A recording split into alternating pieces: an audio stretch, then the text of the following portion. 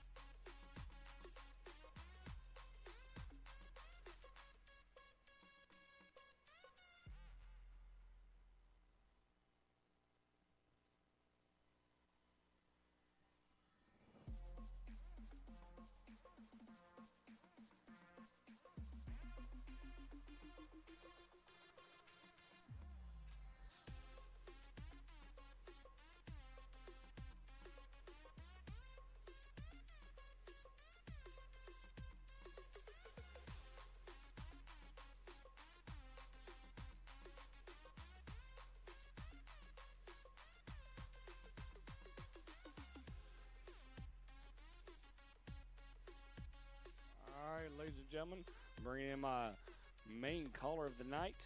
He's a shot caller. I guess I could get a song going here, but I don't think I can right now. Alex Schaefer, how you doing, buddy? I'm great, Bo. How are you? I'm all right. Good, man.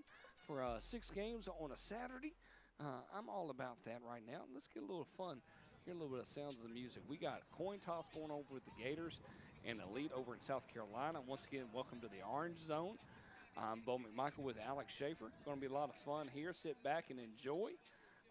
We'll see how long we last. Alex will definitely last for the next 3 hours, and that's most important. And also, Jennifer Colbert's going to last for the next 3 hours. These are our 2 football games before everything kind of picks up, and we have 4 more games remaining. But we're going to see who is the hot team of the night here. We got one with the American Federation of Football, if I renounce that and put it backwards, and it's the American Football Federation. I apologize. Or it's the Federation of American Football. Either way. And we also have the IFLX, the Outlaws versus the Georgia Titans. That's kind of our premier game of the week for our 3 p.m. kickoff. Alex, I'm going to do my best to get you an Outlaw roster. Right now we do have a Titan roster, but we'll see where he happens.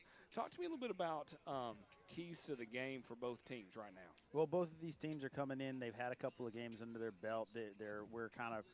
We're still early in the season, but we're reaching kind of that midpoint of the early part where they've had some weeks to figure out kind of what their identity is offensively, defensively, and see what they have on special teams. So now I think it's all about trying to find a rhythm and trying to gain some momentum as you get into kind of that middle and later part of the year.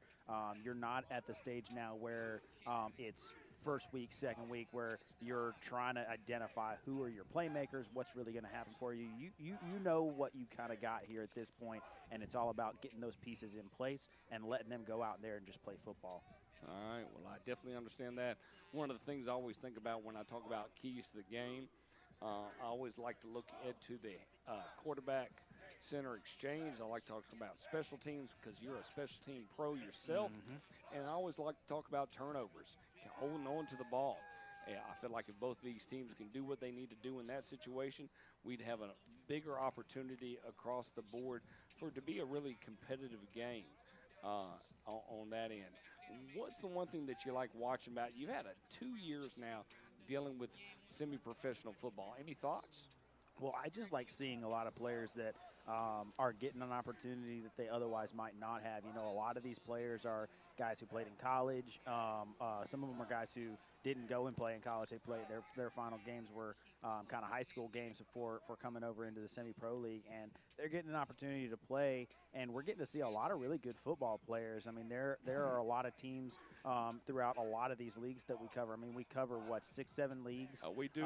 And the best was your comment when you were like, hey, is so-and-so playing tonight? And I'm like, yep. You're like, is that a small college? And I'm like, yeah, it could be. It could be. Yeah, there's a possibility that it is known as a small college in that situation. Yeah, there are some players in here in these leagues that there are some names that people are going to recognize from playing big-time college football, and then they just, for whatever reason, just didn't get an opportunity to play at one of the pro levels. But they're getting an opportunity to play in semi-pro, and it's a gateway for a lot of these players to be seen and potentially play on bigger stages and such like that. But the most important thing, whether that happens or not, is it's just an opportunity to keep playing. You know, and that's what they enjoy doing, right? There was a time where not that long ago, there really wasn't any opportunity after high school football to keep playing. You either went and played college ball, or that was it. You were done playing this great game. And now with all of the semi-pro leagues that are out there around the country, it's just, like I said, it's an opportunity for people to keep playing this great game, because it's not like basketball where you can just pick up and go play some one-on-one. It's not even like baseball where, you know, you got a bunch of slow pitch leagues and all that kind of stuff, and you can go out and you can play. Football is a tough one where it really takes some organization to get a group of people together to actually play a game. And it's amazing what they do to get that part taken care of, hands down. We all have that conversation with every coach that we talk to and go, hey, you know, are you doing this, this, and this? And they're like, we're practicing twice a week or once a week, and this is what we get. So it's very interesting across the board. Well, we're so glad everybody could join us here. Across this, we're getting ready for the kickoff on the top right-hand side here. And with that, because the other game has not started, I'm all about giving everybody their own due here. So we're going to flip over and watch a little bit of the Carolina Gators and the South Carolina Elite. South Carolina Gators versus South Carolina Elite in the American Federation of Football, or Football Federation. Hey, can anybody give me what's the proper thing on that? I apologize for not knowing that. And everybody's mic's live, so Colbert, you're live. Just let you be aware of that. Nice to know. I appreciate that. It's always nice to bring in the, you know, she's my person that deals with issues like that. But as soon as the Outlaws and the Titans get live, we'll go that. But, Alec, go ahead and take the call and enjoy yourself and call this game. We can see both numbers. I love the blue. The white is the Elite, and the black are the Gators. Well, a nice kickoff return there from Reggie Dawkins of the Elite. And, you know, bro, you talked at the top about special teams, and that's something near and dear to my heart, being a former special teams coordinator. And it's something that across these semi-pro leagues, we see it all the time where special teams really can be a difference maker, because, like you said, a lot of these teams, they get 1, maybe 2 weeks, 2 days a week to practice. And even when you have a full week of practice, a lot of the time the thing that suffers when you're crunched for time is special teams. And so there's no guarantee with these teams when it comes to special teams. Everyone just automatically thinks, oh, special teams is just an automatic thing. You got a kicker, you got a holder, all that. But in these leagues, especially with as limited practice time as they get, you want to get as much offensive and defensive work as you can, and sometimes special teams suffers as a result. So when you find a team that has a really good kicker or a special teams unit of particular note, that can be an absolute weapon and difference maker for them in close games. And if we get a close game here today, it could indeed be special teams that ends up being the difference maker. So the Elite are going to come out here in 5 wide. Quarterback number 15, no, excuse me, number 16 maybe, couldn't quite see. That one just out of reach, though, trying to get it to number 89, who is wide open. Couldn't get it to him. Don't have a name for that number there, number 89. But a nice throw on the run, flushed out of the pocket early, and so we'll see if they go with kind of that spread look continued here throughout the game. Of course, as Bo mentioned, I'm Alex Schaefer, joined by Bo McMichael and Jennifer Colbert on the call here for the Score 58 Network. Want to thank everybody for joining us wherever you're at. I believe that is quarterback number 16. Unfortunately, don't have, or is that 18? Nope, it's 16 and don't have a name to go along with that number, unfortunately. But we're going to have 2nd down and 10 here. Once again, an empty look. Quarterback rolls out, fires it to number 7. That is Dawkins. And he's going to skip that one there, and it's incomplete.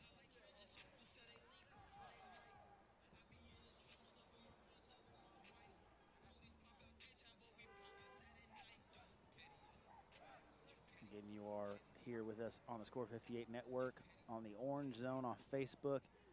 If you would like to watch any of these games all day long, we've got 6 games coming at you right now. The South Carolina Elite taking on the South Carolina Gators. The Elite facing a 3rd and 10 on their first drive. The Outlaws and the Titans will be kicking off here shortly, and then we've got a whole host of games, which I'll go over here in a short while. Got a pistol back now for the Elite here on 3rd and 10. Started their drive at the 40 and have not moved. Handoff is going to go to the right. And the running back is going to go down after a short gain. Decent run there of about 5, maybe 6, but it's not enough for the first. So we'll see what they decide to do here. Looks like they're going to keep the offense on the field. It is right around 5.5 on the carry.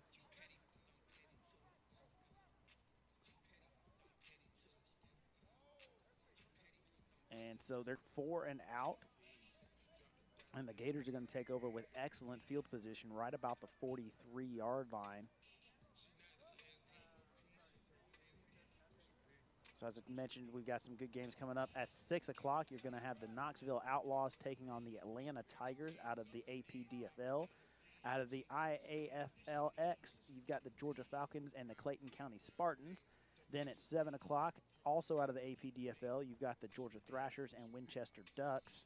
Under center here and handoff downhill, and what a run here for the Gators. Ball comes out, but they're going to say that he was down. So fortunate there for them to get back on that one. I believe that's going to be a good first run, good for a first down to about the 32. And it is a first down for the Gators. So right out the gate, the Elite unable to move the ball very well, and the Gators turn right back around off the 4 and out. And they're going to get themselves a first down on their opening run. Now going out of shotgun are the Gators, 1st and 10 from the 32. Quarterback number 10, Brandon Lancaster, drops back, looking left, steps up. He's going to run that way. He's got a lot of room to run, and he's going to be forced out of bounds at about the 20-yard line. It is going to be another first down run for the Gators. Not a designed run, but an effective one nonetheless. And so Lancaster is going to pick up the first down for the Gators and keep the chains moving as they get inside the Score 58 red zone. Right at the 20-yard line is where it is spotted. Tight end number 15, Jeremy Scott. Lancaster again in the shotgun. This one's going to be handed off. Downhill, going to be a gain of about 3 for number 33, the running back, Davian Thompson. And as it brings up a second down and about 7. Talk once more about our games later. At 8 o'clock, our game of the week, out of the AP DFL, you got the Bayou Lacombe Cardinals taking on the Walton County Chiefs. Again, that's our game of the week tonight. You're going to want to make sure you stay around with us on the Score 58 Network, Facebook, YouTube, Vimeo, wherever you catch the games at, and check that one out. That will be coming up later in the evening. But right now, again, we have the Elite taking on the Gators out of the AFF, the American Football Federation. And not sure what's going on here. Kind of a respot of the ball down at the 15. So I guess officially the run will go for 5 for Thompson. Lancaster's shotgun quarterback. In the backfield is Travis Smith. Looking left, fires, finds a man inside the 10, caught and then out of bounds. That is number 12, Maxie Gainey Jr., 6'2" wide receiver. Makes the catch right about the 5, maybe the 6-yard line. And it is going to be a 1st and goal. And right now the Gators are doing everything they want to right now with the Elite defense. They do not have an answer yet as they've marched all the way down the field. Thompson back in the backfield to the left of Lancaster.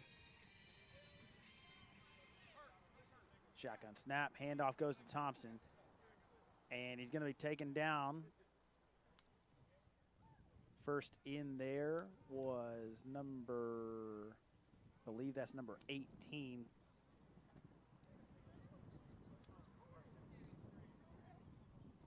Brian Hunter on the tackle.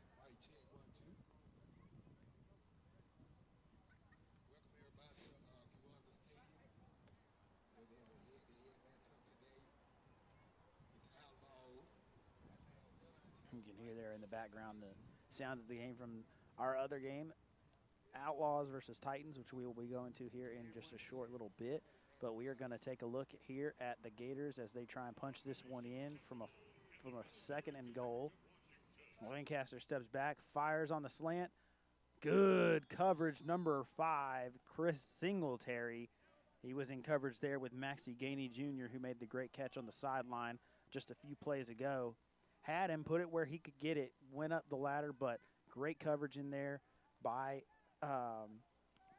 Singletary to get a hand in there and knock that one away. And it's going to be 3rd and goal. 3rd and goal from the 6-yard line. No gain on the 1st down run. Obviously no gain on the incompletion.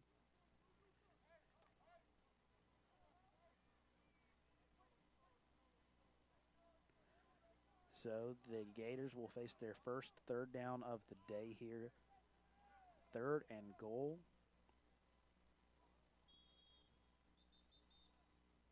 And we are going to get a whistle here,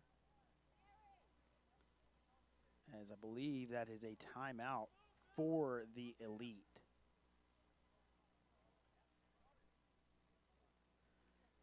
And I think that's a good timeout there. I mean, I just talked about it just a moment ago.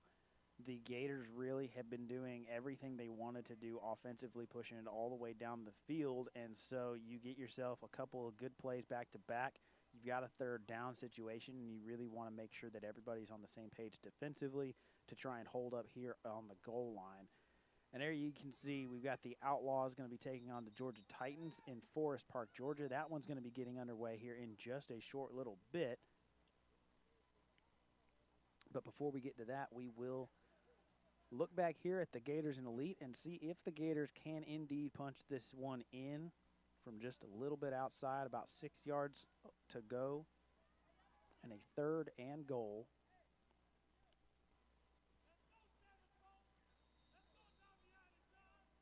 Lancaster with Thompson in the backfield.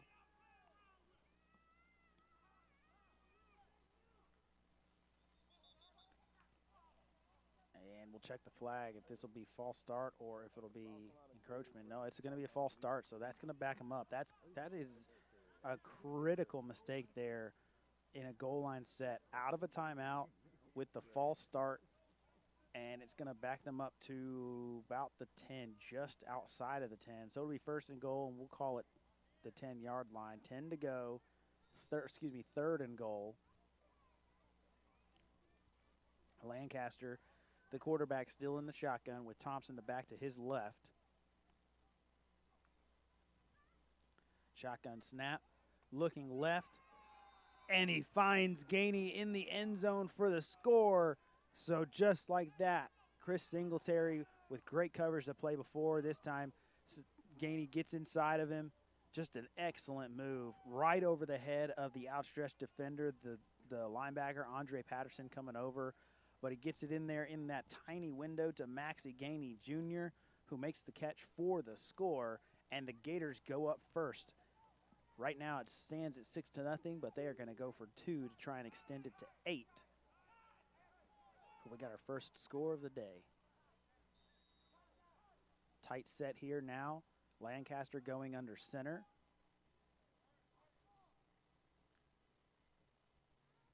And the handoff is going to go to Thompson. Cuts it back. No.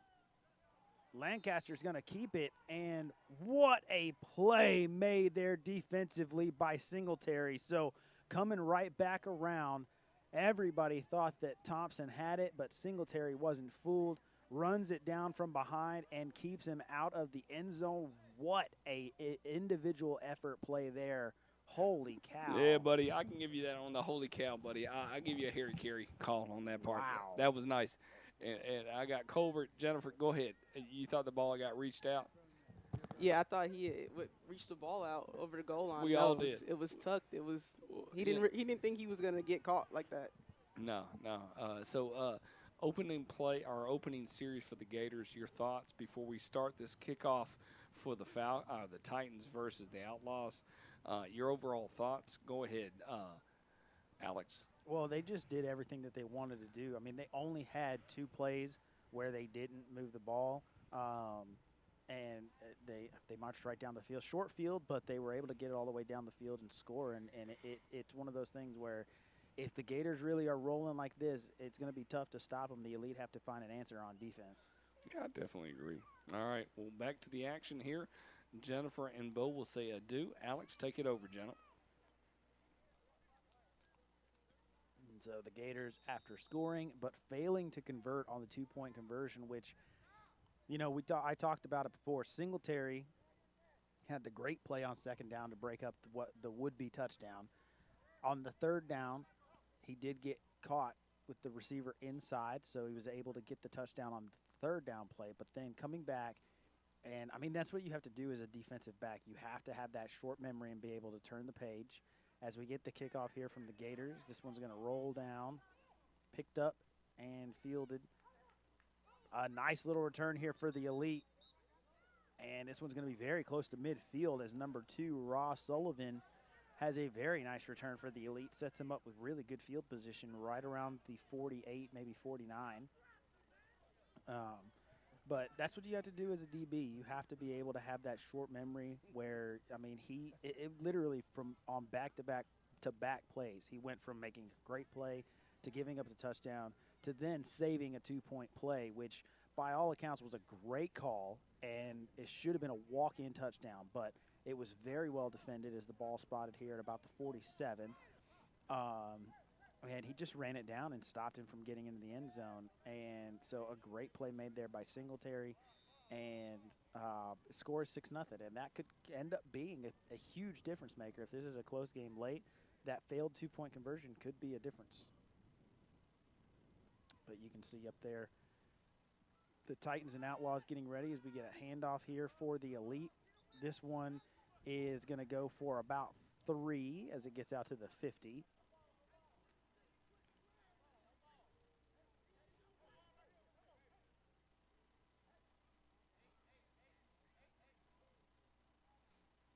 So a nice little run there by the Elite.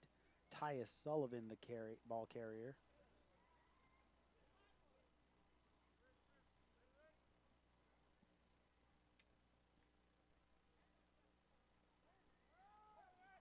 Quarterback rolling left now. Fires. And caught. Wow, what a catch by Reggie Dawkins, going down low and making that catch. It's going to be a third down, but it is going to be a third and manageable as the ball is spotted at the 44-yard line. It's going to be about the 3rd and 3 now for them.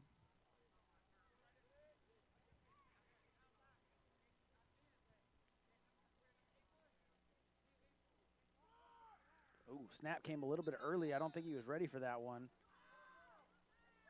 And number 26, that's Jarvis Pompey again with the tackle, and it's going to be a 4th down as they're short.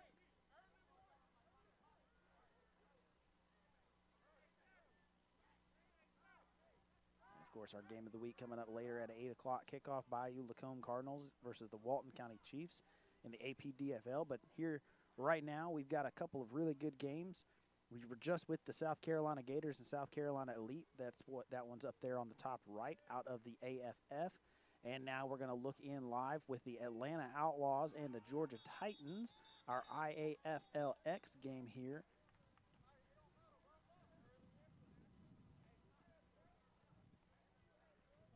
The Outlaws there in black and green.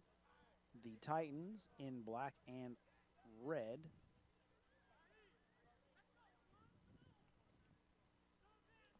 Split back shotgun for the Outlaws, who will begin the game on offense.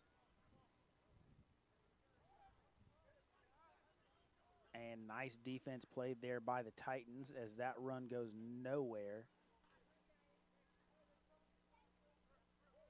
And actually, not only does it not go anywhere, but the ball came out, and the Titans have the ball.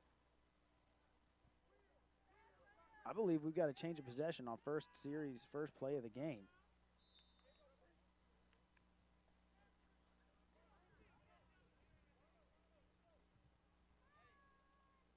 And we do. It's Titans ball. Ball came out on that first down run from the Outlaws, and all of a sudden the Titans have it at the 25-yard line.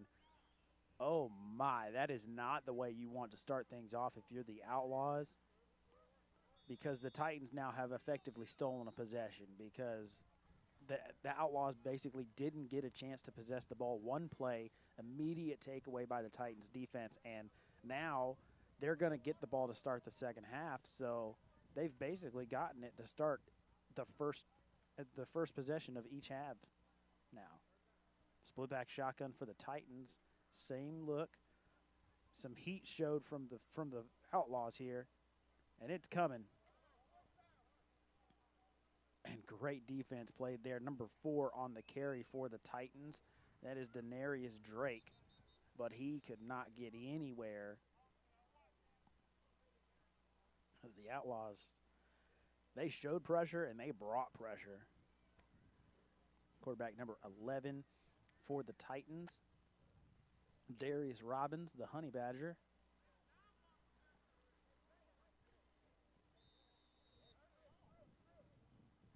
Or, excuse me, no, that's the tight end.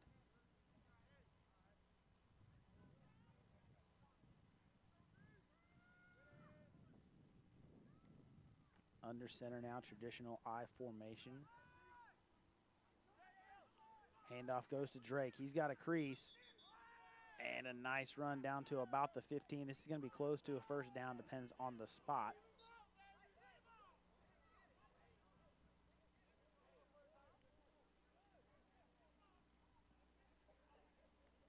Apologies, I believe number 6, Ant London, is the quarterback.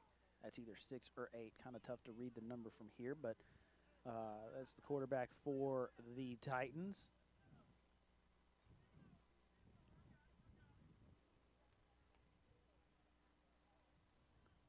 And once again, under center, traditional I formation. Found success on it before. And they're going to go with the quarterback sneak on the 3rd and short, and they're going to pick it up.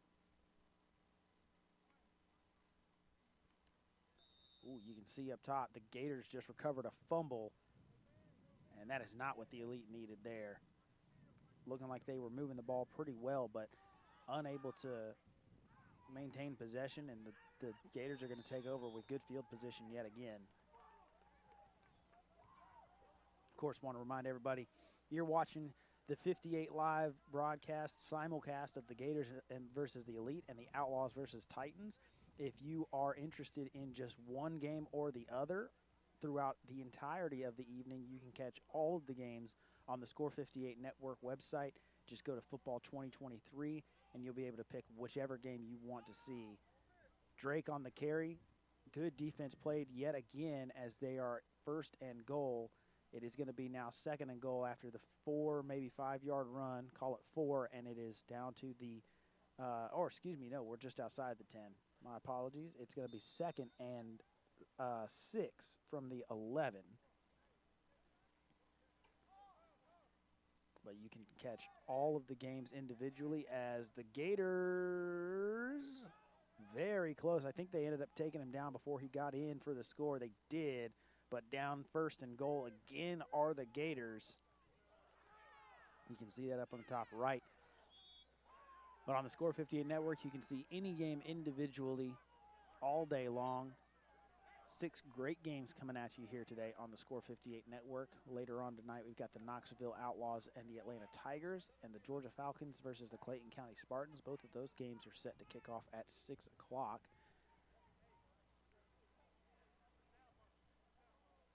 Pistol set now for the first time in the game for the Titans.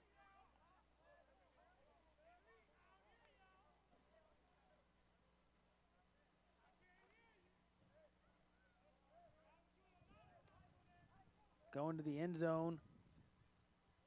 And caught just inside the 5.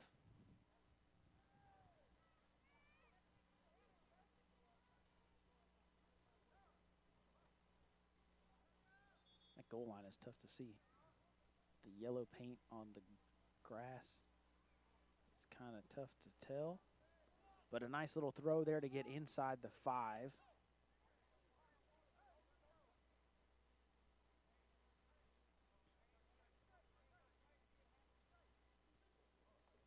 I'm not sure if this is third down or if it's a first and goal. It will have depended on the spot after the quarterback sneak. But either way, knocking on the door are the Titans. Handoff on the stretch, and that's going nowhere but backward as the Outlaws swarm it and take down the running back number 20, Samondre Johnson. He had nowhere to go on that one.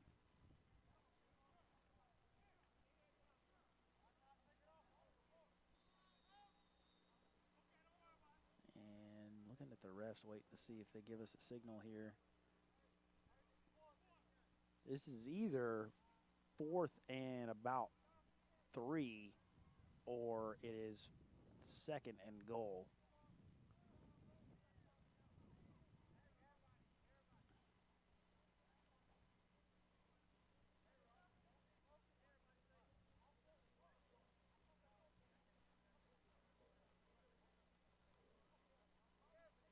So we'll see what the Titans have dialed up here as they're pushed back to about the 8-yard line, and they're going to call a timeout.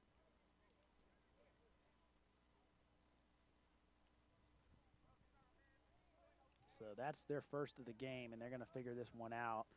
We talk about it all the time. Coach Chapman always says, in the first half, you use your timeouts as needed. In the second half, they're gold, and I think this is a good timeout here. Talked about it during the Gators and Elite, which you can see right here. Earlier on, the Gators had them 3rd and goal, and the Elite called for the timeout, and I think that was a good timeout at that time.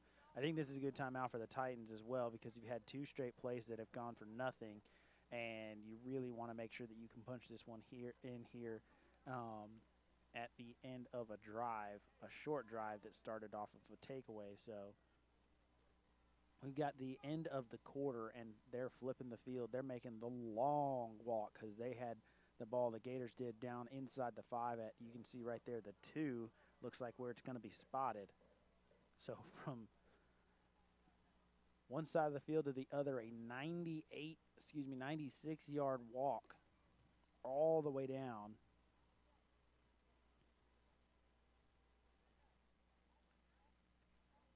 can see both the Gators and the Titans knocking on the door. Here come the Titans. Trying to set up a screen, but nothing doing. Well defended by the Outlaws.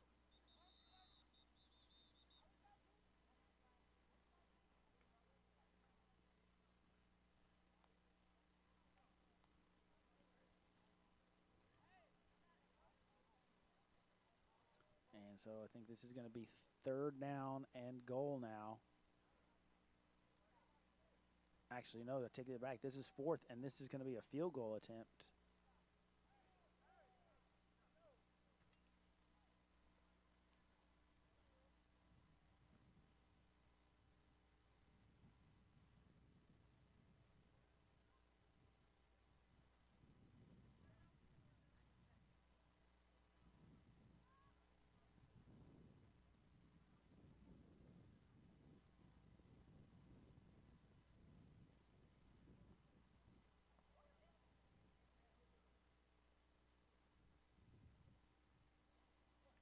So lefty kicker on for the Titans to try and put them up 3 here as they stall out on the goal line.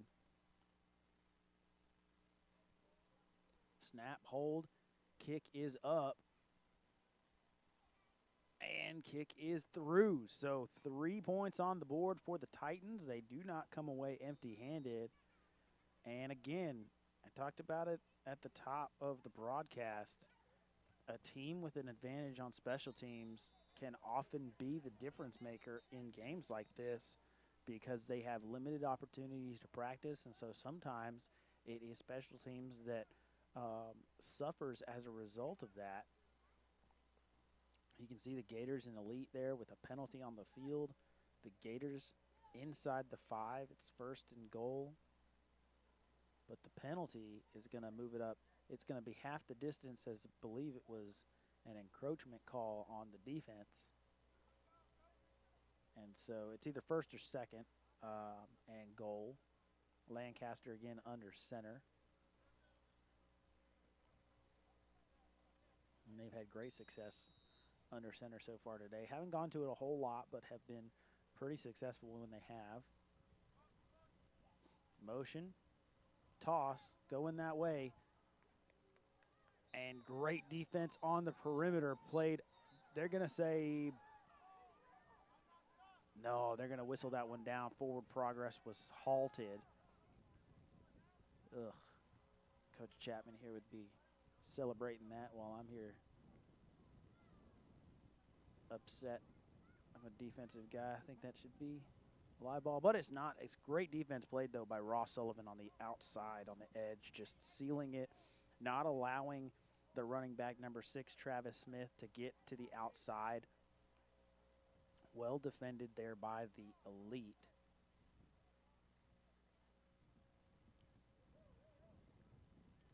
Oh, big return up top. Big return cooking up top. Out across the 50. Across midfield go the Outlaws. So they're going to start off with excellent field position. And here goes the big man. Lowered the shoulder, did Davian Thompson. He's going to end up getting some of those yards back after the loss. It's going to be 3rd and goal from the 3-yard line. Back pretty much where we started after the timeout on the quarter change.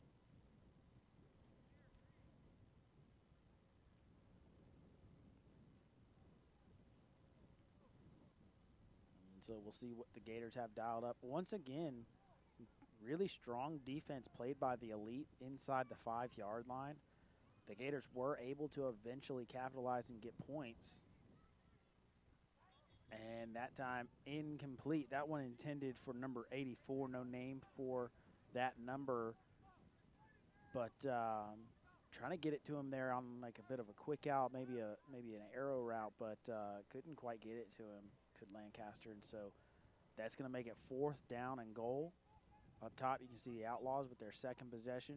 First one was stopped before it started with a takeaway by the Titans defense, a fumble by the Outlaws.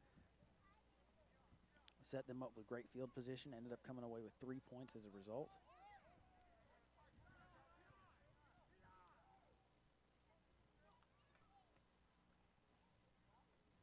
Here comes the heat. Lancaster rolling left. Oh, intercepted, going back the other way. Oh, this could go the distance. There's no one near him, and he is going to go all the way. Oh, my goodness, and right at the last moment pushed out. A touchdown saving tackle made there. They're signaling touchdown. They're going to give it to him, so no dice there on the great hustle effort play by the Gators receiver on the back end, but it was just not enough.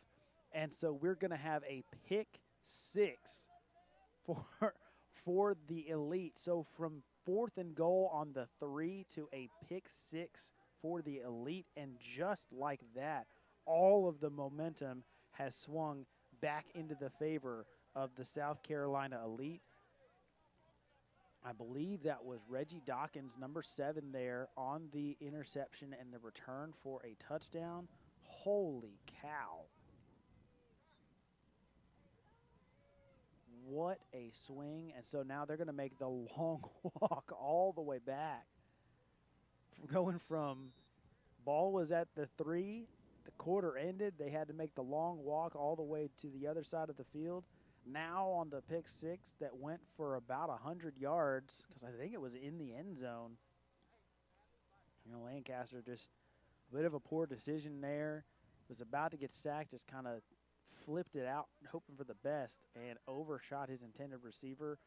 Dawkins ran up underneath it and ran the rest of the way, because at that point there was no one around him.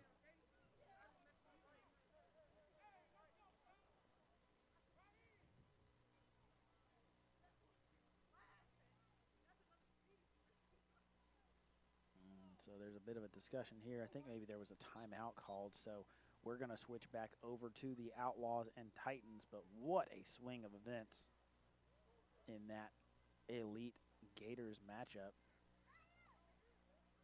The Outlaws now here, though, threatening. They're down to the 30, right outside the 30-yard line.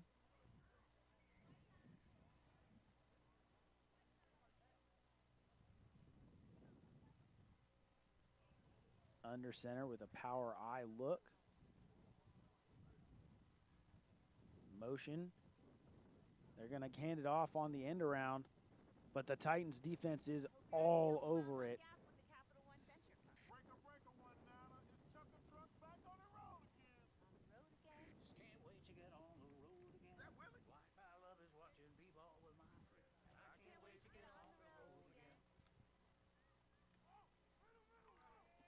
And on the road are the Outlaws, as we see there that the Elite unable to convert the 2-point conversion. So the score stays 6-6. Elite and Gators. Outlaws there. They gave him 4 yards on that run.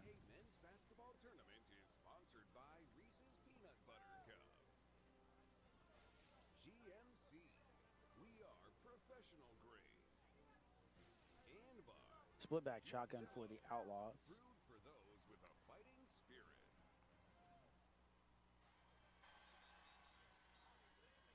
is led by as many as 6. Tennessee is led by as many as 3 moments ago. Lauren with Duke head coach John Shire. Coach, I hear you yelling. Deep shot. Caught in the end zone. What a throw. And the Outlaws score. Wow.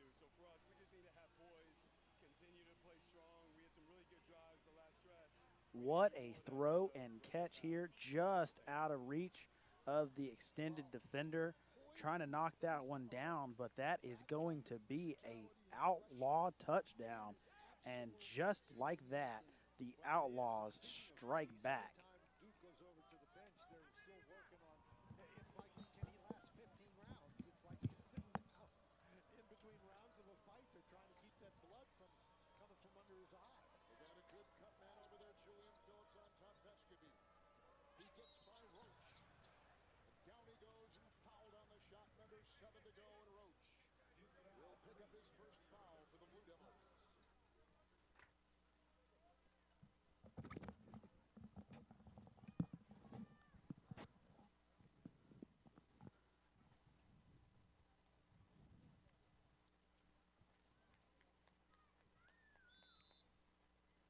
So a huge play there for the Outlaws. As after the takeaway and the points off of it, they come back and answer. Trying to go with a bit of a fullback dive out of the I formation there, try and convert the two, but unable to do so. So the score stands at 6-3.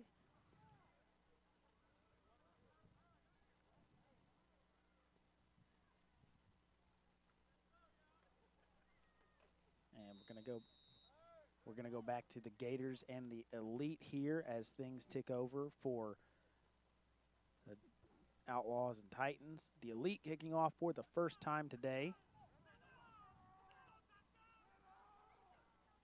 A nice return here for the Gators. And they're going to be set up with a good field position yet again. This one now just across the 45 at about the 44. It's the 44 of the Elite.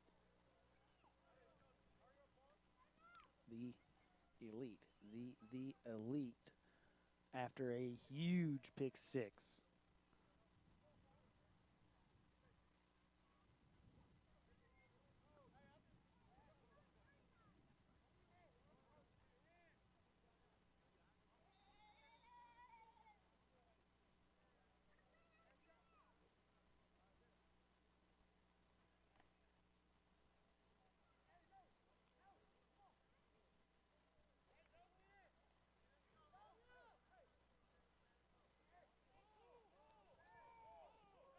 So we're going to get our third look at the Gators offense now, as they were given very good field position off of the 4 and out. Handoff goes to Thompson. Nice run down to about the 41, maybe 42.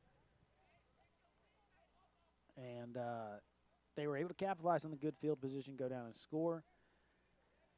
Then not great field position, but they marched it all the way down the field, had the huge pass that got them down inside the 5, but then after 3 straight plays go nowhere, they end up throwing a pick 6 on 4th down.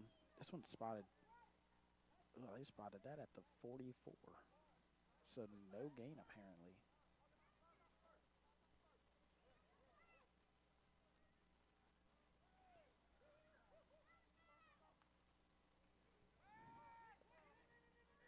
Lancaster rolling left, looking down the field, fires way over everybody's head, and that one's going to go incomplete. So it'll bring up a 3rd down and apparently 10. And the Elite defense holding strong here.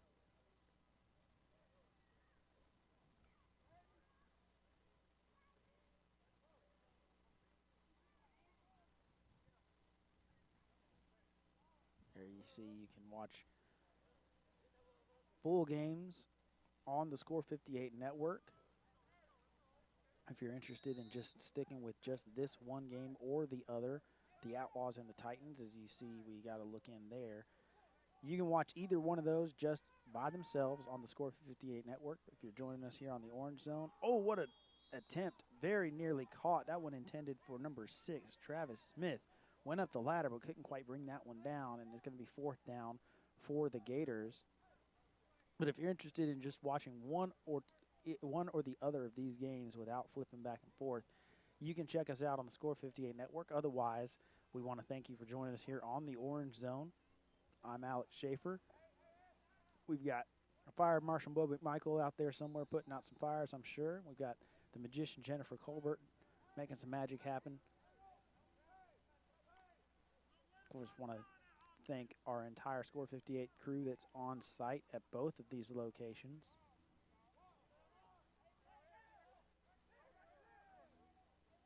The Titans will have a 2nd down. The Gators are facing a 4th, and it's going to be a 4th and shorter now.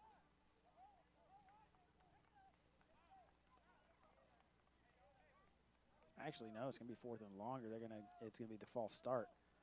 Oof, and so it's going to be 4th and 15 now, so we'll see if they decide to continue to go for this 4th down. It looks like they're going to.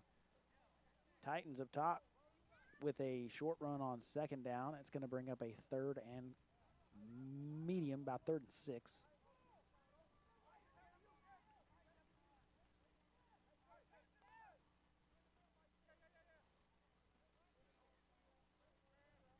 Lancaster making some kind of call here with the trips to his right. Shotgun snap, looking right, steps up. He's going to fire it down the middle of the field. Excuse me, down the sideline, rather. And incomplete. Good coverage down the field. And that is going to be a turnover on downs for the Gators. So the Gators in the elite exchanging turnovers 4 and outs. Both of them forcing a 4 and out for their respective teams early here in the game. Second quarter of the Gators in the elite, 6-6 is our score. Up there on the top right, 6-3 is the score of the Outlaws and Titans. Titans caught on the slant, but good defense in the back end by the Outlaws limits the damage. So after the penalty, it is going to be third down and quite long.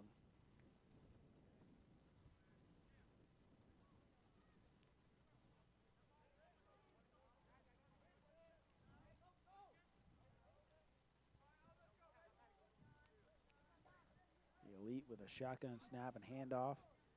Nice little run here from number 0, Shamar Bristol, shaking one tackle in the backfield and trucking over another, falling forward for a gain of about 5, maybe 6.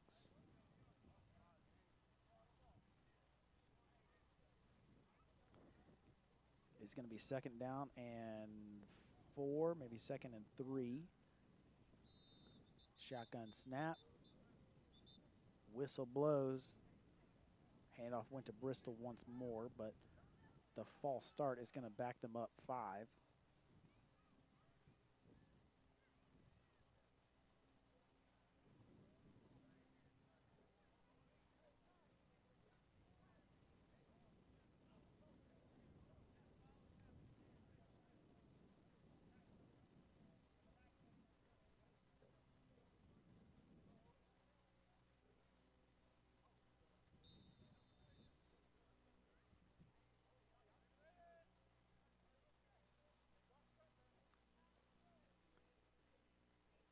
Quick throw on the shotgun play action.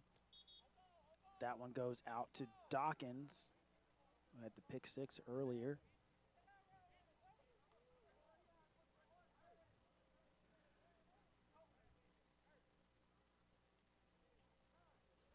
It's going to be a gain of about 5 and gets them about the entirety of the penalty yards back, but at the cost of a down. It's third down and short now, 3rd and 3.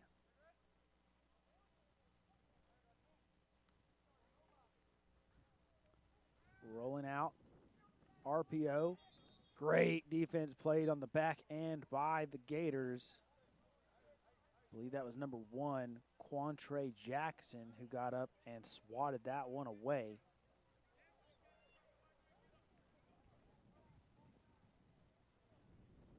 And you can see up top the Outlaws and Titans. I do believe that we've had a change of possession, unless we're going to get a punt here on 4th down. No, I think that's what we're getting. We're getting a punt from... No. No, it's a change of possession.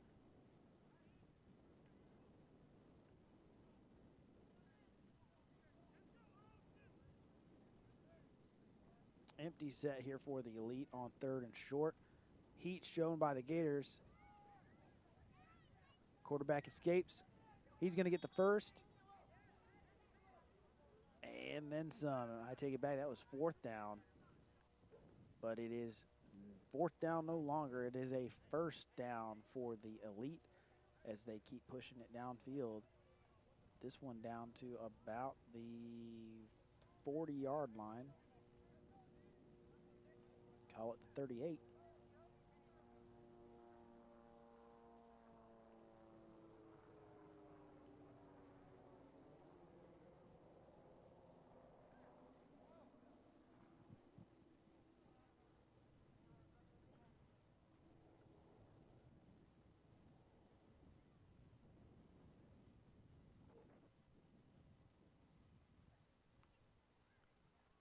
Shotgun snap, hands it off. Big time run here from Shamar Bristol. A big man just kind of rumbling, bumbling, stumbling his way to a 6-7 yard gain.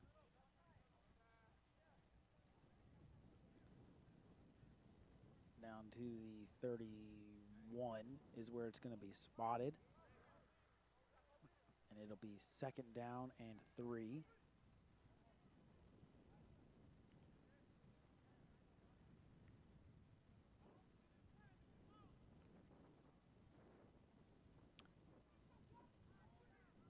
Flag down, quarterback rolling to his right.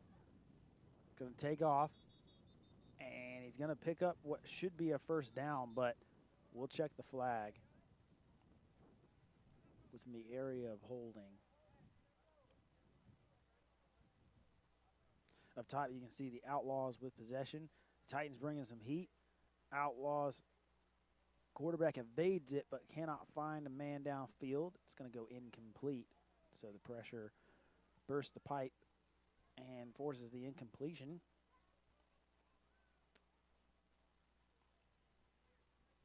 And it is going to be holding on the Elite.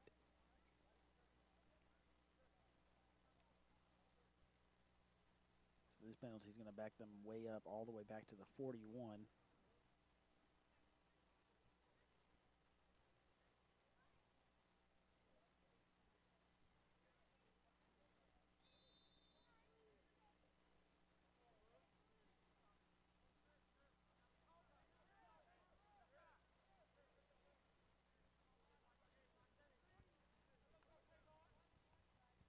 Play action. Looking right. Finds a man. And just out of bounds. He went exactly where he went. He ran to the stick exactly. Caught it on the sideline. Stepped out. A yard more than he needed. Just an excellent play there from number 18, Kel Williams.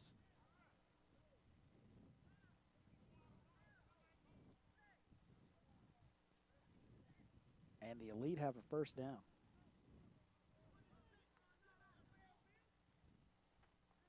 Oh, what a play.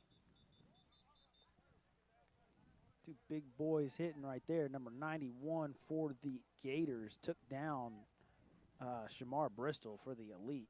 They collided, and you could hear that all the way back here in Georgia. Jeez.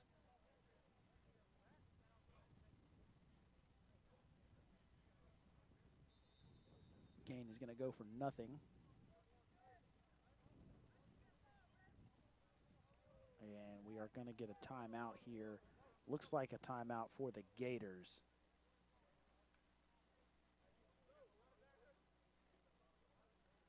And so while we have a timeout, we'd like to once again thank you for joining us here on the Score 58 Orange Zone. If you're interested in watching one or the other of these 2 games, without going back and forth, just full screen, just that game, you can check out the South Carolina Gators versus the South Carolina Elite, or the Atlanta Outlaws versus the Georgia Titans on the Score 58 network. You can see the link right there, score-sports.com/football-23, or just go to the Score Sports Network page and look for Football 2023. You'll be able to find it on there. Got the Outlaws up top. Handoff. Nope. Quarterback kept it. Finds a man downfield. Holy cow.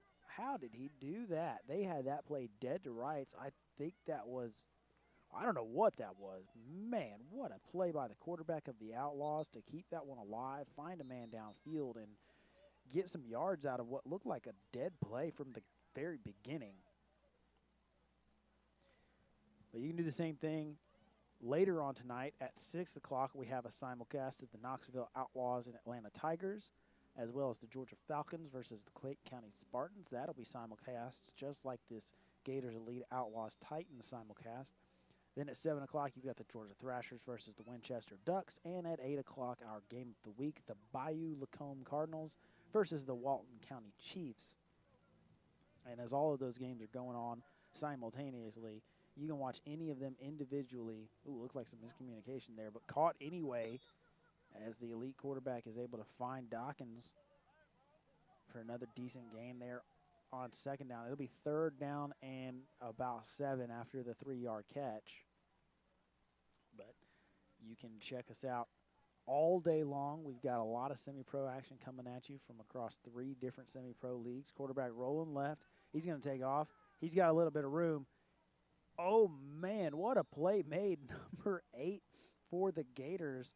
That's Jonathan Wright, who just pushed his own man into him, which knocked him out of bounds. Tackle made unofficially by number 3, Tyus Sullivan of the Elite. His momentum crashed into the quarterback and took him out of bounds. And that was a good play by the Gators. He knew he wasn't going to get there. He was going to be screened off, so he just took him and said, you know what, you go make the tackle. Here you go. Because that looked like it was going to be an easy first down for the quarterback who had a lot of room to run, and then just all of a sudden hit by his own guy when he wasn't expecting it, knocked him out of bounds. Play action, fires right, caught. Another nice catch on a rocket shot. That one made by number 18, Kel Williams once again. We got a couple flags down.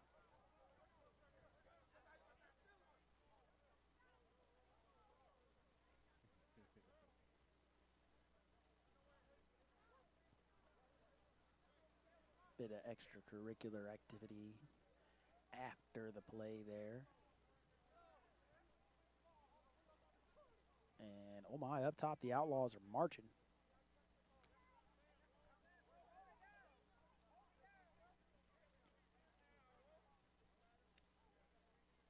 You can see on the ticker there some scores from the XFL.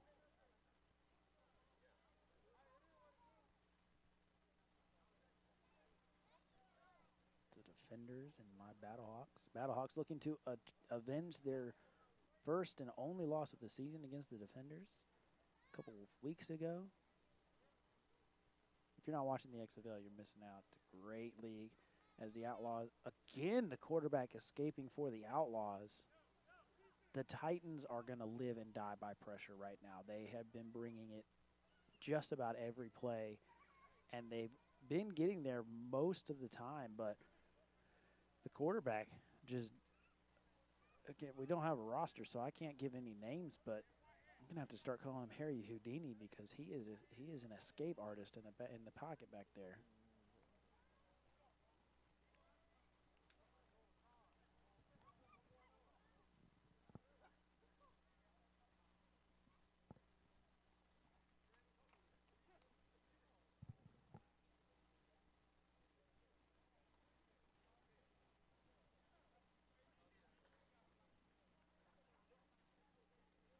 As time winds down, both of these games in the second quarter.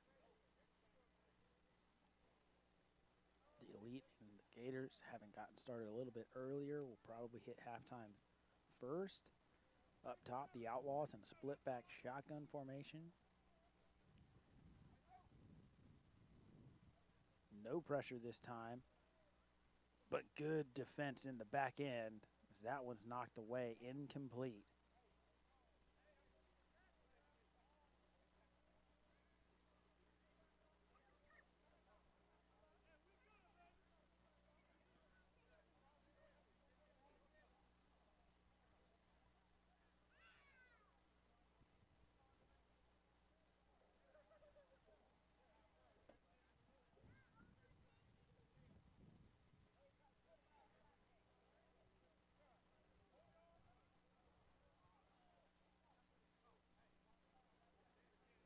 So after everything is assessed, following the penalties and everything that happened there on that last play with the Elite and the Gators, looks like what they're going to say is it's going to be first and goal. I believe it was half the distance, the penalty against the Gators. And so after the unsportsmanlike, it'll be half the distance. It'll be first and goal for the Elite. And now for the first time today, the Elite are inside a goal-to-go situation. And so we'll see what the goal line defense looks like for the Gators. Again, the only score of the day so far for the Elite was on the pick 6. Oh, some miscommunication there in the backfield. Quarterback's just going to run with it, and he's going to go nowhere. Couldn't quite see who that was there in on the sack. That was number 32. 38. Tyshawn Humbert was the man in for the sack. Heat coming, gets rid of it, back of the end zone, pass interference. And that's a really unfortunate decision there from the Gators because I think that I don't think that was going to be catchable. I mean, it wasn't technically uncatchable by the rules, but I don't know if he was going to have a shot at it. So just an unfortunate pass interference there. Outlaws going to the end zone and unable to connect. So the pass interference in the end zone is going to put the ball at the 1. It is going to be 1st and goal from the 1 for the Elite. And the Gators defense really up against it now. Handoff goes to Bristol, but nothing doing. So for one play at least, the Gators defense holds.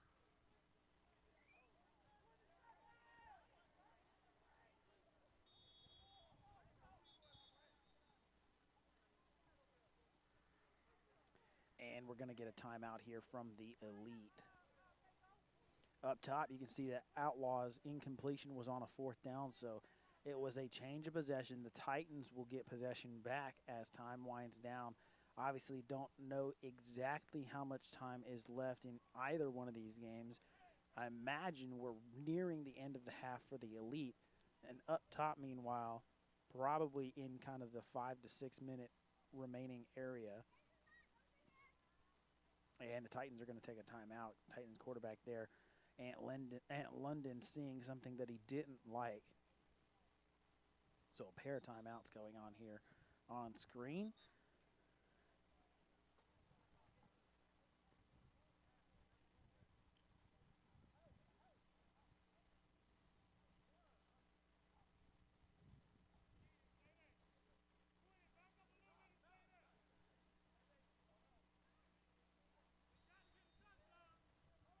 So out of the timeout, the Elite with a 2nd and goal. And ball had come out, but I think that there must have been a whistle pre-snap. It was a false start. Okay, that's going to back them up. So now it's going to be 2nd and goal from the 6. Looks like maybe the 7, so I guess they lost a yard on that 1st down run. 2nd down and 2nd and goal from the 7.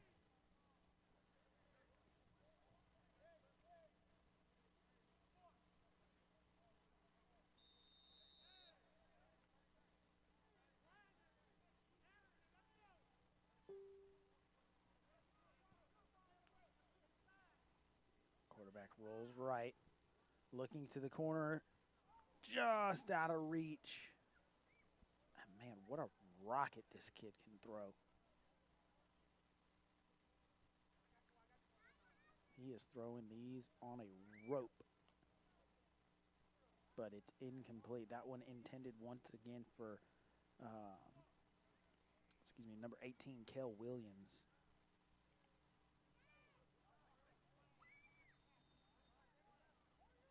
So now it is 3rd and goal from the 7.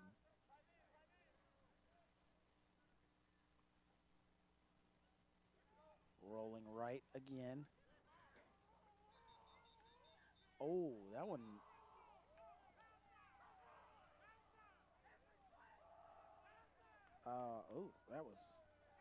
It was incomplete, I guess. I think I don't know what was going on there. He was.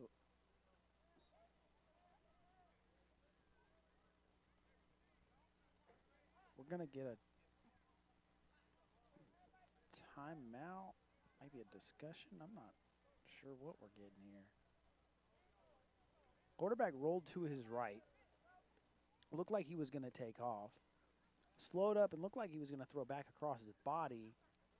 And then looked like the ball just kind of came out. But that is going to be the end of the half. And so from a first and goal at the 1 off of the pass interference in the end zone, the Gators defense holds and forces halftime, the Elite come away empty, and the Gators are going to get the ball to start the second half. So a huge goal line stand there for the South Carolina Gators as the half ends 6-6. And we're going to go back to the Outlaws and Titans. Wow, what a stand there from the defense of the South Carolina Gators. You'd love to see it unless you're Coach Chapman.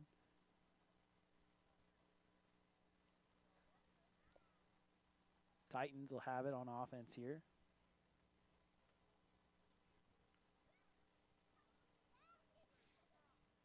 Quarterback Ant London directing traffic.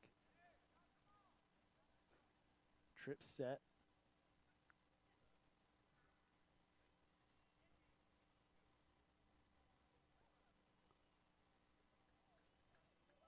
Pressure comes. London is able to get that one away, but it's incomplete as he took a shot. Titans had all kinds of pressure on him. The Outlaws bringing a bunch, and London took a shot.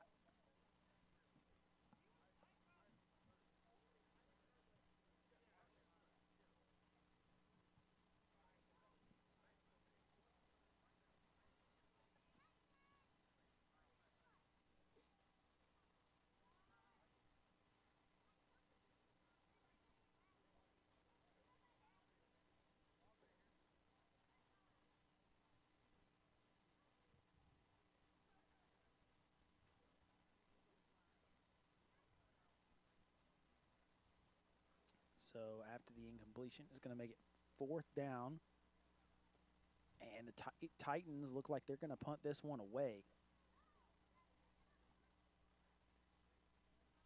But not before a timeout called by the Outlaws. Actually, I think it's probably a timeout by the Titans. It looked like they didn't have everybody prepared and ready. Outlaws look ready. But the Titans are huddling up.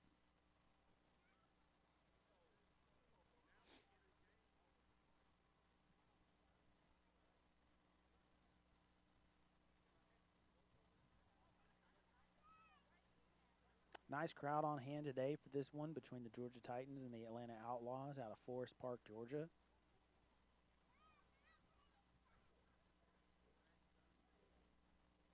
Titans set to punt this one away.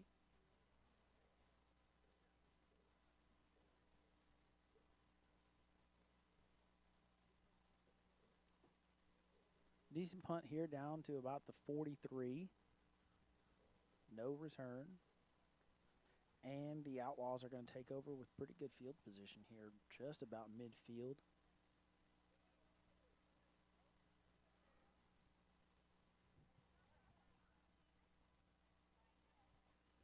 Although hold everything because we do have a flag.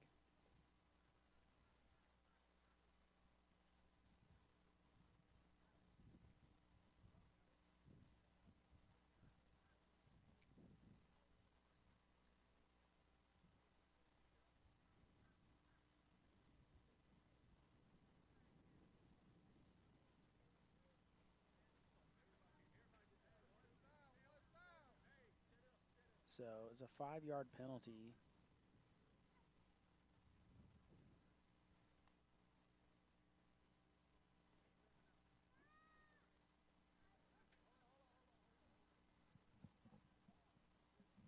Not sure if that was a running into the kicker, may have been an offsides. Either way, they're going to re-kick here.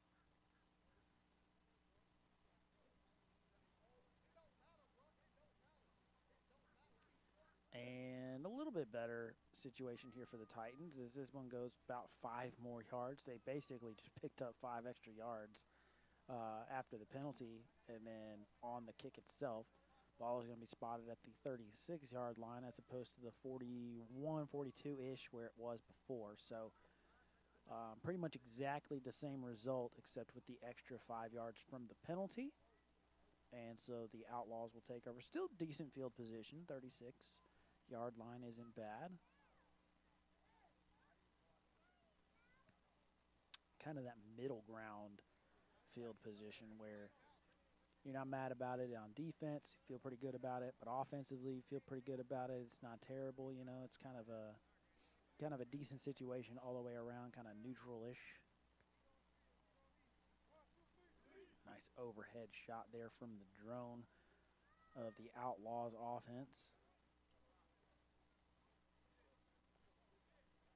Split back shotgun. Nope. Now they're going to motion him out.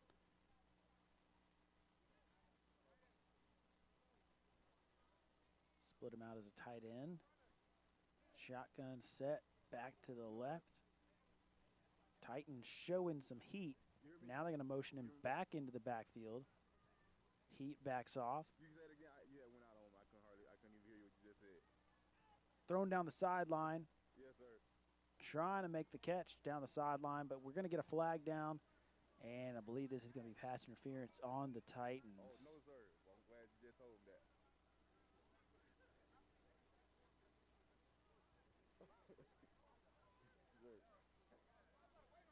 We get this whole second half.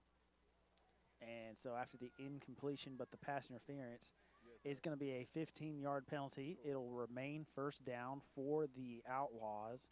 And so decent coverage on the back end, but just didn't get your head around on it, and it ends up being pass interference. So it's going to be 15 and a first. Moves it all the way into – this is –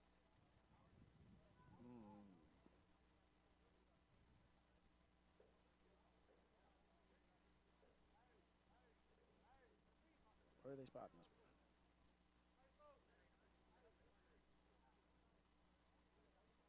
Unless it is, no, I take it back. My apologies. It's a spot foul, and it is an automatic first down. So it's going to be spotted there at the 41. So a huge swing. That is effectively a 24-yard penalty. Split back shotgun. Titans showing pressure.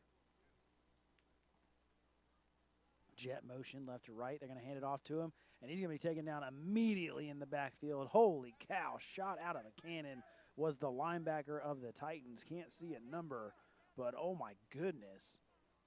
He was untouched, and I mean, a little bit of timing issue on the handoff definitely contributed to that. But, man, even if that's a clean handoff, I think he's getting in there and he's making that play. Holy cow. So it'll be second down now and about 17. 2-by-2. Back to the left of the shotgun quarterback. Snap. Looks right. Fires. Incomplete.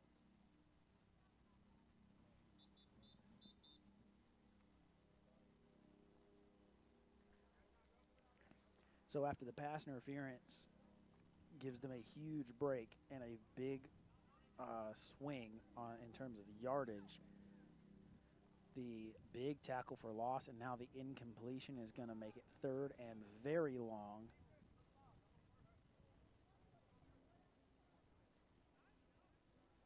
Call it 3rd and 17 from about the 47.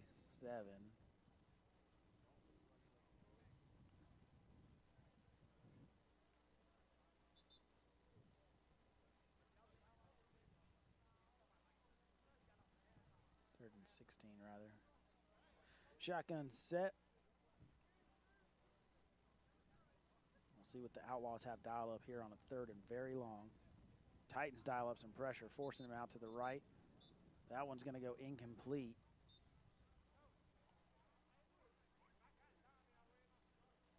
Good coverage played by the Titans to force the incompletion. Even if it wasn't incomplete, it wasn't going to be a gain of very much, maybe about 5 or so, because he would have been tackled down immediately. And so not quite what they were looking for there on that 3rd down play. It's going to bring up 4th down, and we'll see if the Outlaws answer a punt with a punt of their own. Looks like they are going to do so.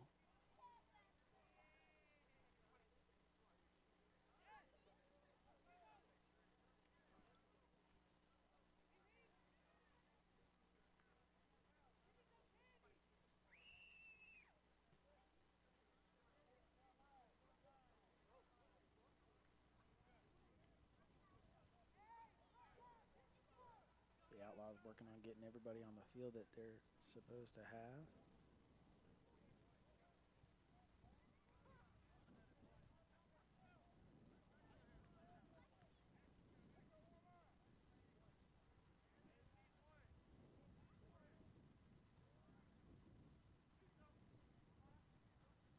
Punt is away. And this one is not very good. It goes straight out of bounds.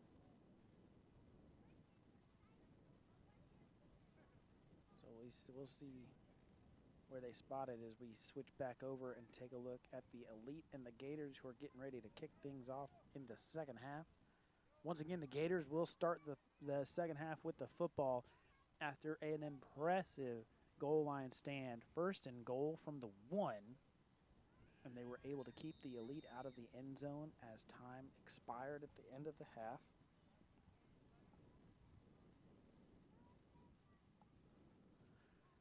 Here's the kick, an onside kick, and it doesn't go enough. Oh, no. And this could be disaster for the Gators. But they are able to come away with it. That was, man, the ball didn't go far enough. But then if a Gator player had come and touched it and not been able to maintain possession, it's a live ball, but the Gators fortunate to be able to get on top of it.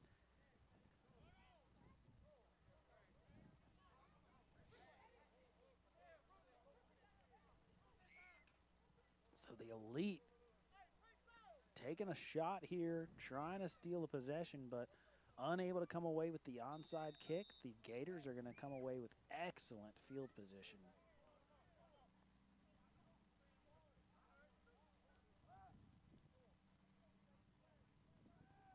Up top, you can see the Titans and the Outlaws. Titans with the ball. Swing pass just overshot his running back out of the backfield. Gators with the handoff.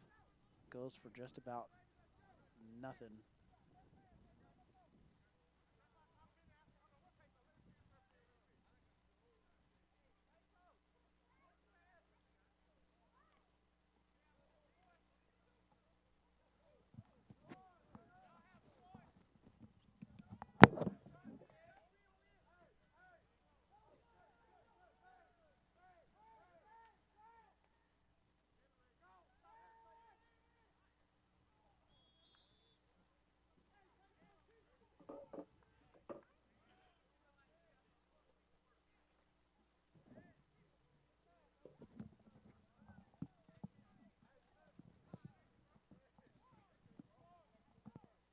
Incompletion from the Gators is going to set up a third down. So excellent field position to start the second half, but right now the Elite defense holding.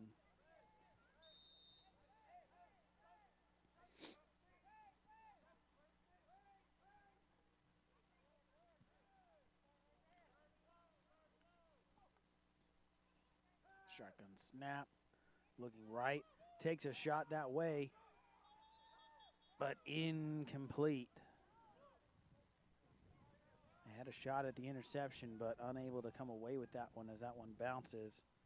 Dawkins again, an opportunity at that one. But as it goes incomplete, it's going to be fourth down.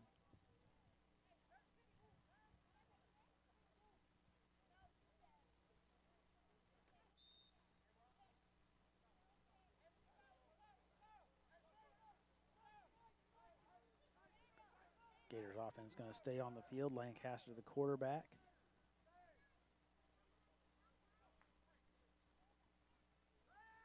Looking right, looking left, running for his life. He's going to escape, and he's going to be forced out of bounds, but it's not going to be enough for the first. It's a gain of maybe one. But more importantly, what it is a turnover on downs.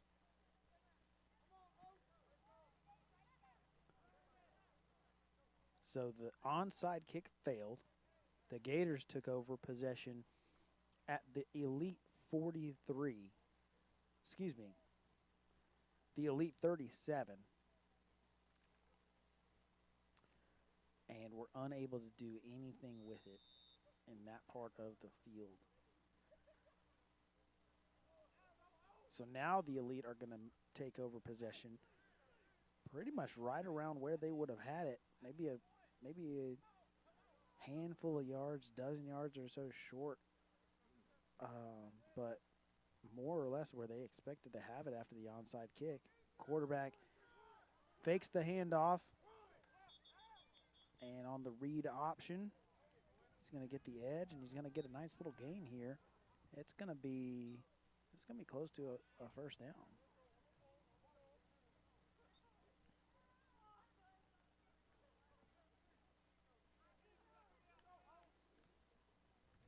Going to be short by a few yards, about a 2nd and 3 off the 7-yard run.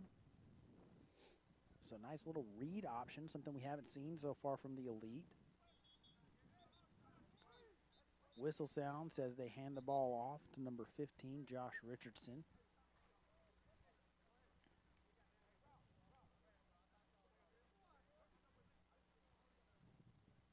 Top on the right, you can see the Outlaws now have possessions. Time is winding down in the first half of that one. Stacked trips. Quarterback rolling that way. Lets this one go, and it's going to be incomplete.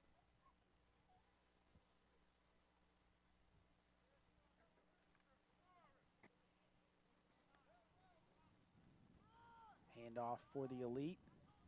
Tried to cut that one back, but there's nothing doing anywhere. That defense of the Gators has been swarming the running game all day long.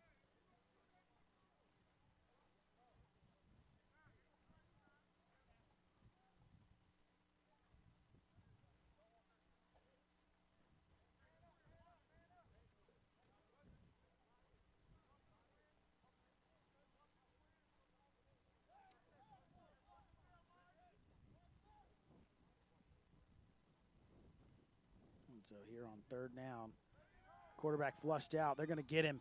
They're going to take him down. It is a sack for number 26, Charvis Pompey. Once again gets into the backfield. That's his 2nd sack of the day. And that is a huge, huge play on 3rd down, as it's now going to set up a 4th and very long.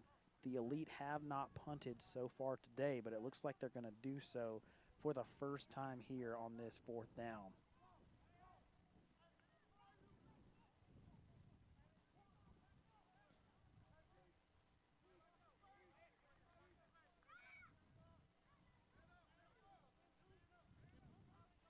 And it is going to be Richardson, the running back on the last several plays, who will be kicking this one away.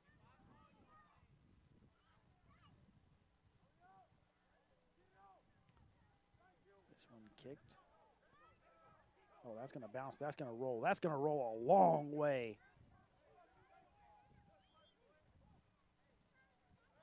What a kick. That one's going to roll all the way down to the 27-yard line.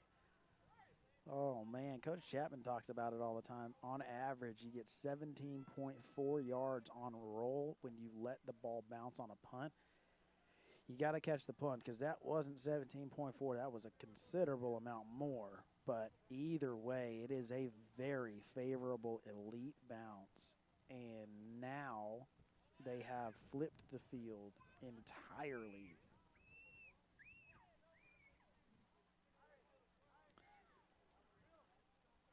So, if you're just joining us here today, the Gators forced a 4-and-out on the opening possession of the Elite, took over with great field position in Elite territory, went down and scored. 2-point conversion, no good. Fast forward a couple of possessions in the Elite on the goal line. The Gators again on the goal line, inside the 5, on 4th and 3, and the Elite have a pick 6. 100 yards the distance. as you can see up there at the top right, we have halftime in the Atlanta Outlaws and Georgia Titans game. 6-3, the Outlaws lead that one very, very tight out of Forest Park, Georgia. The Elite run the pick six all the way 100 yards, fail the two-point conversion. No scoring either way through the rest of the half. Then the start of the second half, the Elite attempted an onside kick, did not recover. The Gators went 4 and out in Elite territory.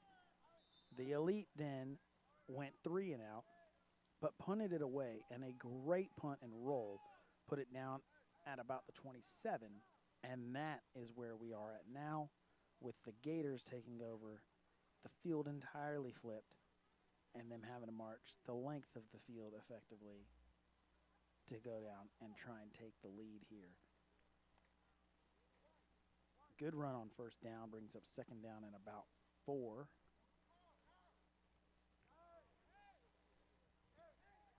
Ball is at the 33. Handoff. Another nice run. That is number 7 on the carry, Dion Scott.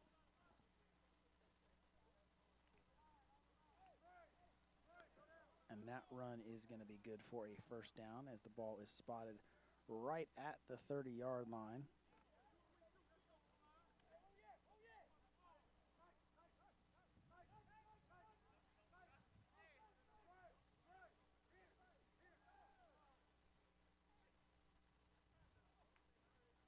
Snap, shotgun drop, looking right, very nearly intercepted. Dawkins almost had another.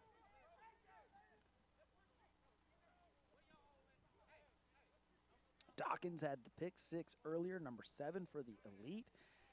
And man, he has been real close to getting his second interception of the game a number of times.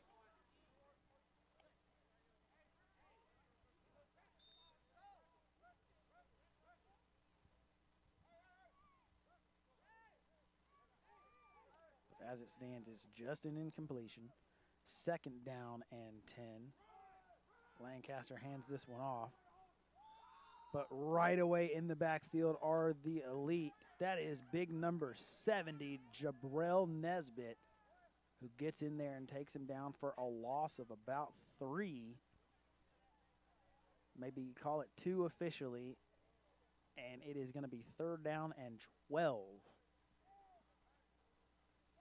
You can see there our whole slate of games. Score update 6-6 here, 6-3 Outlaws and Titans. Coming up at 6 p.m. You've got the Falcons and the Spartans.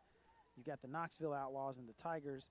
Then at 7, you've got Thrashers versus Ducks. And our game of the week, the Bayou Lacombe Cardinals versus the Walton County Chiefs at 8 o'clock.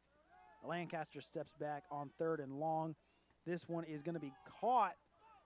They don't take him down, and he's going to get across. I think they would have had a shot at stopping him before the first. But then as he was able to escape, he gets enough for the first and then some. Oh, no, I take it back. That was 20 yards downfield instead of just 10 as I initially thought. But, man, what a play by Gainey. Gainey had the touchdown catch earlier in the game. And he's clearly Lancaster's go-to target. And he showed why right there as he caught that one in double coverage. Was able to get the first down and then some.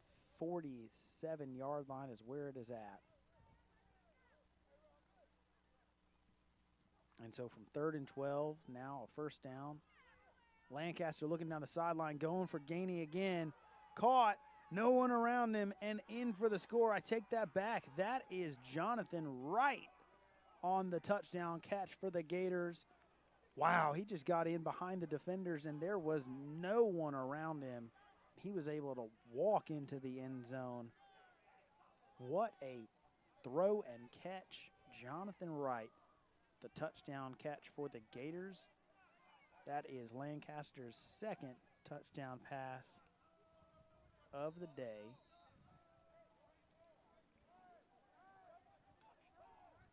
Man, what a throw And just like that, the Gators strike. They had a huge pass earlier in the game while we were on the simulcast. I didn't see who it was, too, but it was a deep shot, went for about 50 and got them down inside the 5. And right now we've got a timeout called. I believe is a timeout called by the Gators. And this is critical. This is a huge 2-point play because if they don't convert this, it's only a 6-point game. And then all of a sudden, the pressure is then on the Gators to prevent the Elite score. Because if the Elite score, they have the opportunity then to take the lead with a 2-point conversion of their own. So this is a really critical point in the game and a really critical play where this could end up deciding the game. Because possessions, and especially scoring possessions, are at a premium here in this game today.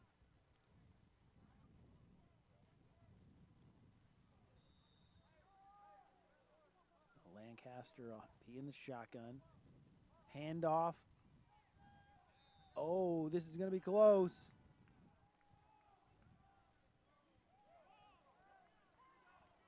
Waiting on a signal. Dion Scott on the carry. I never saw a signal.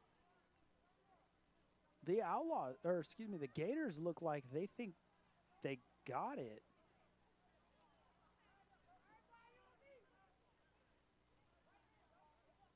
And I think they're going to say that they did. So the 2-point conversion is successful on the carry by Dion Scott. And like that, it is 14-6.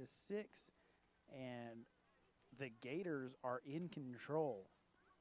Because now the Elite have to score and convert in order to tie this thing back up.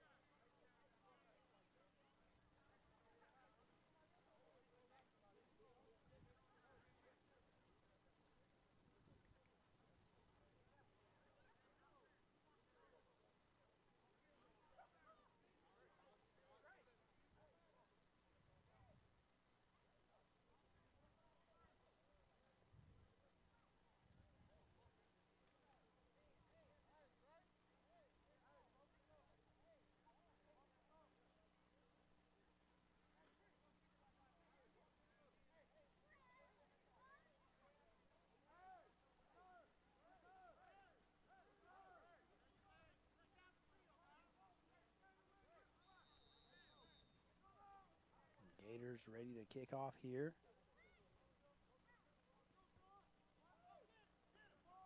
Gators going for an onside kick of their own. Oh, this one ball was loose.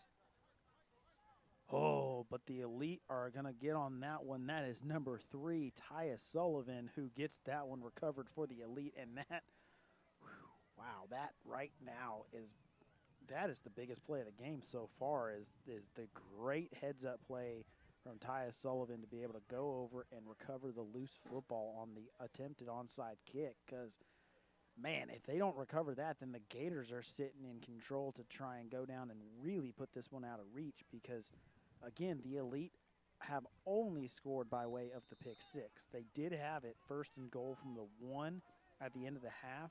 They didn't go turnover on downs. They just ran out of time. And so, you know, the question then becomes, were they going to score? Could they score if they had 4 downs to score down there? We'll never know, but right now the offense does not have any points for the Elite. Trying to change that as they take a shot, but this one is going to be intercepted going the other way. Just overran that one, and number 8, that is Jonathan Wright. So, wow. Jonathan Wright, over the course of the last 2 plays from scrimmage, has a touchdown pass and now an interception. However, we do have a personal foul. I believe that is going to be roughing the passer, and that one is going to erase the interception. It is going to be first down for the Elite. And, man, that is just an absolute backbreaker for this Gators defense.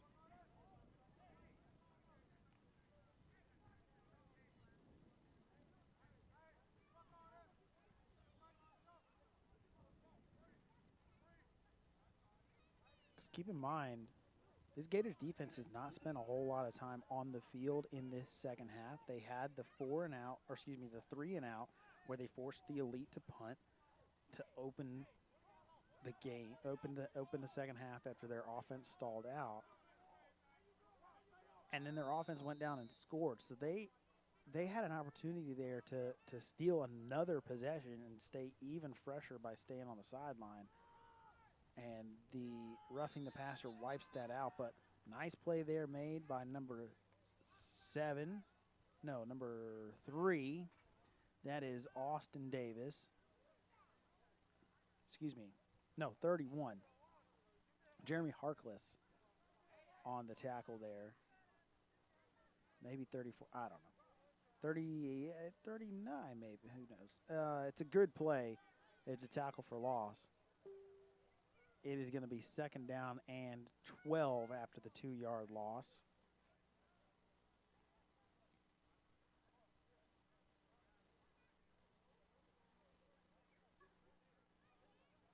It was number 38, Tyshawn Humbert. He had a great play earlier on in the day as well with a nice tackle for loss on a jet. And on that one, on the attempted bounce outside, he was there to close the door and take away any potential running lane. Here come the Gators. There's Humbert again. And going to force him out of bounds.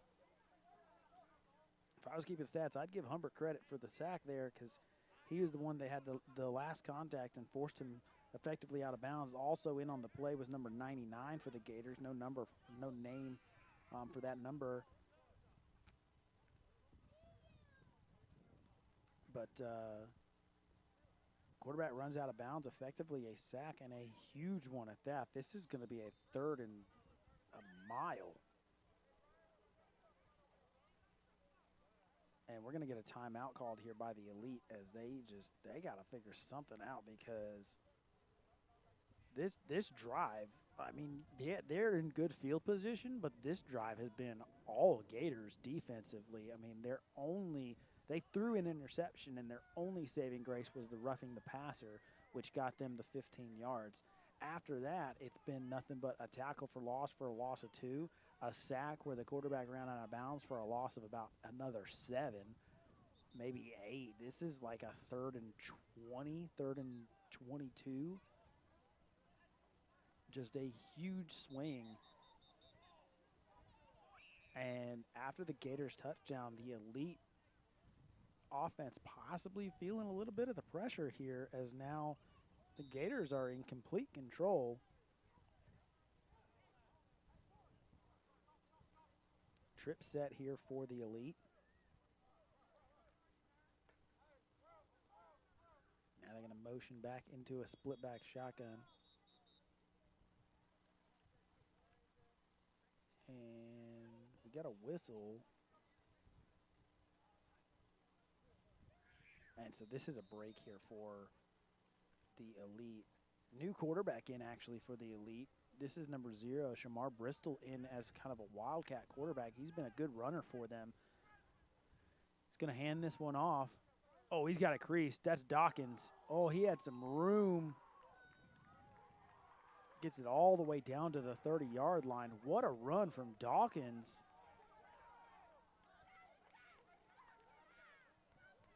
It's not going to be enough for a first down, but it's going to get them a lot of those yards back. I think this is going to be in the area of a 4th and about 5.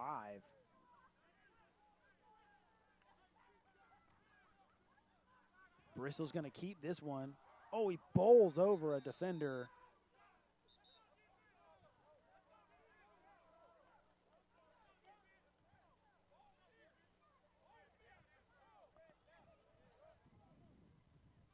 It's going to be a turnover on downs as they tried to go tempo. Tried to catch the Gators off guard. Did a little bit. He got a pretty decent gain there. About 3-4 yards on the gain. But it wasn't enough, and it's going to turn it over on downs. It will be Gator football, and they're right around the same field position, 27-ish, maybe 28. It's right about where they were to start that last drive, the scoring drive.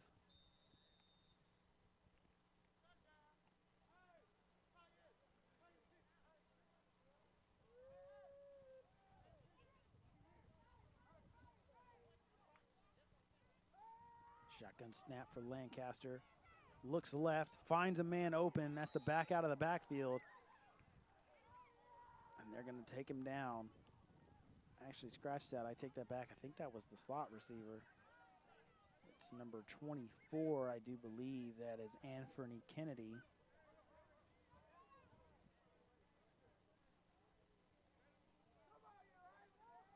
So a nice gain is going to get them a first down. It's out to the 38. Or, excuse me, the 30. No, I take that back. It's the 34, and it is not a first down. It's a gain of about 6. Handoff, tries to bounce it outside. Nothing over there. Very well played on the edge. Davian Thompson. Just nothing doing there on the second down run.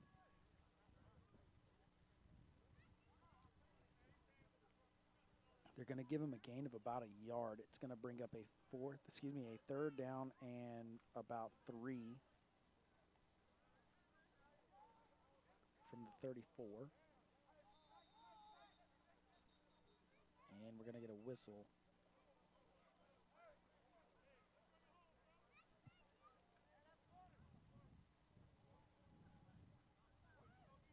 And the whistle is to indicate the end of the third quarter.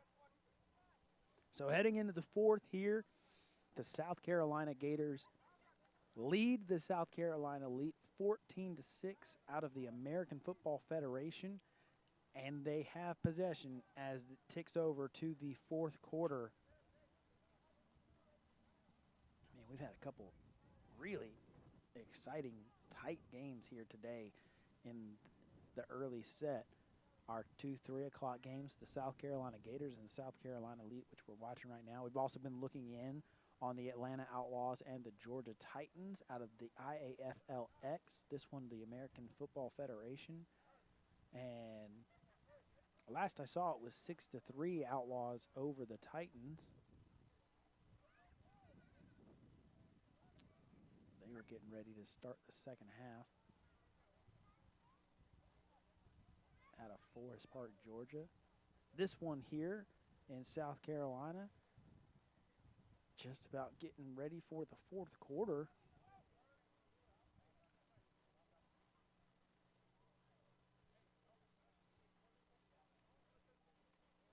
And not quite sure why the Gators offense is so far down there.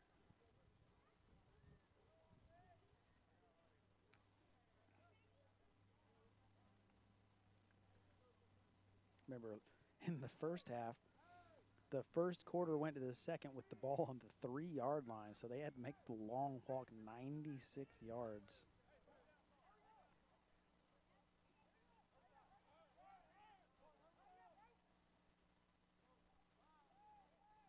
Or, excuse me, 94 yards.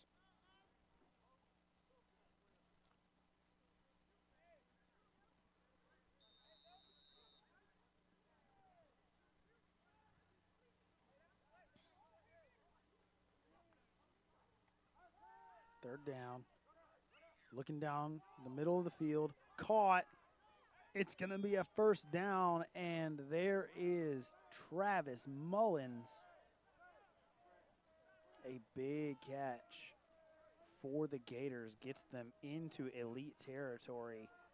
And, man, a huge first down to the 38-yard line, maybe the 37. Oof. And on 3rd and short, they're able to come away with a big-time conversion.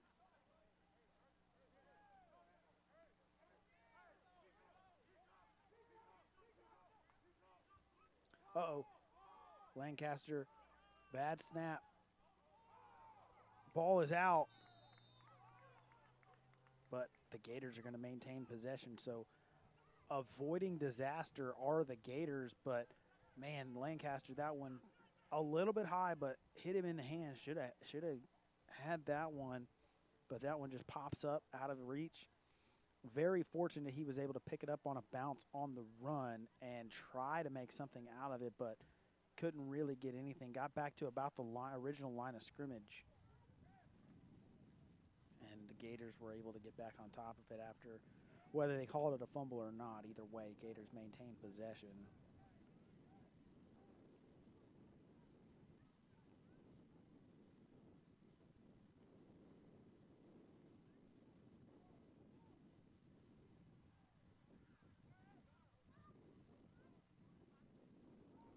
Gators motion left to right. This is jet action.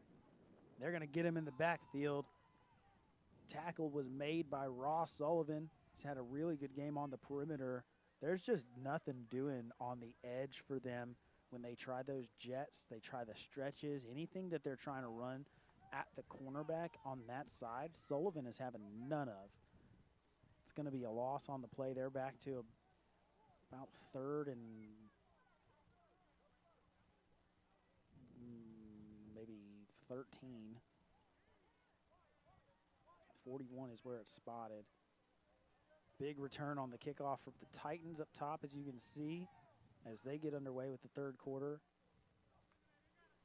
4th quarter action for us here in South Carolina. Lancaster looking down the sideline. He's got a man caught and in for the score. Holy cow. Travis Mullins with the big catch down the middle of the field for the first down on 3rd and medium. And now Lancaster finds him down the sideline. Another huge play for the Gators at the 3rd touchdown pass on the day for Brandon Lancaster. 3 different receivers that he has thrown to for touchdowns. And that one right there may just have been the dagger. With the struggles that the Elite have had on offense, their inability to score, this one could be the icing on the cake for the Gators to really put this one away. So, of course, the Gators are going to go for 2.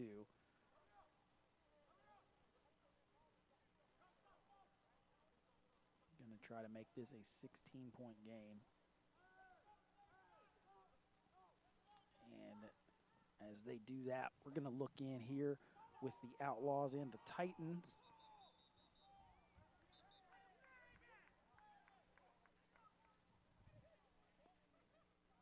Titans have themselves a 2nd down, about 2nd and 5-ish. Quarterback Ant London under center. Hands the ball off. Decent gain on 2nd down, maybe about 3. It's going to bring up a 3rd and short.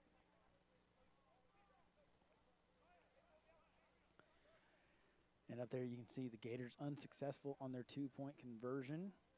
But as it stands, it is still a 14-point game. 2 possessions that the Elite are going to have in order to get back into this one. Great defense played there from the Outlaws as the Titans have nothing doing on the 3rd down run. It's going to bring up 4th down and about 5. And I would imagine we're going to see the Titans stay on the field and go for this one.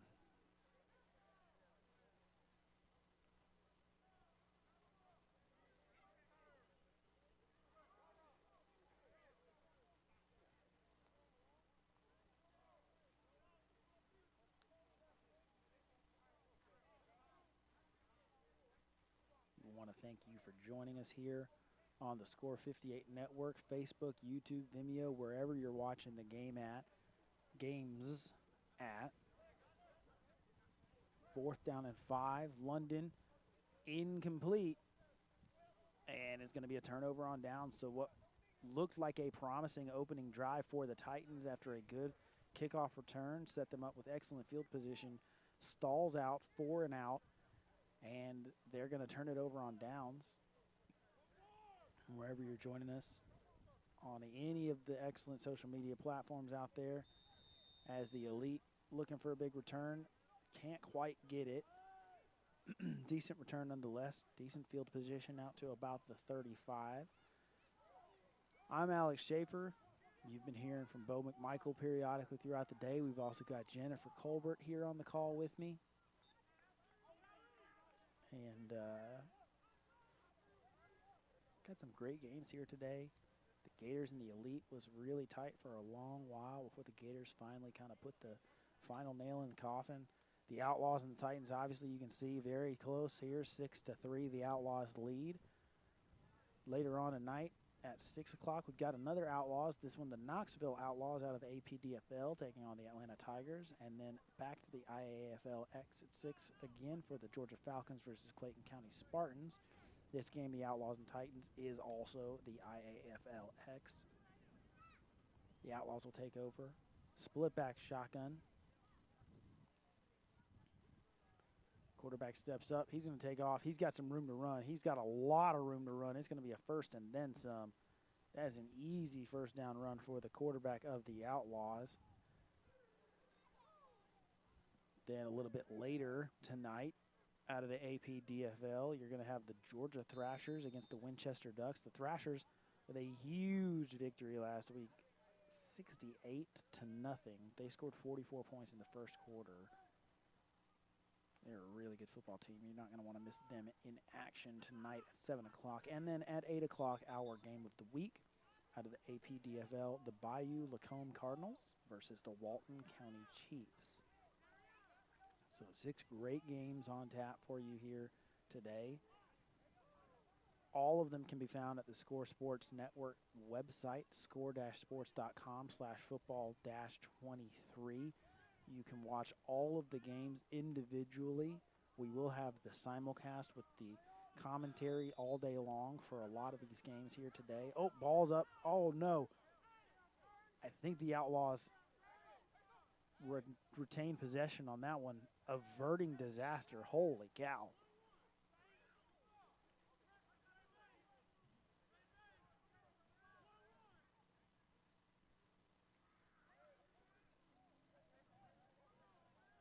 You can see down there the ticker has the WNFC kickoff coming up here in just a couple of weeks. I'm really looking forward to the WNFC. My first experience with them last year. Got to call several games throughout the year. Looking forward to calling even more and seeing the way that the league continues to develop as they go into their 4th season.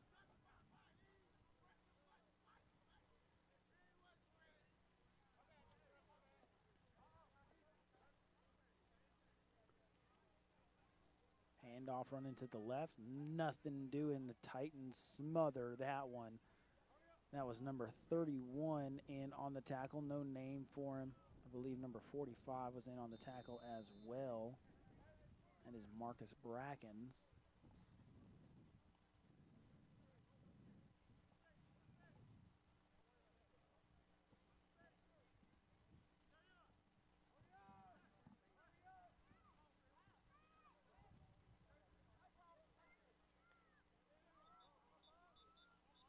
Anybody have a perfect bracket anymore? No, you do not. If you said you did, you'd be a liar. March Madness completely turned upside down last night after a huge upset. The Fairleigh Dickinson Knights defeating Purdue. Only the second time in history that a 16 seed has beaten a 1 seed. And there are no perfect brackets remaining in the world. Split back shotgun, plenty of time, down the middle of the field, caught, and man, what a play right when they needed it the most on the 3rd and long. The Outlaws are going to convert, and man, that is what they needed, and now they're going to get a little bit closer into the Score 58 red zone.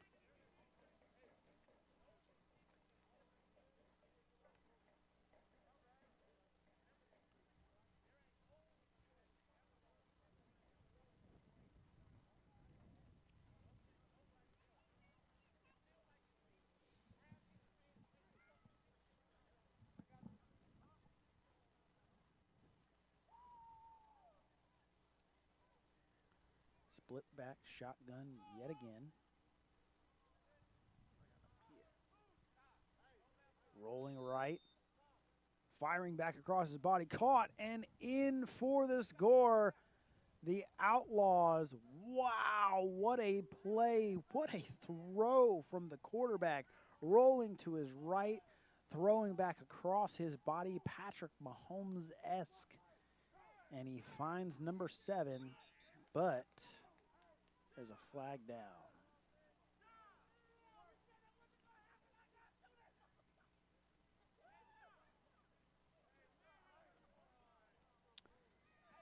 And so this one is going to come back. Not sure. It's going to be spotted at the 25. They're out of the red zone now. I'm not sure what the call was there. But either way, it wipes out a touchdown.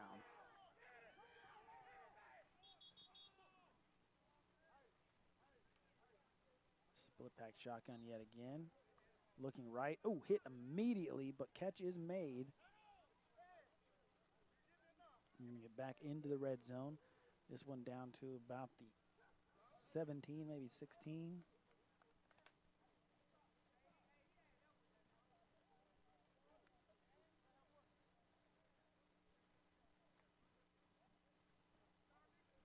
Up top, you can see the Gators with possession again. Lancaster going for a deep shot, but unable to connect.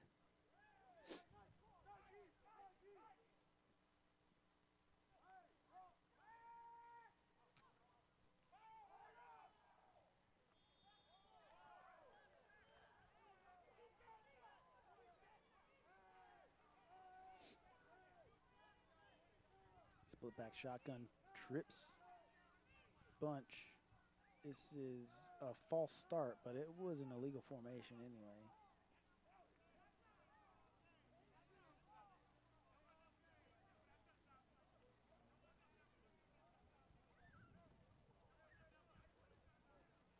False start's going to back them up 5. Ball is at the 21 now as they are back out of the red zone.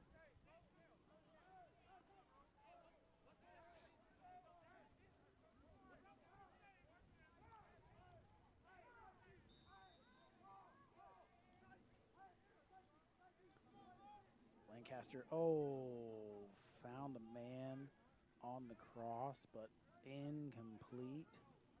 He had a room to run there, too.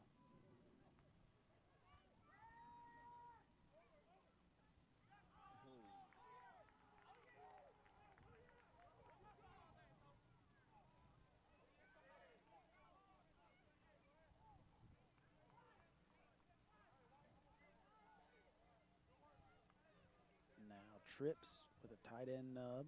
Quarterback rolling to his left. Trying to get it to the tight end, but intercepted. Holy cow, what a play. Oh, my goodness. Number 4, Denarius Drake, I believe. Oh, man, what an interception. That was a good throw from the quarterback. Tight end had a shot at it, but Drake just stepped in front and took it out of his hands. What an impressive play from the Titans, and at a time when they desperately needed it, because the Outlaws, I mean, they had stalled out a little bit there right when they got into the red zone, but man, down 3 points in the third quarter, that's what you need. Try and get a little bit of momentum going. And so now the Titans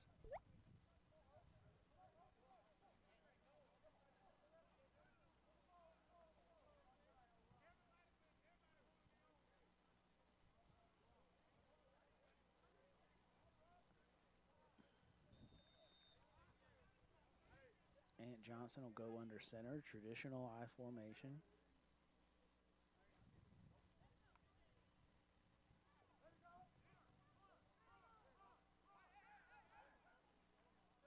Looking left. Oh, just out of reach.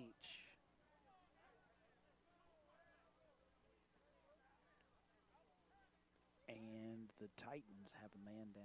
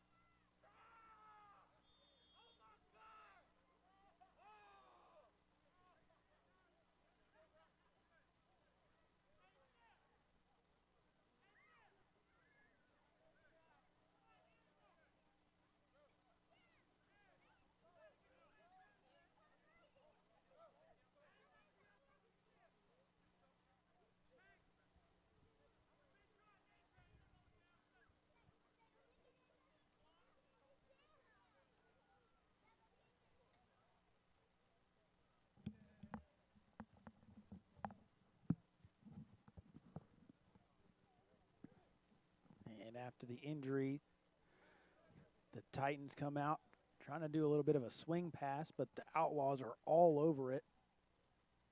And then you can see up top there the Elite with their quarterback sacked. So things going from bad to worse for the Elite of South Carolina.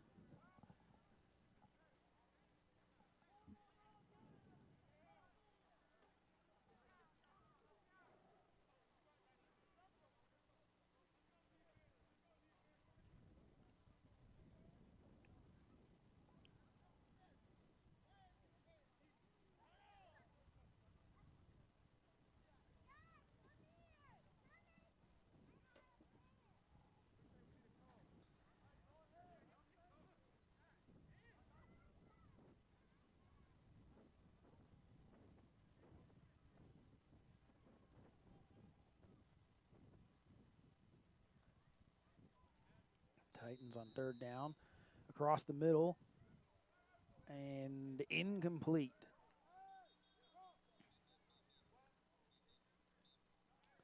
Just a little bit out of reach, couldn't quite haul that one in. Tough catch. Throw was just a bit off the mark. You can see up top, the Gators have taken possession away from the Elite. Huge pressure coming. This one just out of the reach of the running back, trying to swing it out to him there.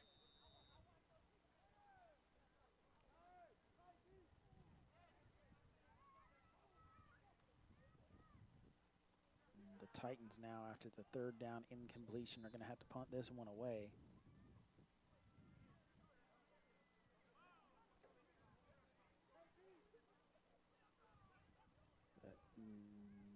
No, there was a whistle, I guess.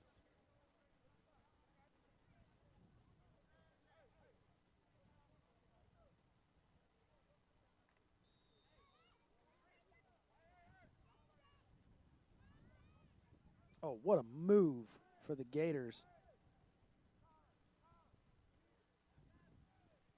Believe that was number 21 on the carry, Terry and Juwan.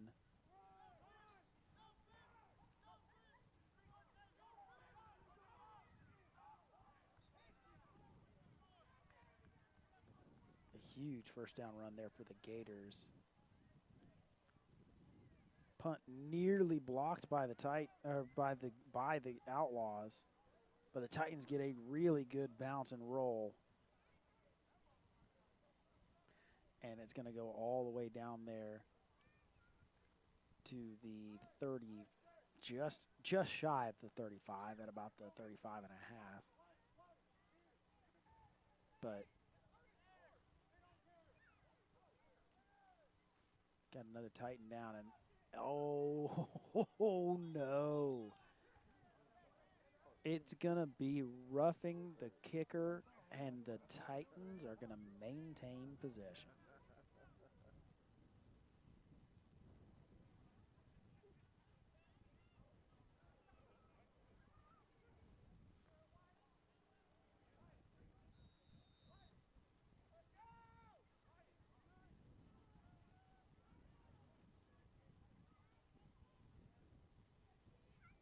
So after the roughing the kicker penalty, it's going to be 1st and 10 for the Titans from the 30-yard line. Lancaster taking a deep shot, got a man, caught. Oh, man, and he is going to be in for the score.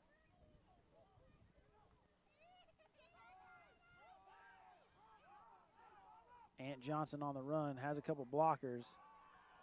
He's going to end up with a gain of about 4. Up top, I couldn't see. It was either number 8 or number 5. Jonathan Wright or Travis Mullins, respectively. Either way, it's the second touchdown for one or the other on the day for the Gators. Ooh, and the Elite have a man down. That is Dawkins. Reggie Dawkins, number 7, who's been outstanding for them. A couple of near interceptions. Would have been his second in the game. His first, of course, going 100 yards for a pick 6.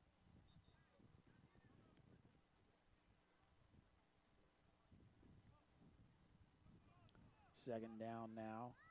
Slings it out. That one's incomplete as he skipped that one. So after the first down run from Johnson goes for about 2, the second down play goes incomplete as Johnson cannot find his receiver. It's going to be 3rd down and about 8. Ball at the, 3rd down and about maybe 7, 6.5. Ball is spotted at the 34-yard line. Line to gain is the 40.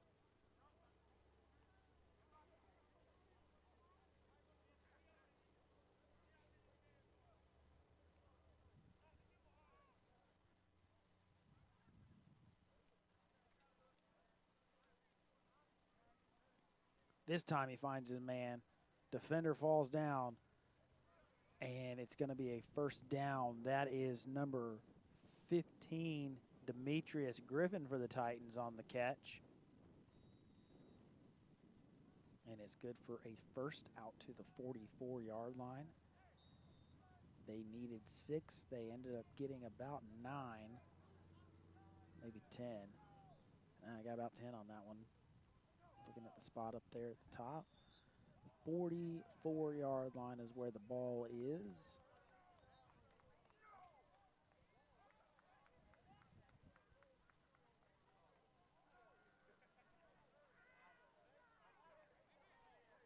Under center goes Johnson. Handoff.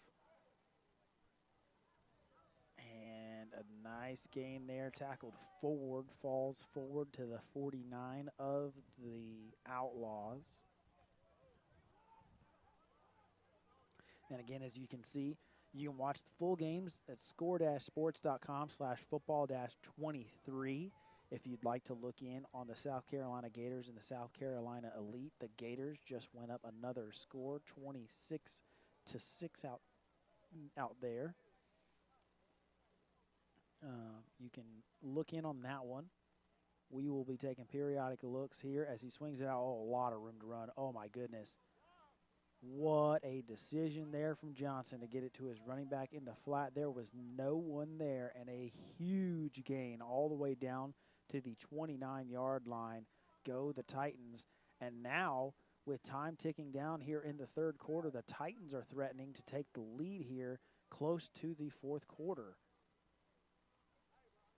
And indeed, as we go to the fourth quarter, they are going to be threatening right on the edge of the score 58 red zone, go into the fourth. Our score here is the Atlanta Outlaws 6, the Georgia Titans 3, but the Titans threatening.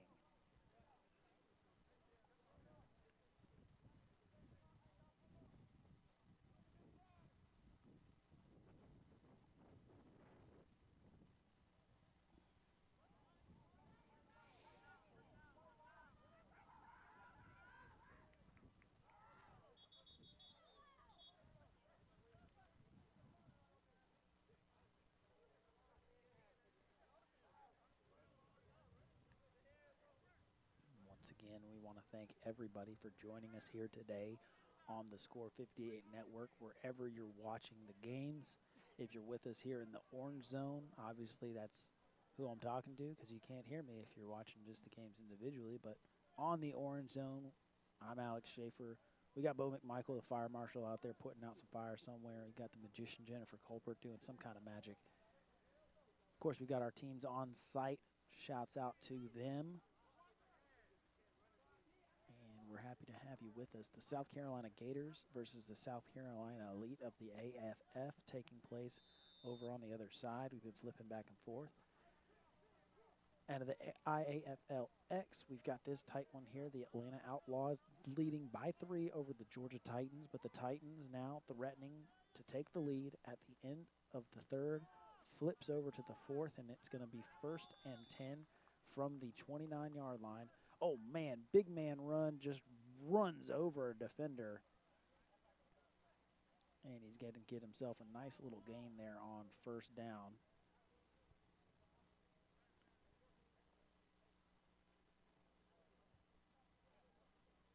Quarterback Ant Johnson directing traffic in the huddle.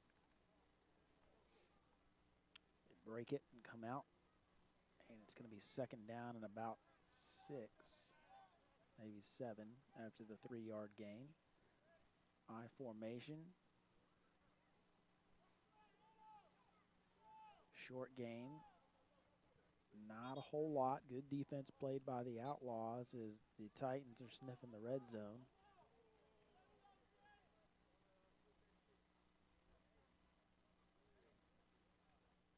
Oh, that's a nice spot there. About a 3rd and 2 now.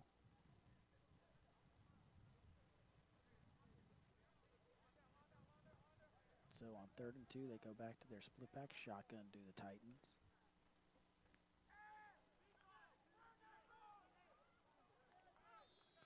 Shotgun snap, drops back, looking left, takes a shot there, but I think a little bit of miscommunication on the route as he overthrows that. Looked like he was expecting the receiver to break that one off on a bit of a corner route, threw it there, but the receiver broke inside, almost on like a post.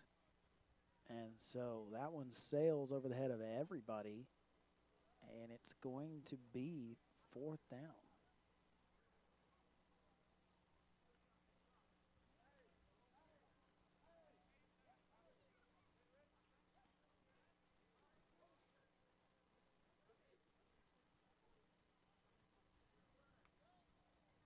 So a critical 4th down here for the Titans. Oh, and we're going to see what's this one going to be. False start on the Titans. Oof, and that is not what they needed here. It is going to back it up. It's going to make it a 4th down, and now about 6, maybe 7. Ooh, critical, unforced error there on the false start, and they're going to bring the field goal unit out here. This is going to be a long field goal attempt.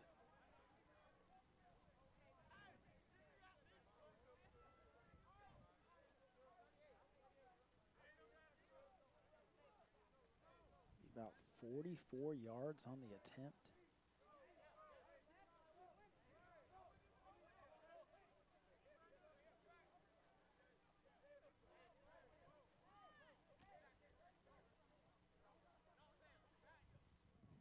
Oh, no. Oh, no. And a high snap. That one goes over the head of the holder, and it's going to be all the way back to the 50. Not sure if the Outlaws ended up recovering that one or if it was recovered back by the Titans. But either way, it's going to be a turnover either on the fumble or on the downs. And just, oof. From a 4th and 2 to a 4th and 7 to a bad snap and a huge loss on the 4th down field goal attempt. And the Outlaws are going to start with it with about 11 minutes left to play.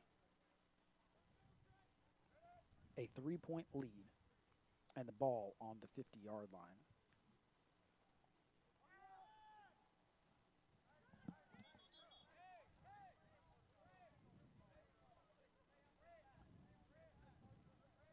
This is an illegal formation.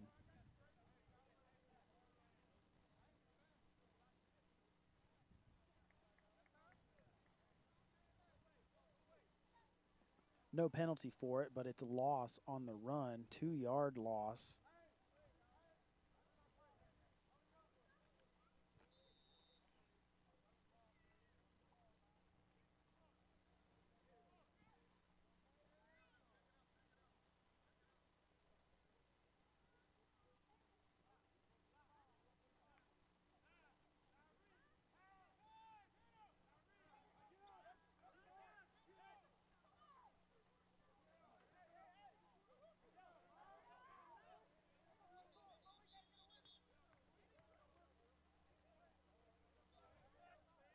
Traditional split back shotgun look now.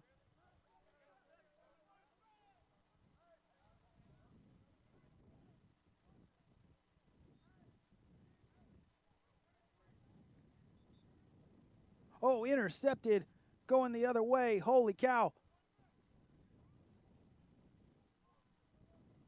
And they're finally going to get him down and out of bounds across the 40-yard line. So what a swing of momentum for the Titans here. Oh, my goodness. That one looked like it was going to be a first down for the Outlaws. Then it went off of the hands of the receiver and into the hands of the Titans defender. Catches it on the run and returns it a long way, all the way down to just inside the 40, down to the 39. They're going to spot it right at the 40, actually.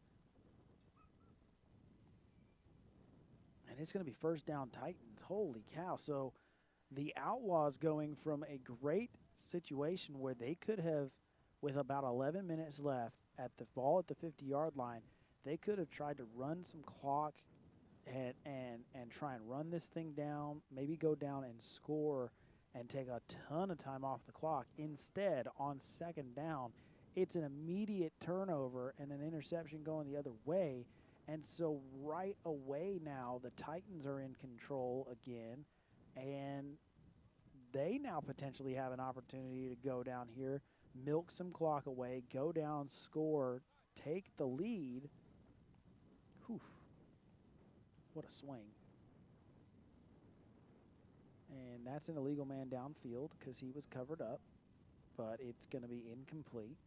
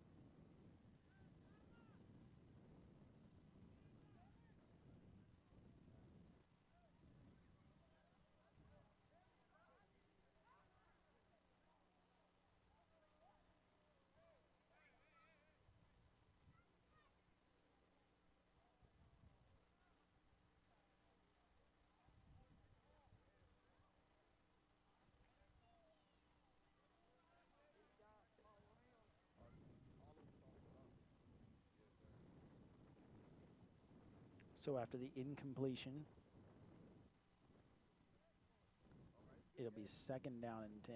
Split back shotgun for the Titans. Pair of receivers to the top. He's looking down here to the solo receiver. He's going to take a shot to him. Caught. 1st down. That is number 1, Troyvon Lott on the reception from quarterback Ant London. Just a nice play there. Just a simple curl concept to the solo receiver. Was able to box out the corner. London found him, and just a perfectly run route. Run it right to 12 yards and come back, sit down on it. So you know you get the first. Split back shotgun once again. Handoff this time. And this one is going to go. Oh. The Outlaws are saying they've got it. And waiting to see a signal, but they certainly are walking on the field like it's their possession. And I think it is.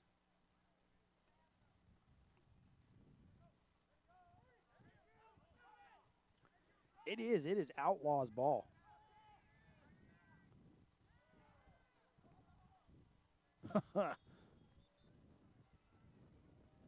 Wow. So what a big time swing. From the interception, couple plays later, to getting a forced fumble and recovering it. And now the Outlaws are back in control.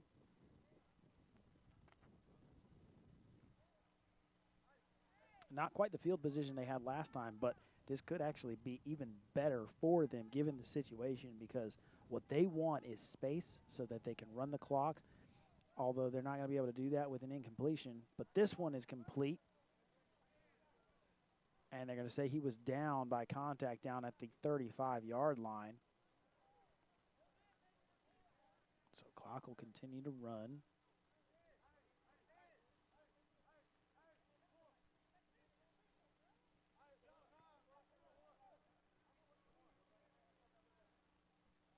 No, it won't, because it's a holding on the offense, so that's going to back them up.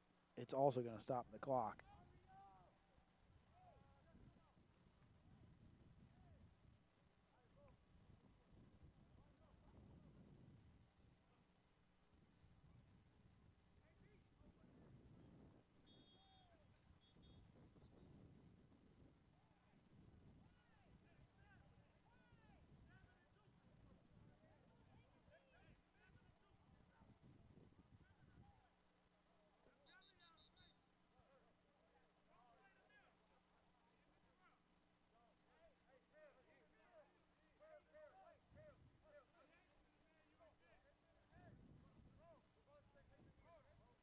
So the ball is going to be spotted at just outside the 20, maybe right at the 20.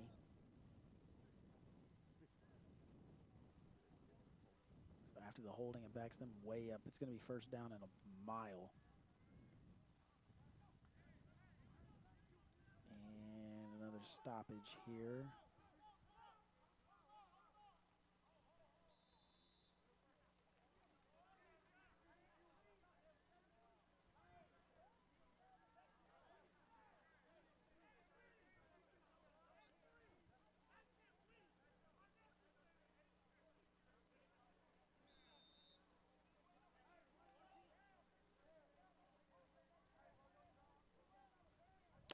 Not sure what that stoppage was for, but we're about to get back underway here.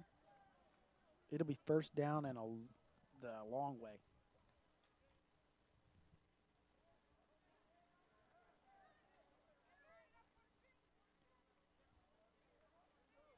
And a false start here as they try to get him on a hard count.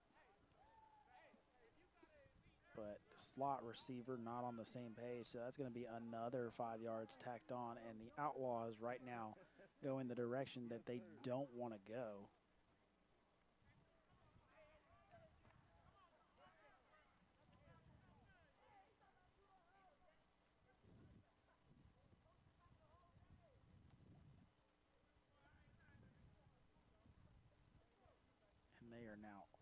the way back to the 15-yard line.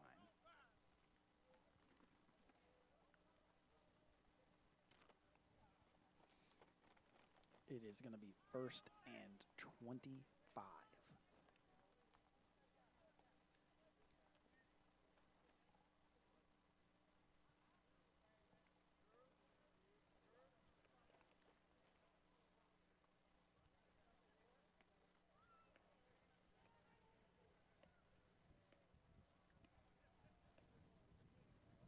Pass is complete. Got some room to run. Down the sideline, avoids a tackler. Oh, my goodness, what a run after catch for the Outlaws. That is going to get all of those yards back and then some. It's not going to be a first, but, man, it makes it a second and really manageable. What a play there from number 7 on what was essentially a 5-yard catch, but then a huge run takes them all the way down just outside the 40. You saw up there on the top of the screen there just a moment ago, the South Carolina Gators leading the South Carolina Elite 26-6 as that one is nearing its conclusion.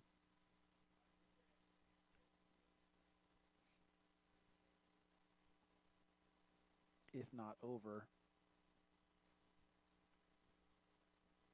So now it is second down and about 4. Or excuse me, second down and about 2. Oh, wow, what a play by the Titans. In there immediately, nowhere for him to go. And so that one is going to go for, at best, no gain. I don't even know if he made it back to the line of scrimmage.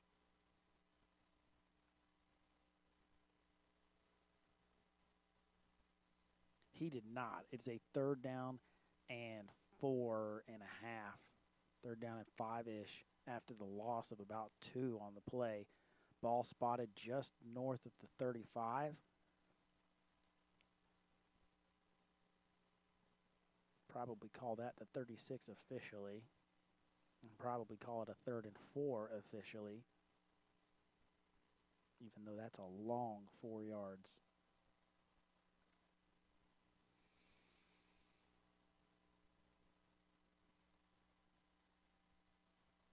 Get a motion out of the backfield. Oh, what a play defensively. This is going to depend on the spot. It's going to be close.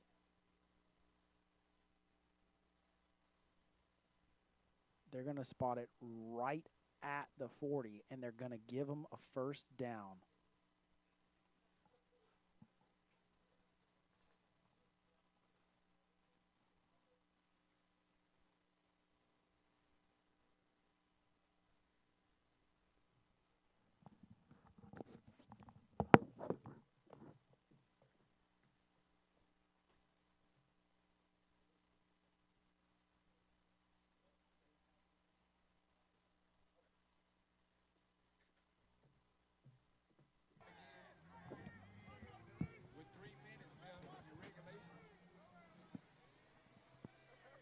So after the 1st down catch, the Outlaws have a fresh set of downs. Pitch, and the Titans swarm it and are going to take him down before he can get back to the line of scrimmage. It is another tackle for loss, and I believe that may be the reason why we're not seeing as many runs from the Outlaws at this stage in the game where you would expect it on that kind of 4-minute style offense. They haven't been able to do anything in the running game all day long with this Titans defense. I mean, they've got 12 total yards of rushing, 12 rushing yards in this game on 15 attempts. And it's not been something that they can do consistently. And the only reason that they're positive on rushing yards is for a 21-yard rush.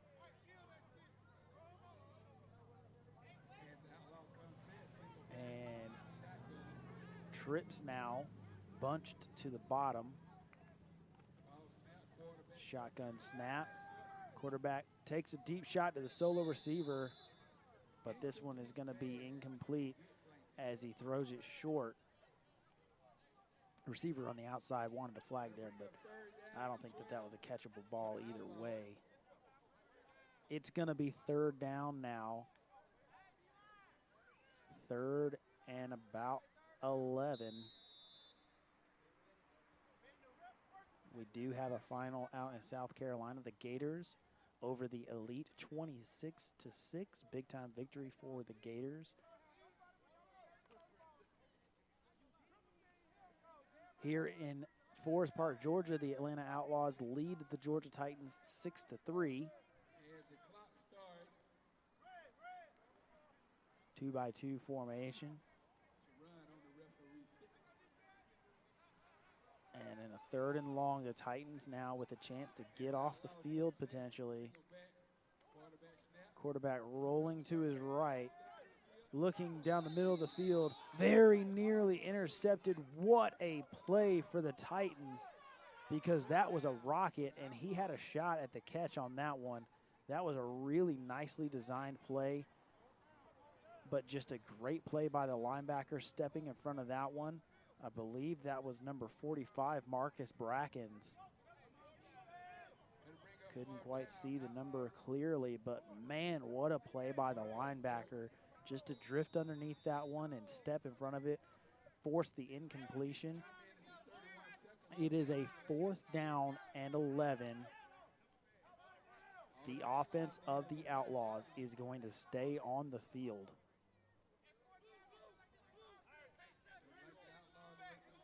At the 39-yard line of the Outlaws, they are going to go for a 4th and 11, and we're going to get a whistle here as a timeout is called by the Atlanta Outlaws. They had trips bunched to the top, and they're going to think about this one. Oof. This is a gutsy call, 4th and 11 here. You are putting this is a statement that I have all of the faith in the world in my defense, who, to their credit, have limited this Titans offense to 69 total yards of offense so far in this game, Noyce, and 3 points. They haven't gotten into the end zone yet. Just that field goal to start things off. They took the 3-0 lead. The Outlaws ended up coming back and scoring to make it 6-3, and that's been the score ever since. And this defense for the Outlaws, to the credit of what a statement like this says, they have been able to hold and keep the Titans offense at bay. But what we're going to get here is an Outlaws punt. They are going to put their faith in their defense and force the Titans to have to go a long way. And so they're going to punt it. This one is punted away. A really good kick. Oh, my goodness. What a punt. All the way down inside the 15. Oh, my word. What a punt for the Atlanta Outlaws. And that is going to make the Titans really up against it. They're going to have it 1st and 10 from the 13-yard line. Goodness, a punt inside the 15. And I mean, the Titans right now have to go 87 yards to score. The Titans in the game don't have 87 yards total. So if you're the Outlaws, you got to feel pretty good right now about your chances, because the Titans have been able to do nothing against this Outlaws defense all day long. And so right now, I think if I'm the Outlaws defense, I'm thinking we're just going to keep playing our game, and what we have to avoid is giving up the big play. Whistle immediately.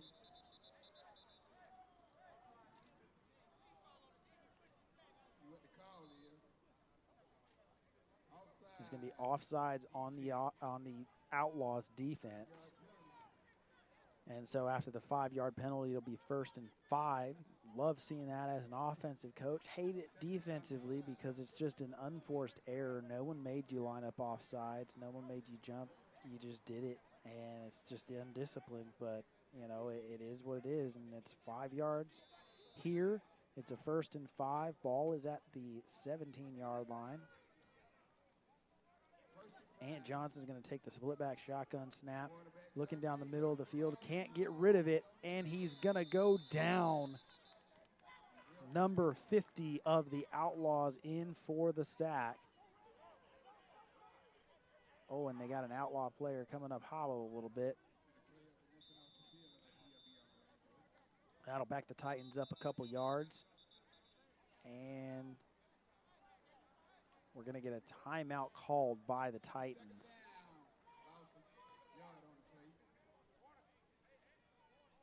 It'll be 2nd down and back to about 10 as the sack drops him for a loss of 5. The Titans are going to take a timeout here, and man, it's their backs against the wall here now with a 6-3 deficit, down 3 points. Now, one thing we do know they have is they do have a field goal game. They have an opportunity to drive down, kick a field goal, potentially tie this thing up. But, you know, not entirely sure the range. And not only that, but it doesn't necessarily always hinge on the range. It's something that, again, is taken for granted a lot. I talked about it at the top of the broadcast. When it comes to special teams, a lot of people take these things for granted. It's not just about having a kicker. Sometimes it's about having the entire unit. You know, if you don't have the right people in place to block, you got to have a field goal blocked. You got to have a good snapper, good holder. Everything has to be precise. Ant Johnson looking down the middle of the field, finds a man caught, shrugs off a defender.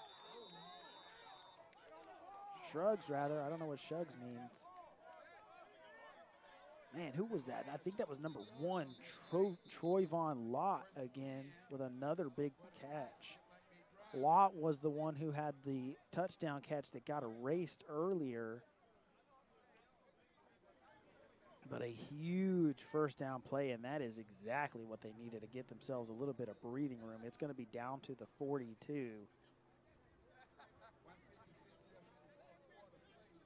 And if you get a timeout here from the Titans.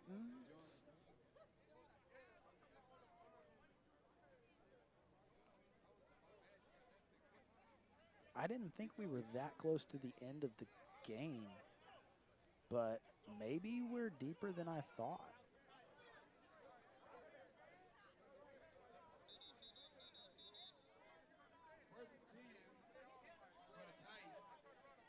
It's going to be 1st and 10 for the Titans here now. 42-yard line is where the ball is spotted.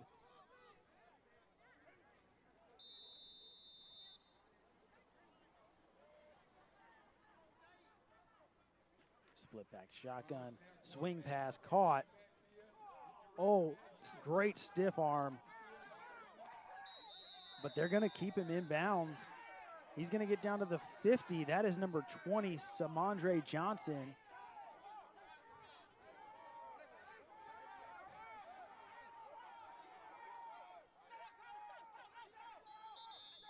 And it does look like, if I see correctly, it looks like we're at about a minute 30.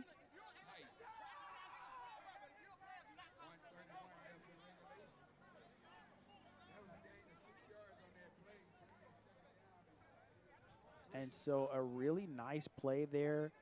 Used a stiff arm, got himself some space, but unable to get out of bounds. And so I think that that's the Titans calling timeout for the last timeout of the game.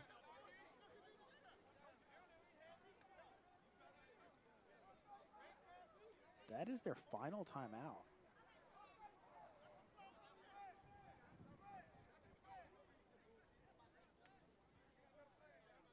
There's a flag. No, I think that was just a loose flag that they're picking up.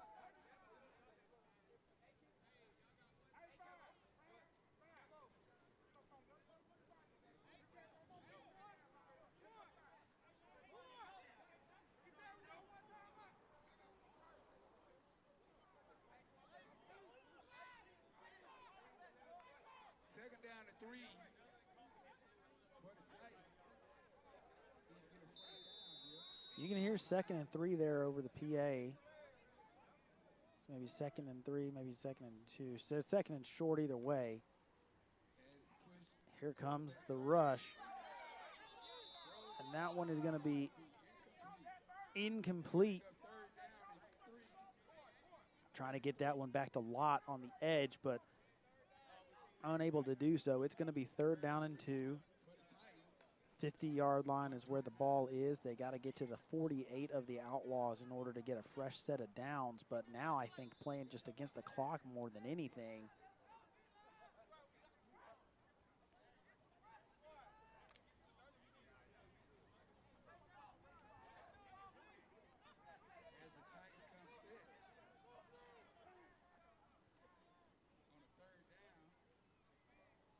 And on 3rd down, Johnson takes the shotgun snap. Oh!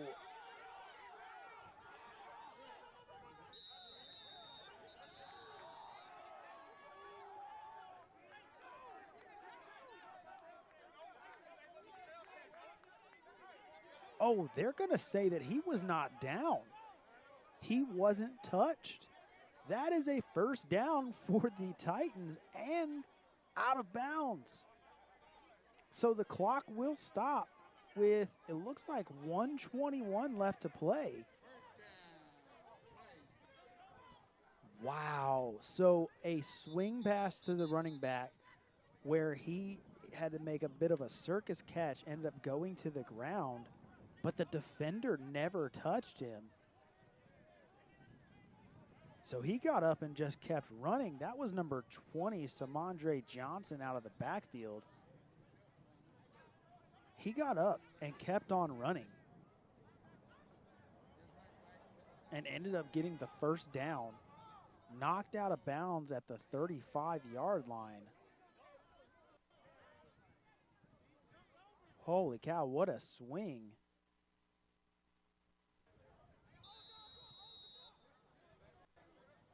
And right back to split back. 1st and 10 for the Titans.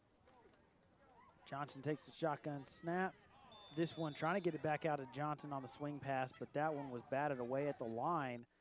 And I don't know if that was a good decision anyway. He had a couple of defenders bearing down on him. It looked like it was probably going to be a better thing for the incompletion than the completion, because if he caught that ball, he was going to be tackled down immediately in the field of play. Clock was going to continue to run, which obviously that is not what the Titans have been wanting here on this drive, as they've taken 3 timeouts to preserve time outside of the final minute.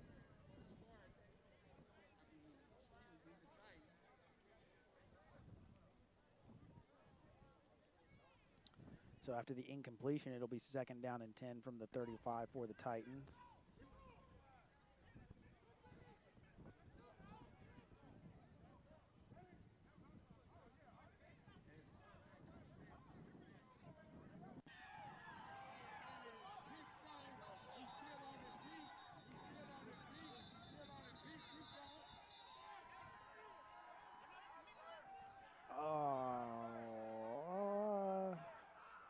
So apologies for some technical difficulties there, but it looked like, I think we had an Outlaws interception. And if that ends up being the case, it is in fact Outlaws ball, and that is gonna be ball game. Because with no timeouts now, the Titans do not have an opportunity to stop the clock. The Outlaws are going to be able to just kneel this one out and escape with a 6-3 victory over the Georgia Titans out of the IAFLX. Wow, what an exciting final few minutes of this game. Although the interception happened and the ball is at the 5-yard line. So there is no breathing room. Oh, excuse me, no, I take that back. It's at the 10. There's a little breathing room, but not a whole lot.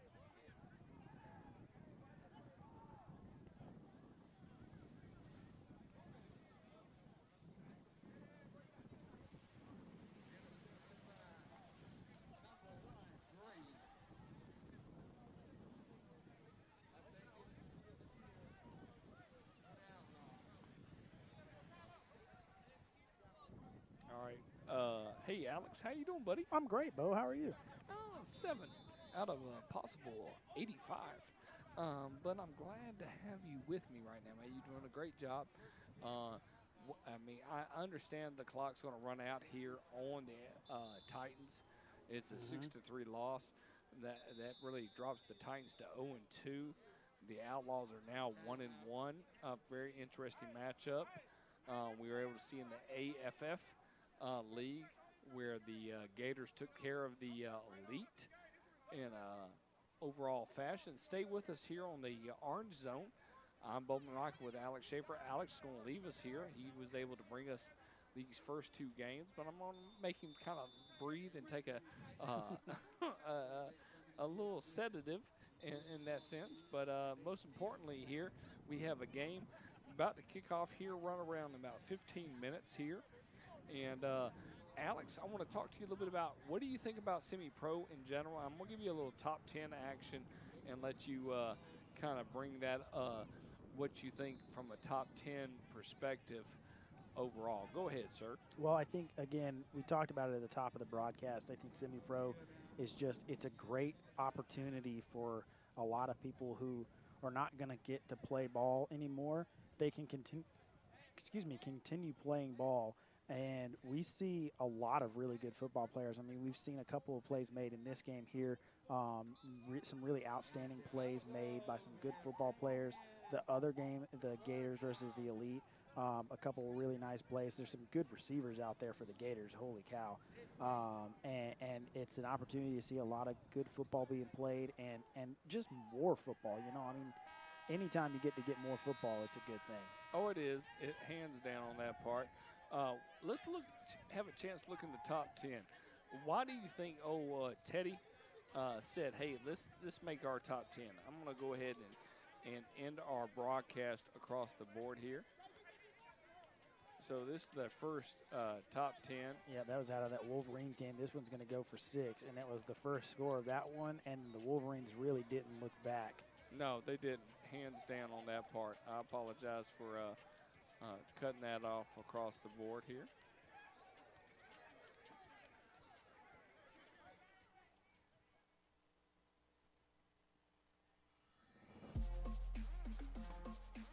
Good catch for number 9 pick. All right, let's take a Nice chance. for the Cavaliers there. Yeah, a little bit of 8 here.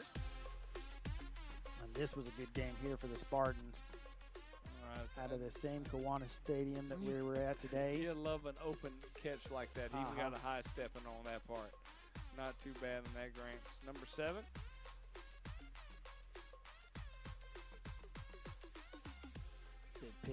Man, that's a good interception there. It yeah, really is. Over the back. Yeah, where they don't call anything but that's nice. Again, back here with the Spartans late. And they needed that one. Kick it in number 5 here with the Spartans as well. Great catch by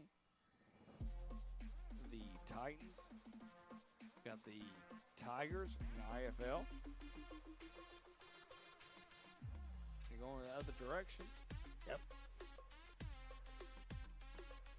Huge goal line stand. We had a couple of those last week where teams stepped up big time on the goal line. Thrashers tonight play against the Winchester Ducks. Should be very interesting. Great catch by the Thrashers. Number 2. Back to the Titans and Spartans. And just an incredible play made there by quarterback Ant London. And again, as we saw earlier in this one, no one touched. Yeah. So got up and kept on running. Oh, I can only imagine that on that part. And last final play. This was the first touchdown pass of the day for the Thrashers, but certainly not the last. No. And this one we get an opportunity to watch the best run of the day by the quarterback from the opposing team, the South Georgia Cavaliers. I mean, we'll watch it again here right now. Little fake and pull. Best interception across the board Let's go ahead and take a look at that. Brought to you by the it's a great interception. It is. Yep. If you're any fan, you're like, that's the best interception I ever thought on that part. That's great. Best hit. Let's go ahead and look at this right here. We got the Tigers. Oh, wow. We're going to have to watch that again. But I love it. I mean, look at that. Trying for the quick sneak. I mean, the Georgia Cavaliers just stepped up and said, hey, not on my watch right now. I mean, it's just crazy on that part, and they didn't get in. So and that was a real turning point in that game as well, because that was the backup quarterback who had just come in on that play, and it really stalled out what the Tigers were trying to do on offense. They ended up holding on and winning that game, but they did. And by and it's very interesting, Alex. First of all, thank you so much for coming in early and calling these two games and reaching out. Any thoughts overall about these two broadcasts here between not only the the elite, but also the team that took place here, the Titans? Well, I think the game that got started first, the Gators and Elite. The Gators that's a good team. They've got a really good quarterback in Brandon Lancaster and several really dynamite receivers that he can throw to. They're solid on defense. I mean, the Elite only had the pick six that went 100 yards. That's their only score of the game. You take that out of the equation, and it's a shutout and a pretty won pretty handily there. Gators are a really good team. Then Outlaws and Titans really evenly matched. The Titans they struggled to move the ball. We saw them last week against the Spartans. They had a bit more success moving the ball. So this Outlaws defense is really, really strong, holding them to 3 points. But again, the Titans as well, just the one score for the Outlaws. Titans played really good defense as well. I think that those are going to be two teams out of the IAFLX that if you're ever in a defensive slugout with one of those two teams, there's a good chance you're not going to come out of it winning. I definitely agree with that. We got 4 more games on the docket. Alex is going to say goodbye. He's going to go have some food. We got the Tigers and the Outlaws and the Spartans versus the Falcons. And then 7 o'clock and roughly about an hour or so, we got the Thrashers taking on the Ducks of the APDFL. And our game of the week, the Cardinals versus the Chiefs, brought to you by Robert Reed and family. Where are the Cardinals from, Bo? Buddy, the Cardinals from Bayou Lacombe. There you go. Nailed it. That didn't nail it, buddy. I can't. It's a hard thing to say anything with Louisiana based on the Atlanta Falcon accent. And I appreciate your honesty right there. But the Walton County Chiefs are down in Florida. I sent Robert down there. We got a team up in Tennessee. We got Maya Barrett bringing us the Winchester Ducks. So it's going to be a lot of fun. And can't wait to bring you back next week. And we're going to have some fun in 2 weeks on April 1st. April Fool's Days, buddy. I can only tell you how intense that's going to be. Alex, thanks so much for coming with us here, bringing our first 2 games of the night. Take care, Alex. Be safe, and we will see you soon, sir. Yes, sir. Thank you very much.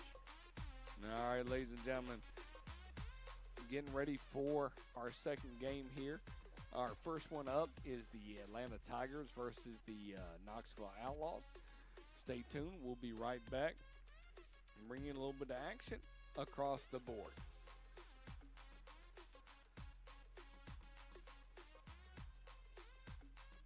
The most important thing is to stay tuned here on the Orange Zone. I mean, we're going to have a little fun across the board. And no further ado, we'll have a little fun and see what we can bring up.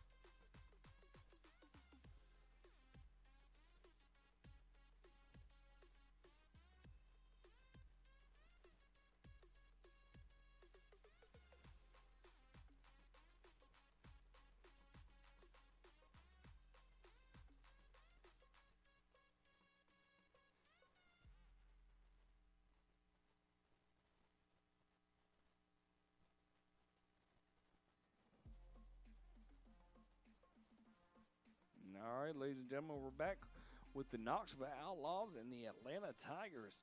We got a couple other games to get things started here. So sit tight here on the Score 58 Network Orange Zone. Glad to have you with us. If you have any questions, make sure you email us at score58network@gmail.com. We'll check in with you probably in about 2 or 3 days. I got my main lady in his house. I can say his house. That's not wrong. Colbert, Jennifer, how you doing, girl? I'm doing great. How about you? I'm okay, man. I'm okay, girl. All right, so we got a little bit of fun here because we have some time before the next game. We got a good about 5 minutes before everything starts. I love watching my RTMPs going crazy here, so I'm trying to genuflect and make sure everything's copacetic across the board. We got 4 more games. 2 of them are going to start at 6. We got 1 at 7, and then our game of the week, which Jennifer will leave us and go home and enjoy a nice drive in the light sky because of good old-fashioned daylight savings time, and get things started. Jennifer, any thoughts about the first 2 games? They were a lot more competitive than we thought they would be. They were pretty good games. I would agree. I didn't, the one that really kind of caught my mind off was the Titans and the Outlaws. Yep. To finish the game 6-3 is and to know that, and it was, to kick a field goal, right? 6-2, I'm like, things happen, right? But 6-3, you know that they have offense and defense and special teams, but they're just not able to kind of push it through here on the IFLX. It'd be very interesting. The Knoxville Outlaws, kind of unproven. The Tigers should be an interesting matchup. We just got the scoreboard popped up, so we'll see where that goes in that particular situation. We got our nice, wonderful sponsors that go for the Atlanta Tigers. But once again, our game of the week is Lacombe Bayou Cardinals versus the Walton County Chiefs. The Walton County Chiefs is the home team. That's our 8 o'clock game of the week. We'll bring in Adam Collins and Craig Chapman for that wonderful experience that I'm not prepared for by no means on that end. You got a little bit of time. No, I have no time. Never enough time. Never enough time. I've been working on this since about 10 o'clock this morning once I left the gym, and I'm like, I got no time. I could act like I am, but it just, next thing you know, you show up at 2 o'clock. I'm like, 2:22. Even at 2 o'clock, you could have showed up at 3 o'clock and be like, hey, Jennifer, good to see you on that manner. The other 2 games that we've got going on, background, Winchester Ducks and the Clayton County Spartans versus the Georgia Falcons. The Winchester Ducks are taking on the Georgia Thrashers, the APDFL. The Clayton County Spartans versus the Georgia Falcons are taking on the IFLX. Both of those, I'm very curious to see how that's going to play out. And I know that game's probably already live, so I'm going to click into that because it's a 6 o'clock game. Let me get my brain wrapped around this. The good old-fashioned too many buttons to press right now there, Jennifer. Okay, we're good. We are ready to go. In our next game, we got the Tigers and the Outlaws versus the Falcons and the Spartans. Okay, Jennifer, help me out. Best mascot. Go ahead. Out of the 4 of these? No. Oh, just in general? Like if you were like, hey, I'm going to give you the rights to make your own team, what would you go with? I've always been partial to like Panthers or like a cat of some sort, And yes, Colbert gets it. She gets it. I'll take that. A panther and a cat. Okay, goodness gracious. My high school was the Rams, and I thought that was like super random. So, but I like the Rams. The Arabian Mountain.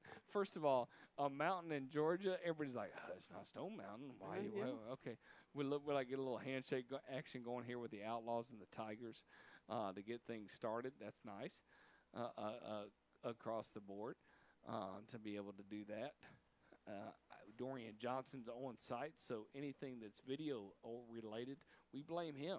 And Yes, that's we do. We do, hands down. we don't blame anything to do with Score 58. We like, it was his fault. It wasn't me. Oh, this is the best one we can do right here. You ready? You know what's coming. Okay, that one.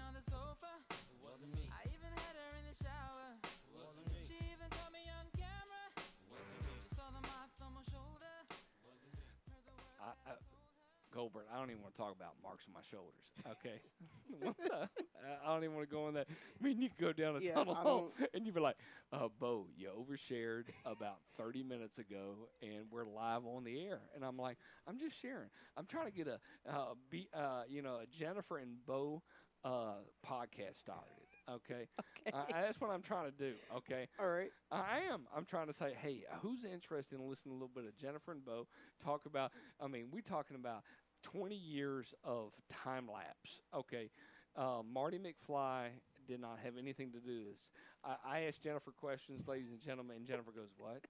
I'm like, "You gotta watch this movie." I'm like, "You haven't seen this movie?" She's like, "No, what are you talking about?" To be, to be okay. For credit for myself, most of these movies came out before I was don't born. do it. Okay, here well, I gotta.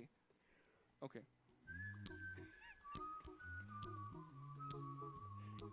So I don't think it's my fault that I haven't No, seen. it's not your fault, but you gotta pick up. You gotta pick up. Okay. Yeah. I was like, "Yeah, pick it up." We got 10 more seconds. I'm gonna let this whistle go through Let it because the ride. man whistling this thing or the woman, I don't want to say. I mean, it's amazing. It looks like the good old-fashioned team that's playing the Tigers, the Outlaws. Is it the Outlaws? It is the Outlaws. Okay. I was like, It's the different Outlaws. I know. Between the Knoxville Outlaws and the Atlanta Outlaws. I was like, "Oh, who's playing? I don't know." Okay, let's give them the good old fashioned sounds of the game. All right, here we go. Sounds of the game. Bringing it up. Let's go. All right, we're gonna stay with them real quick because the Falcons and the Spartans are still stretching, and our two horrible announcers, Adam and Craig. I mean, just like slugs of the world, have not shown up yet. Okay, so we're not going to give up on that part. But the most important thing is I did not send you to the Lenore Park. Yes, this is true. This is true. I love when you go, this is true. We're at Anderson Park getting ready for the kickoff between the Tigers, the Atlanta Tigers, and the Knoxville Outlaws of the APDFL. No, is it? Yeah, it's APDFL. I did that right correctly. So the bad part is there's not a lot of production or producing going on when I'm in the middle of talking. So there's so much things I can do. I'm like, we're going to talk about the game.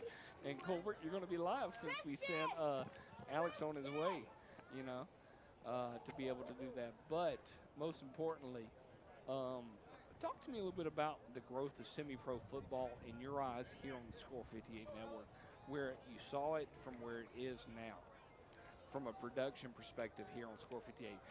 Not on, the one thing I will state before I rudely interrupt you again is that I say I haven't seen a lot of fights this season. Right, yeah. But I mean, when we were down in the old good old-fashioned Sunshine Bowl, we did see two good ones. Out of the game. Emphasis on good ones, yeah. They were. I mean, nothing better than another man running after another man going, "I'm gonna get you. I'm gonna get you." I mean, and it was holding good. a helmet. It was great. It was great. It was good. It was enough that I was like, we gotta cut away from that. We should not show that based on the laws and regulations of the world. But as I always ask Jennifer, I was like, "What do you think of semi-pro ball?" You mean, what did you call it? Go ahead, say it. You can't. I'm fine. Adult recreation. She calls it adult recreation, and she has no problem with that on that part, because we've seen the good, the bad, the ugly, and the sad over the many years. How many years have you dealt with me on semi-pro? About 5 years, I want to say. Maybe 4 or 5 years. Yeah, 4 or 5 years. Definitely 5 years between 2017 and now 2023. on that part. But I will say the leagues have gotten a lot more organized, which I appreciate. And it's amazing. Only thing I can say is imagine what it was like before. Yeah. But technology wasn't where it was. Right.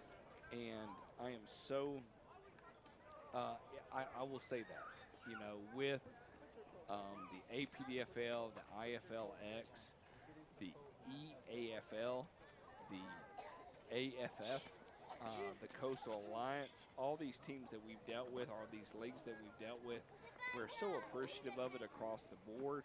Thank you so much across it. We're happy to bring all the games we can to you so people can watch if they're not able to travel to these locations. I do enjoy firing people on site on that part. Anderson Park's always, the voices are so close.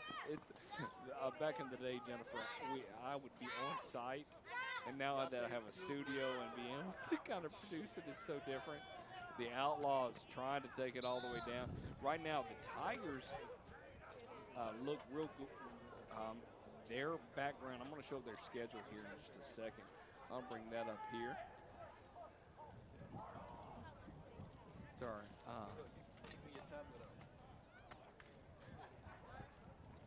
I still want to leave that reverse up. I think that reverse is very important. It's like anytime something happens, we're going to throw this up, ladies and gentlemen, and just say, hey, we're throwing an Uno reverse, and y'all going to have to deal with it on that part. Oh, man, the Uno reverse. But, okay, Culver, before we get to this, we'll get this second play right here in the action. Are you an Uno player? Oh, of course. Okay. Ball on, nope. Loss of yardage right there. What is the worst card that you don't deal well with? That I don't deal well with? Like when somebody threw it down on you. I mean, it has to be the draw four. That's, Okay, so that's you the don't most like the draw four. disrespectful card that you Listen, can pull. disrespectful.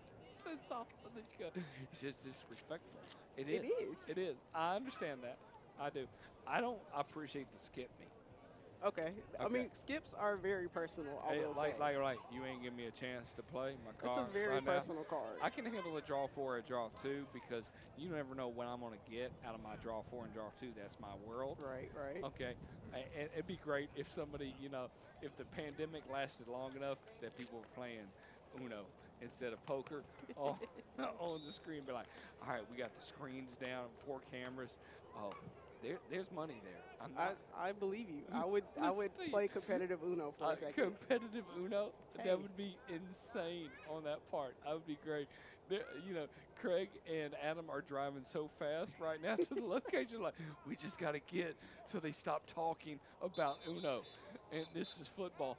But I will say that, you know, when you get we had a play reverse. That's why we put the reverse Uno up. And I was like, hey, we need to find a reverse Uno to get this part taken care of to do that. But most importantly here on the Score 58 Network, if you're not already, welcome to the Orange Zone.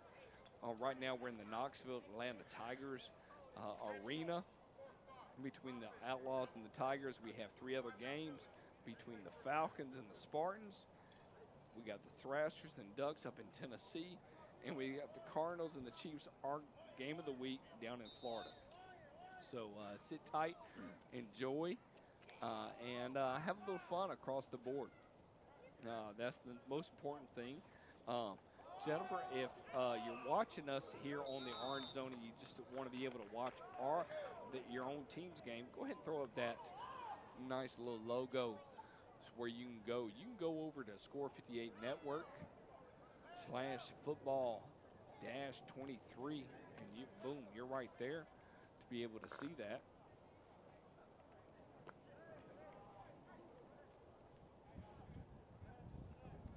Yep. Go ahead and leave that for a minute or two.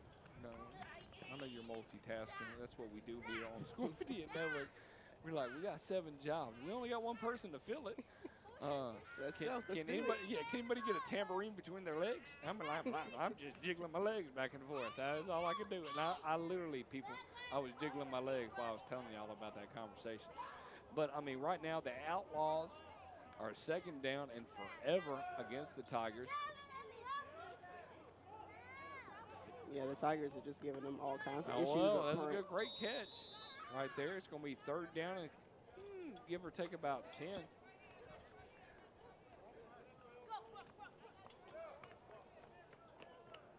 Probably the biggest change in colors was the Thrashers this year. Thrashers went from yellow and blue to red and blue. Okay. Okay. The Tigers of Atlanta definitely still stayed put with the yellow, but they went with a clear yellow helmet. Yellow and purple, they're more LSU-based colors. Yep. We know nothing about the Knoxville Outlaws. It's nice to get to know them here on the Score 58 network. As soon as the Georgia Falcons and the Clayton County Spartans get started up, we'll bring that game into full effect. And then we'll chime in here a little bit with the 7 o'clock game. Oh, ball's on the ground. Nobody likes that. Turnover on downs. Pop says ball's the other way. Oh, come on. You know that's Pop Culver. It is. I didn't see it was him until you said that. that. The moment he waved his hand, you know that's Pop. Pop been with us for about 5-6 years. If I ever get to have a steak sandwich with Pop, I just want you to know, buddy, I love you. You know, he's my white cap of the game. Anytime, any place, anywhere, buddy, I got your meal here on Score 58 Network. Just hook me up, email me, but you're gonna have to start with the word Pop. Okay. Shout out to Ed Patterson. I want to say his last name. No. AKA Pop. Ed Patterson. Don't give him. He knows who he is. He's Pop. You know. Anybody got a gimp like that walks into a place and he's like, oh hell no, it's gonna be a game. Look at you, Colbert. Don't put your head on the ground just because you do flag football and you know when you deal with him. I mean, he's some intense man right there. He is. He is. I love him. I've said the trials and tribulations that we've had with Pop over the times. It's great. So, old Tigers looking for a nice throw and catch. Not able to get in, about 6 yards shy of the goal line right now. And just like that, we'll go ahead and pop in a little bit here so we can give you a little bit of action here.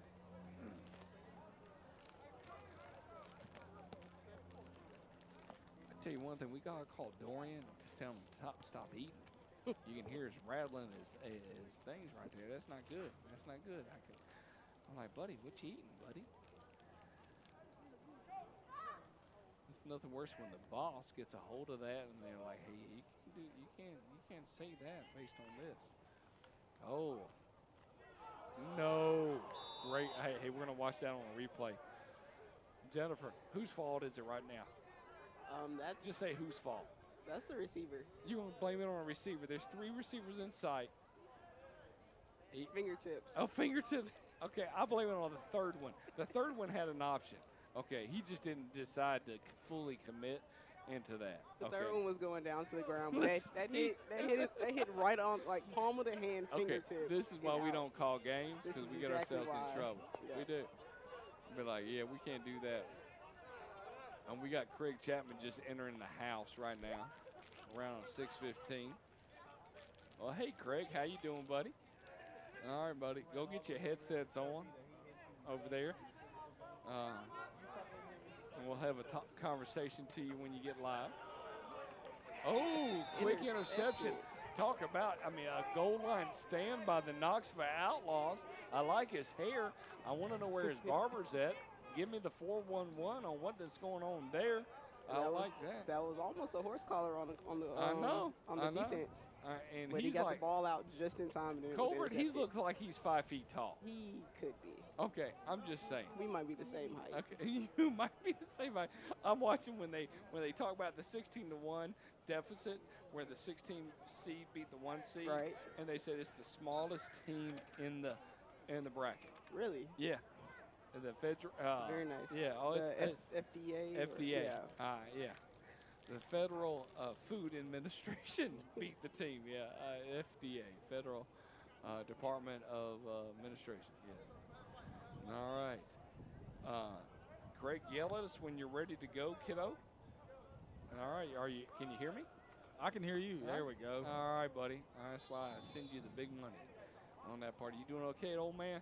I am great. How was the 40th birthday It party? was really, really nice. All right, so I'm going to give you some updates here, okay? Jennifer, give us a recap of the first 2 games. I love that.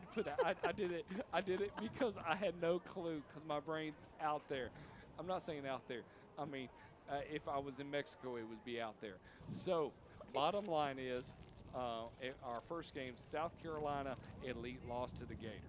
Okay. It wasn't necessarily a close game, 26. 20 to 6, I believe. 20 to 6 or 26 to 6, either Yeah. one. I'm not going to hold that. But we had a doubleheader right now, and we're working into our second doubleheader in Kiwanis Field. The first one was a 6-3 win by the Titans over the Outlaws. 6-3. Huh? Other way around. Other way around. Other way around. Yep. Outlaws beat the Titans 6-3 6-3 in the IFLX. Yes. Okay, so we're about to get the Georgia Falcons and the Clayton County Spartans. All right. Okay, can't confirm or not deny anything about that. About if we have rosters or anything like that. If I have something, I'll send it to you in here in a minute. You can call the game. But we have two 6 o'clock games. One's going on right now, the Outlaws and the Tigers. The Outlaws just stopped a great 4th down play. I don't want to say 4th down, a goal line stand against the Tigers, and they have the ball, and they just called a timeout. We have the Falcons and the Spartans coming up here shortly. We'll flip back and forth. These are the sponsors, Juicy Crab. Either one of you had a chance to eat a Juicy Crab? I keep saying I'm going to, and I haven't been yet. I've had Juicy Crab. I've had one of the look-alike restaurants for the Juicy Crab. Not exactly Juicy Crab, but it was great. Mama don't like you and she It's likes all the same everyone. food. No, it's not. And No, not our sponsors. It isn't. When they're the sponsors, you got to be the official Juicy Crab involvement. That's fair. Okay, I appreciate that. But you got that on that part, and we'll have some other sponsors. We got a 7 o'clock kickoff, but our game of the week is 8 o'clock against the Lacombe Bayou Cardinals at the Walton County Chiefs. We got Robert Reed bringing that game to us. It's going to be a lot of fun. It'll just be me, you, and me, Craig, and Adam in full effect. And the goal is for y'all to keep me awake. And Adam just showed up. All right. He's just an overachiever right now, on that part. But that's fine. He's 15 minutes early. So that's no problem at all. We'll get ourselves ready for this particular game and get you a chance to call a bit of the Georgia Falcons and the Clayton County Spartans before we get ready for the game of the week here on the Score 58 Network. Craig, how did your baseball turn out? We won. We didn't. First time in 25 years that I left the field not a winner or a loser on Wednesday. Okay. We tied 2-2 with East Coweta. Okay. And you've never tied baseball before? Never once. Why did they tie? You can only play one extra inning in the sub-varsity league that we're in. Okay. So we played 8 and finished at 2-2 tie, and then turned around on Thursday, the next day, and beat a pretty good Locust Grove team handily, 15-5. The Bluetooth device is connected successfully. I wonder who that's connected to. That's at the field, I believe. With his mic in the press box? Absolutely. Yeah, either a mic in the press box or they have a speaker somewhere they're using to. That's awesome. Yeah. Okay. All right. Did y'all win this today? We didn't play today. Okay. You just had a birthday party. I went to track, and I'm just going to go and tell you, today was not a good day to run track. No, it was windy. It was brutal. It was. It was chilly and windy. Being a large man and having speed and agility workouts today, I appreciate your laughter. I don't find it funny at all. I was laughing about the fact that you said speed and agility. Yeah, that was the speed and agility was the workout. I'm like, well, good luck. Hope everything works out for everybody because I'm not doing that. So my daughter ran the 1600 and the 800 today. That was a high kick for about 15 yards, roll for about 10. Got a good bounce, and the ball is picked up. Yeah, number 85, Johnny on the spot right there, picks it up. I'll tell you one thing, Johnny is always there on the spot. Correct. We do not have an opportunity to bring you much concerning the NCAA tournament. We apologize for that. But what was your thoughts so far of the first Thursday and Friday rounds before we get into our game of the week? It's the NCAA tournament, man. It never disappoints. No, it really doesn't. That 16-1 just makes you giggle. That team won 4 games last year. I know. They hired their coach in May. I know. As y'all said, they were the smallest team. I know. In the tournament, playing against the largest team in their bracket. And Purdue was huge. And also, their sports information director is an undergrad. Hey, there's Andre the Giant just showed up. Tell him to go in there and sit. What you got there, old man? I love it when you bring drinks. I feel like we're reminiscent of the good old days. We'll send Jennifer out here, and it'll be what we call a keg party here on semi-pro football. You know, so you're gonna send me home. Oh, I will definitely send you home. Okay. That's why I brought you in at 3, Jennifer. I was like, Jennifer, I don't want you to really drive home at night and 8 o'clock. I was like, you know, as much as I want you to keep me awake, I was like, we'll figure this out. This will be fun. I'll get these 2 guys talking. We'll get Alex out of here. I was like, you know, I'll get you at 3 and let you relax. It's going to be long enough nights later on where we're going to be like, hey, Bo, I don't think so. 2-point conversion is good for the Tigers. They go up 8-0. Little single wing on the 2-point conversion right there. We're still waiting for the Falcons and the Spartans to kick in. Well, let us know when Adam's available. Let him get himself situated on that. Oh, I love when we get that close to the mic. Gotta love Anderson Park. Oh my gosh, it's nice and cozy over there. It is. There have been times that we've called games. I mean, the first time it was just me and Adam. Jennifer, I'm gonna tell you a story. Like to hear it? Here it goes. All right. So I told a story. I was like, hey Adam, me and you are gonna go call a game. This is back in the day, like early on back in the day. I was like, hey, you gonna be packing? He'd be like, yeah, I can be packing. So I was like, just leave in the car, man. Everything's fine. But it was a good group. But we were like, Anderson Park is the different. Lenore and Anderson are so different in parks. I can only say that, you know. But I will say this: the team, and I'm gonna throw shade. I apologize for throwing shade. The Falcons and the Spartans are about to play. The Falcons were going to play last week, but the ref said no if there was no security. Yeah, that was the game that. Yeah, I know you were a part of that. You were a part of that. Okay, I know that in Lenore, and they're like, we don't have security, we're not showing up. Yeah, we're not going to ref the game, and they didn't have security, so they left, and so they have not had a game yet. But they're getting ready for the coin toss there, and I can see them all talking it out, making sure everything's copacetic. I do enjoy the word copacetic on that part. With that in mind here, I'm going to say, Adam Collins, are you back in the house with us, sir? Yeah, man.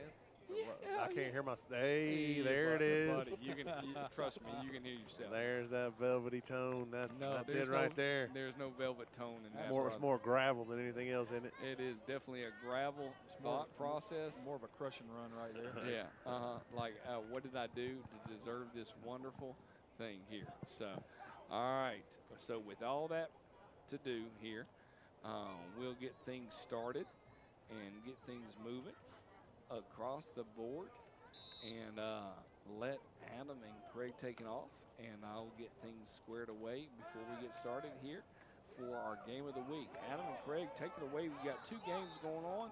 We got the Atlanta Tigers versus the Knoxville Outlaws and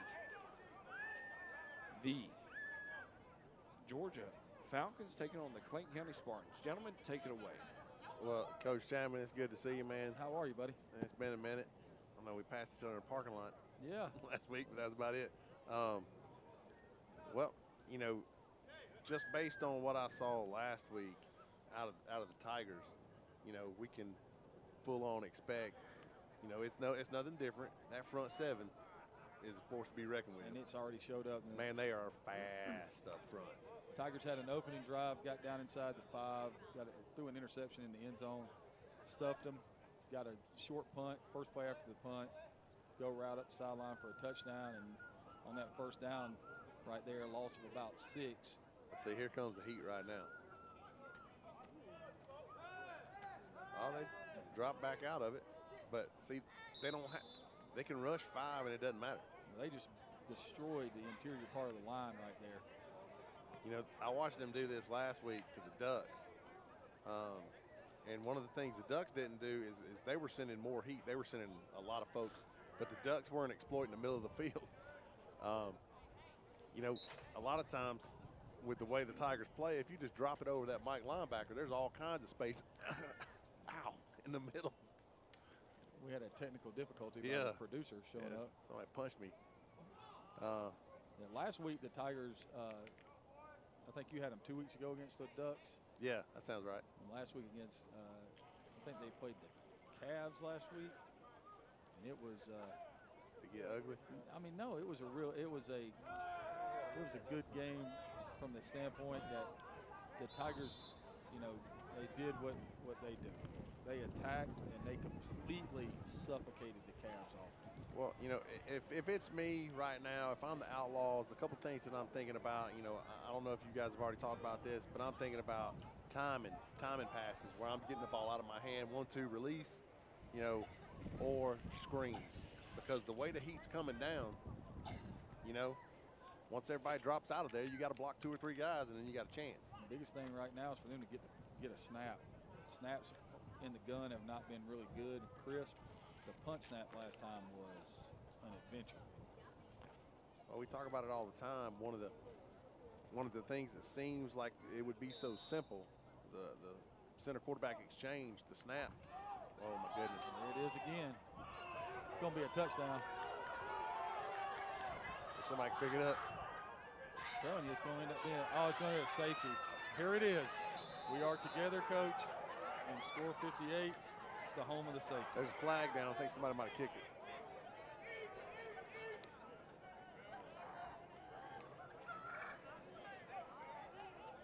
So now this is interesting. If somebody kicked it out of the end zone, they can choose to take it at, what, the 2-yard line? I believe so. Which is the obvious choice there.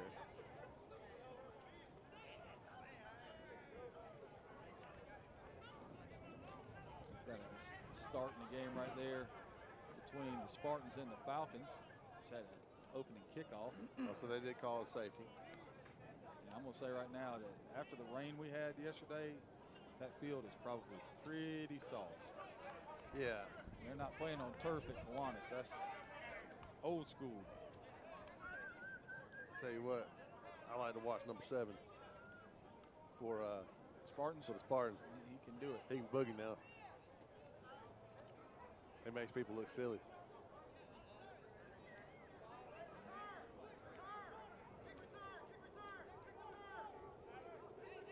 That's always one of those things where, you know, you think everybody knows after a safety kick return comes out, but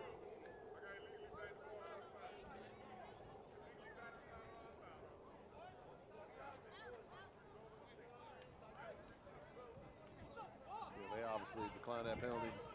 Took the points to give them a 2-possession lead, and you're gonna get the ball. And I wouldn't be playing real deep on this punt because the first 2 punts haven't, or the first punt was not exceptionally good, and the wind.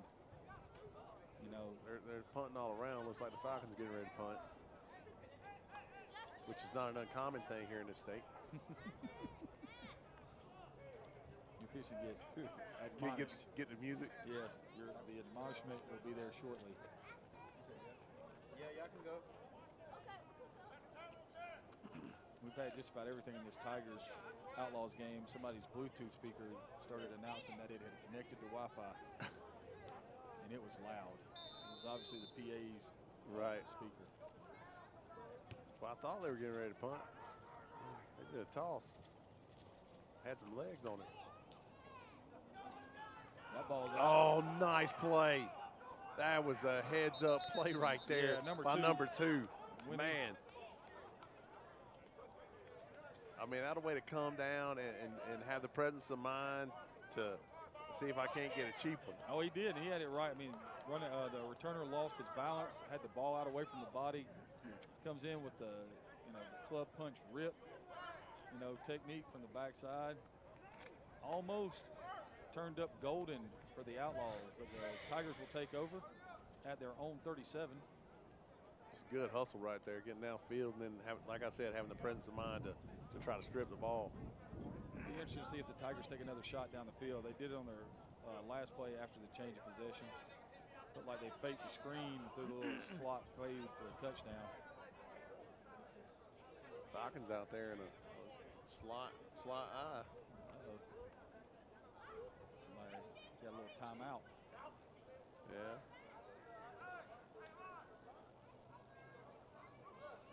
If we don't see any more out of the Outlaws offense than we've seen now, this game could get away in a hurry. Well, yeah, because the Tigers have the ability to throw the ball down the field. They absolutely do. They're about to attack the seams, middle of the field. And outside of throwing a quick screen, most everything they throw is substantial.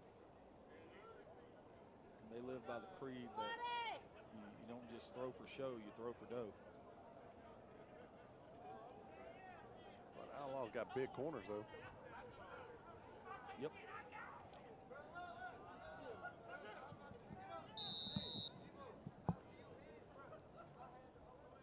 See what the Tigers have in store for us here as they roll up to the line of scrimmage.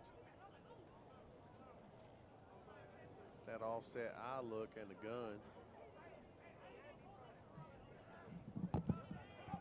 Here comes motion. Wow. Fake the jet and give the counter going back the other way. Exceptional timing on that. That is really good timing. That's such a hard thing to develop. You know, it takes a ton of practice time. You know, if you're going to go ahead and if you're going to devote yourself to running the zone and the counter off of the jet, I mean, you have to go ahead and sell out and say, hey, this is what we're doing. That's got to be almost like something that you work on every day. We got our eyes opened a little bit last week, or 2 weeks ago, when we did our Thursday night show on the check down, and we interviewed the Clayton County Spartans coach, and he said that they don't really practice during the week. So they have an hour walkthrough on Wednesday night. My goodness. In helmets.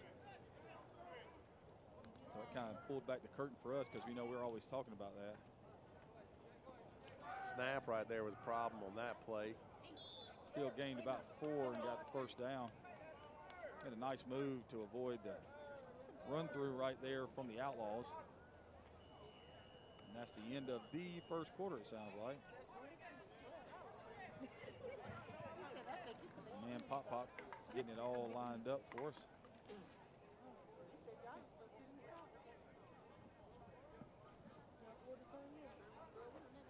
So be interesting to see what happens right here. See if they change it over and get the change correct. Chain. Chain of fools. Oh, man. It's pretty good right there. Don't do it. There, you got that one set. Just there you go. There you go. Come on now. You got it. No, you still don't have it. Gotta keep walking, bro. It's not first down and just have a broken chain. See, look at see, I knew that. I knew he. Why did they flip? I have no idea. I love how we're just having this conversation because we're watching it just to make sure it gets set I'll tell you what, you know, they're about I watch to it every screw this time. up. I watch it every time during a game. I do too. Every single time because I'm like, what are you doing? And they just got a first down, so it's got to be 1st and 10. Well, I mean, I won't lie to you. I'll take 1st and 5 every time. Absolutely. I don't understand how this is happening. And he's telling them, good. Everybody out there is freezing to death. They're like, yeah, you know what? It's a little chilly today. Spartans already in the score 58 red zone down there. Ball's at about the 14-yard line. No. They were in the eye that time, Coach. Huh.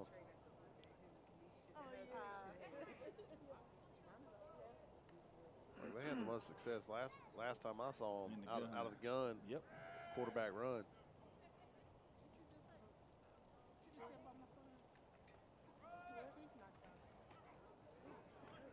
Good defensive play right there to step up.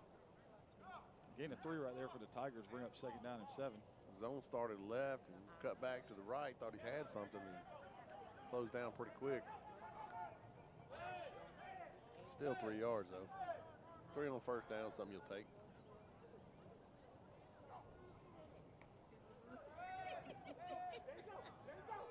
And that is the backbreaker. Touchdown. And that's what happens. You try to stop the run. And that was a huge mismatch there. I don't know if you saw the size difference. Yes, absolutely. Same thing they worked on last week, trying to get the tight end to the corner. Yeah, that's I'm sure that guy over there on that side's a dog, but that's a size mismatch. Yeah, that's just one of those things where we got an advantage. Yeah, you got to exploit that. Take a shot at it. So 16-0 now for the Tigers. See if they go back to the single wing look. And they will.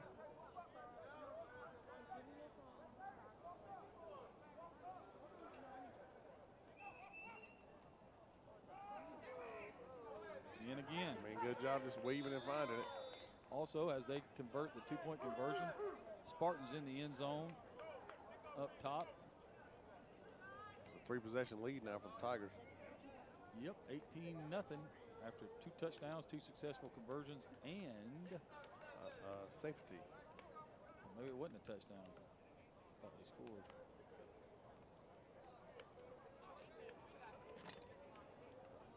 Uh-oh. Flag on the ground. Face mask, I said. Typically, that's going to be on the defense.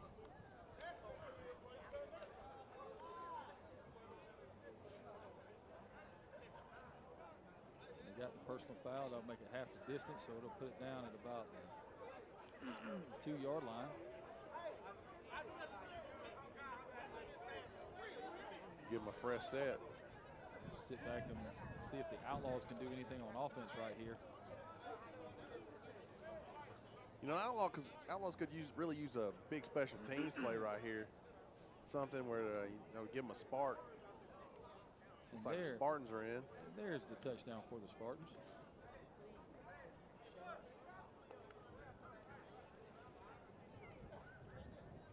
.706 remaining in the first quarter. They are the first to dent the scoreboard.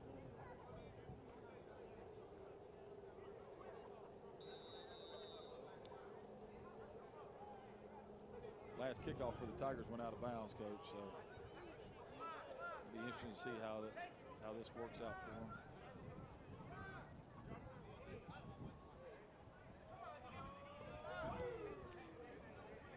It's like a pretty deep kick. We picked up at what looked to be about the 16-yard line. Hello. And quickly wrapped up. Nice play there by number 11 for the Tigers. Spartans are going to kick this conversion.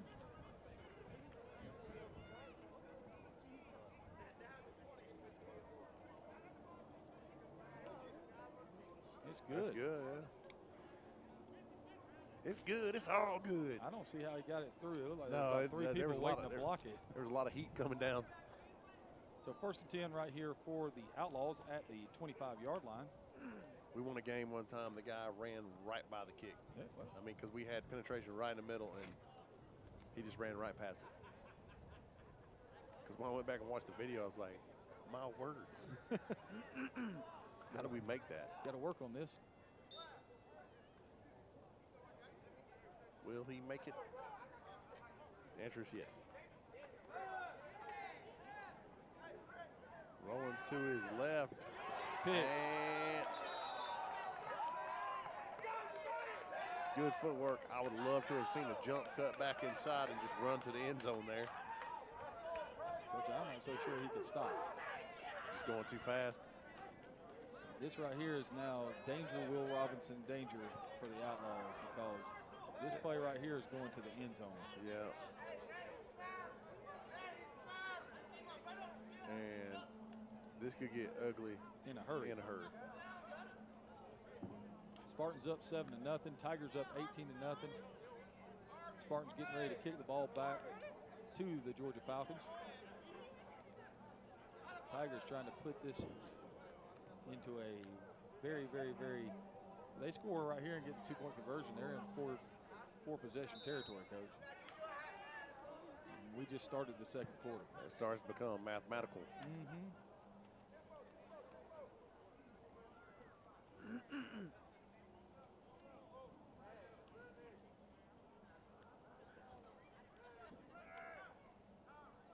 Tied in again.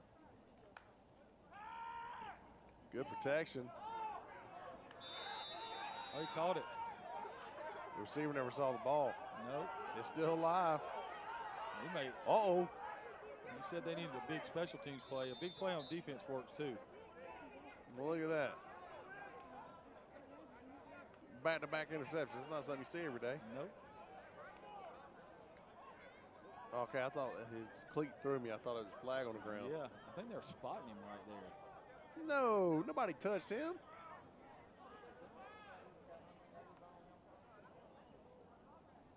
I mean, if somebody touched him, I missed it.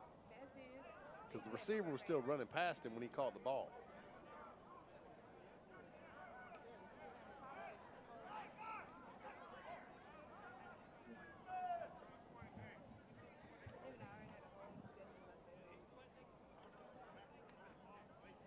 This will be interesting to see how they figure this whole mess out right here. Hey, I think you're supposed to talk faster. There's a crack to how you do this, you know what I'm saying? Crack in the armor, you say? Yeah, absolutely. So they're going to mark this at the 20. They're saying he went to the end zone?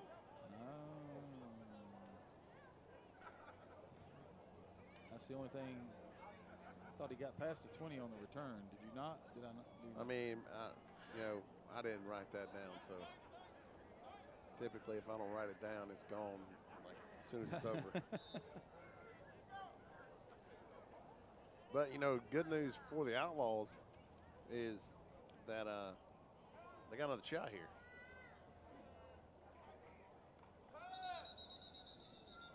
Play blown dead early. I'm not so sure that formation was legal anyway.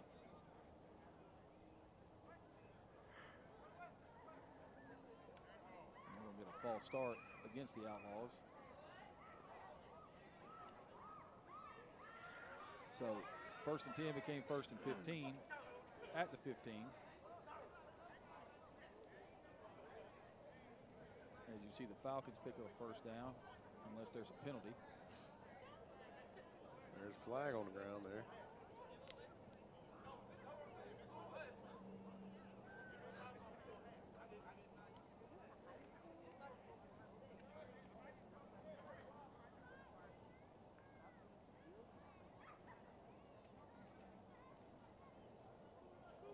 So 1st and 15 right here.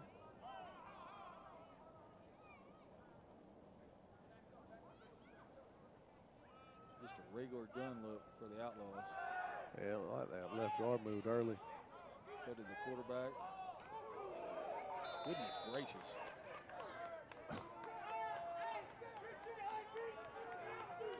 You need to have your head on a swivel. Probably not throw it right there, considering when he let it go, I thought it was going to get picked again. But what a big hit right there by number 22 of the Tigers. Bring up 2nd down and 15. Ball still at the 15-yard line.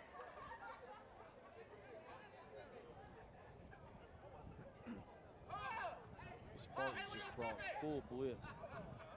They got it off, though. Nice defense on the back end right there. Stay on top of the receiver. Get the ball out at the end. That's one of those things. Outlaws take their 2nd time out of the first half right here. It's probably a good time to stop and talk about things. Because they're getting a lot of heat. I'm sure they're trying to think of an answer for that. Thank the 2023 sponsors, the Juicy Crab, and Neil's Travel Solutions, LLC. I'm going to ask you the question that Bo asked us. You ever been to the Juicy Crab? Negative. Okay. I haven't either. I've always wanted to go. It's one of those things that, you know, sometimes the schedule does not allow for it to happen. I don't get a whole lot of places.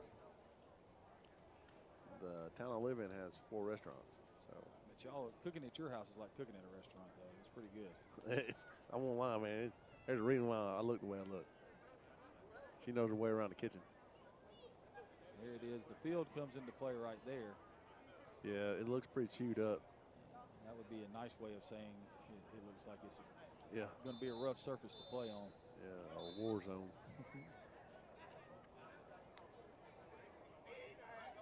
It's like Falcons are about to punt and marking off the punt yardage from the center.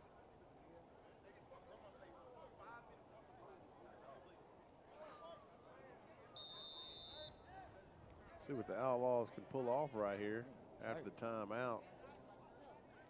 Okay, now they slid it back over. 2nd and 15.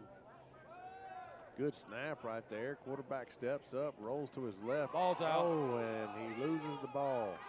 The ball is scooped up by the Tigers. And he is rumbling, bumbling, stumbling. And that was the player of the game last week for the Tigers, number 32. He had a punt return for a touchdown, Coach, on a punt that didn't go past the line of scrimmage. And he picked up a fumbled punt, a muff punt. He got the ball back for him, and he made 2 of the major game-changing plays in their game last week. And he comes up with another play today. So you'd say he's got a nose for the football? Absolutely.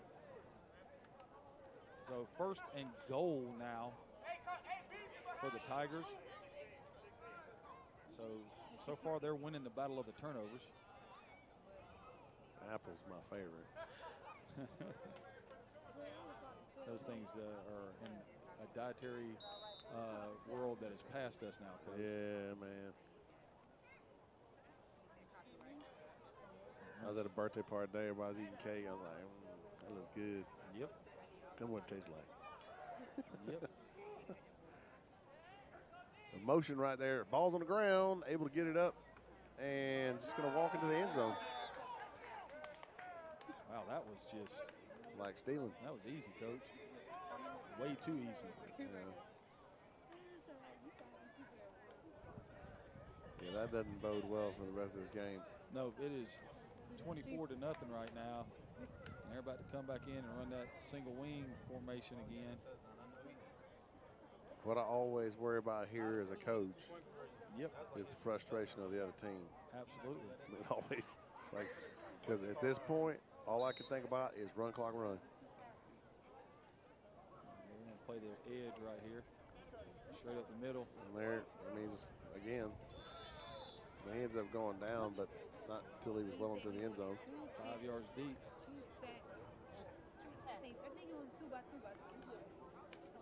Spartans with the ball up top, 7-0 lead. We have a stoppage in play. It is 26-0 at Anderson Park. It is 7-0 at Kiwanis Field. Kiwanis, that's name from the past, Coach. I played on that field. I did as well, many times. That's awesome. I actually went and watched a game. I can't even remember when it was, but it was at Kiwanis. It may have been in '92, somewhere around in there. But it was a anniversary, my parents' 20th high school reunion or something, and they all went to the game at Kiwanis. And that's cool. It was pretty cool. The Forest Park, I can't remember who they played, but it was a pretty cool thing to be a part of.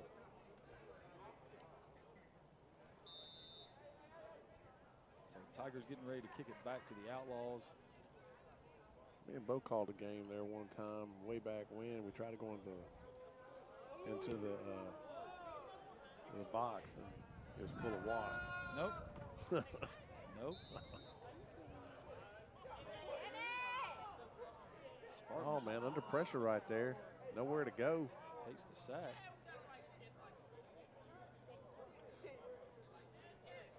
Falcons have cool-looking numbers. They do. They are hard to read, but they're cool-looking.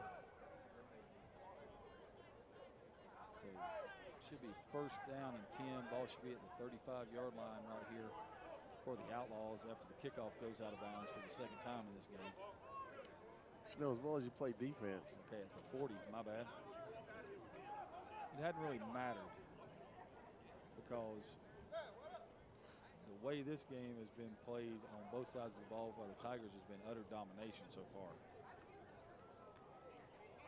But here's the thing. It looks like the Outlaws are a little thin on the sideline. So what does this look like mid-third quarter when everybody gets tired? Yep. My goodness, Falcons rallying to the ball right there. Absolutely, Coach. There was no room at the end right there. No, sir.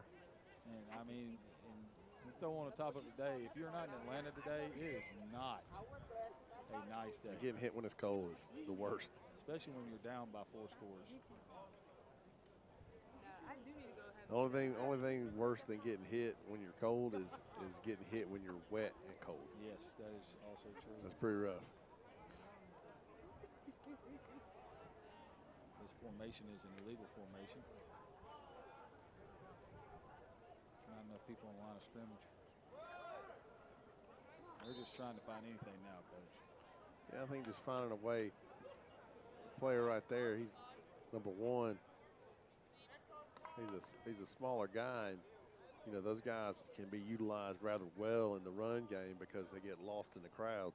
Falcons with the interception up top and then fumbled it and got right back on top of it.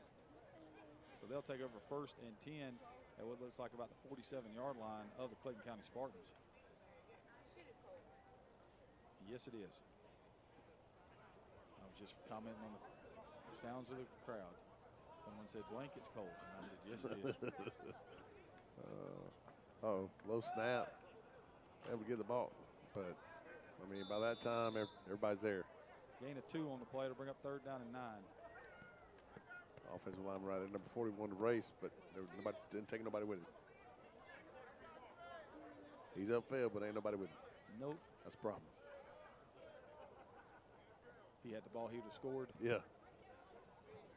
It's my favorite A.J. Icamoni thing. We run the rocket toss, and he's out running, blocking nobody and scoring.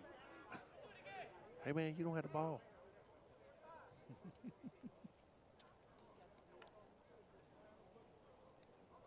But yeah, this was a really cold day. My kids had a parade this morning. Soccer? Well, they were the only soccer float. Everything else was baseball. Oh, yeah, that's true. Well, they were the only soccer team that participated. Of course, it's a park-wide thing, but yeah. Low snap again, mishandled, and hitting the backfield because the heat is coming off the edge. Big sack there by number 16. Our tackle for a loss, however you want to view it. We'll never really know. No, that was, to me, that's a tackle for a loss because I don't think he had any intention of throwing the football, and it looks like it's going to bring in the punt unit again for the Outlaws. Well, I saw receivers flying down the field, but they might just been running off, running people off. So.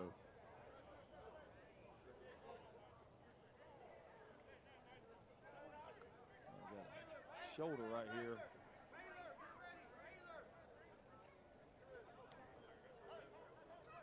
Tigers look like they're going to double. He's only 10 yards deep. Oh, yeah.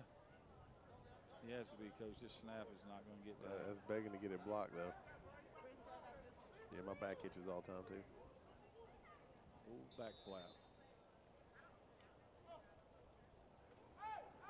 It's a blooper, and he manages to get it off. He finds, like, the one spot where nobody was. Like there was a ball-shaped hole. There it is, Coach. 17 yards, almost to the yard line. That ball hit the ground and rolled. Catch the ball. If you're a return man, you got one job: catch the ball. Get on the football, and communicate it, get everybody out of the way, and you catch the ball. Falcons taking a shot down the field. That ball was Okay, I hope there's a flag. for holding his inside arm right there, Coach. He had him barred up. Come on, somebody had to see that. There's a flag somewhere, I think.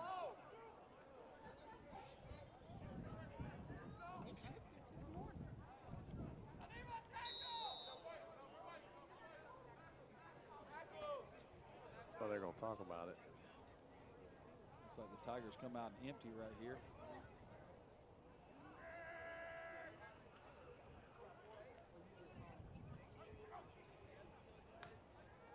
Got too many people on the field. That's a shame because it's a touchdown. He just trots into the end zone. He's going to have to turn around and trot right back because there are too many offensive linemen on the field. Well, not something you hear a lot, but when there was an offensive lineman that joined the party late.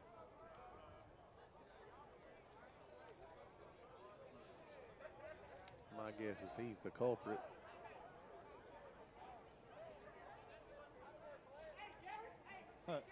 He was trying to tell him there wasn't too many people on the field, and he was telling him, yes, there are. No, see, that was our 12-man play. So you're confused. That's right. You can't tell me how to run my offense, Coach. You're allowed one. Oh, Coach Chapman, you remember everything. we were at Passing League one year, and this guy.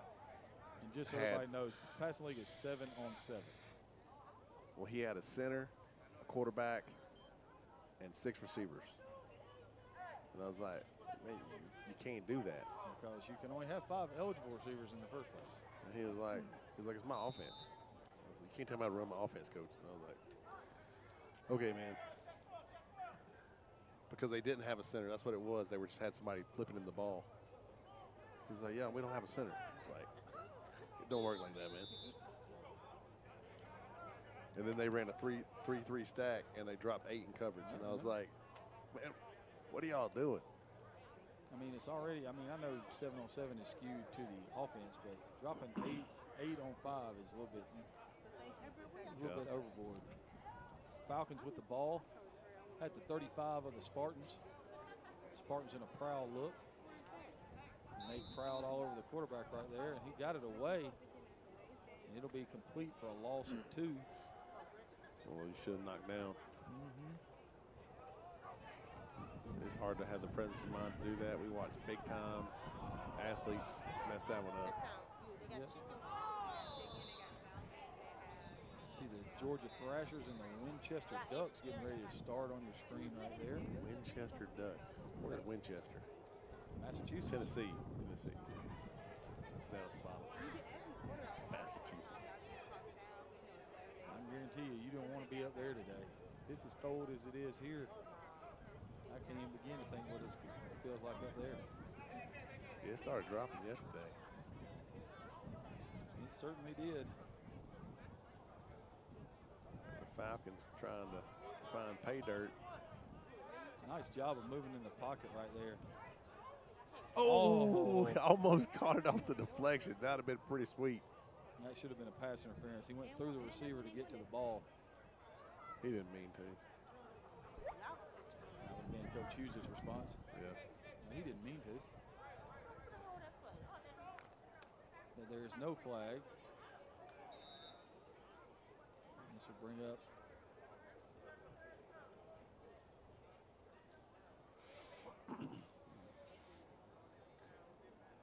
trying to see what the referee is holding up for down and distance. Yeah, mistakes from the other side. It does not look like they're punting, so it's obviously 4th down. It looks like some people. This is like 4th and about 8. Yeah, somewhere right in there. You're going to get a timeout for the Spartans right here.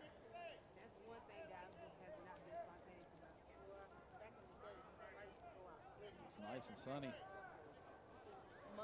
in Tennessee up there, Coach. It does look pretty. I don't know how it feels, but it looks good. A far cry from the wind tunnel I sat in today watching the track meet. Oh, yeah. Yeah, it was rough. I don't even know how they ran. Tell you what, track meets are not spectator friendly. Nope, got to spend the whole time talking with Coach Edgar Carson today.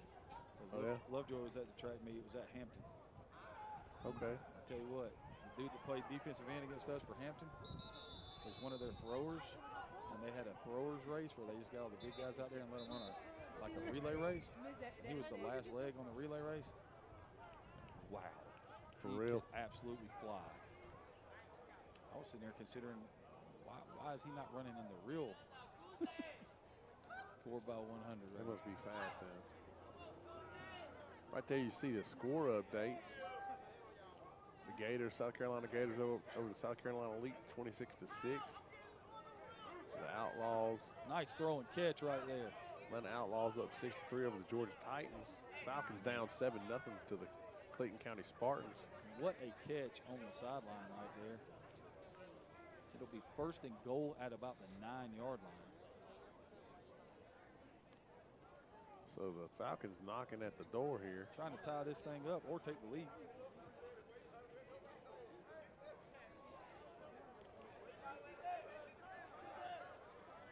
Looking at all that stuff in the background brings back a lot of memories. Places playing ball at over the years at Kiwanis. Seems like forever and ever ago. I guess it really was. Yeah. So 1st and goal at the 9. The Falcons make their first trip today into the score 58 red zone.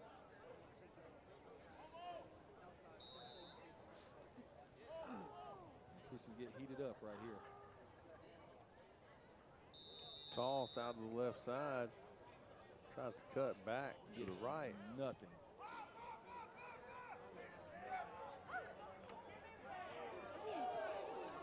No room there.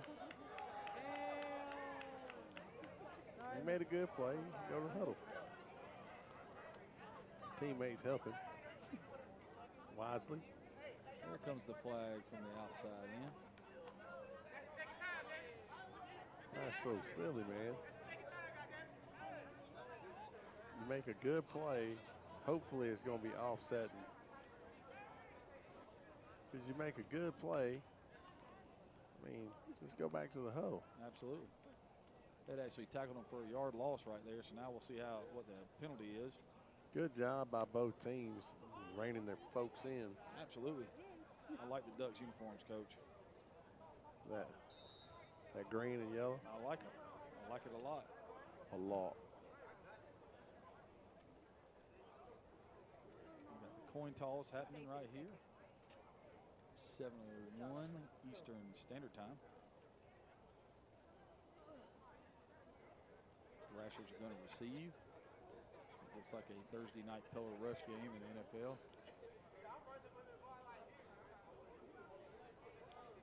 And we will see what the Thrashers have. They just stopped the clock. The guy running the clock is like, nope. NCAA tournament's on. I got a game I want to watch tonight. This clock is running, Chief. Tell you what, man, there's been some crazy stuff going on at the wrestling tournament. Yes. That guy that was the 3-time champion.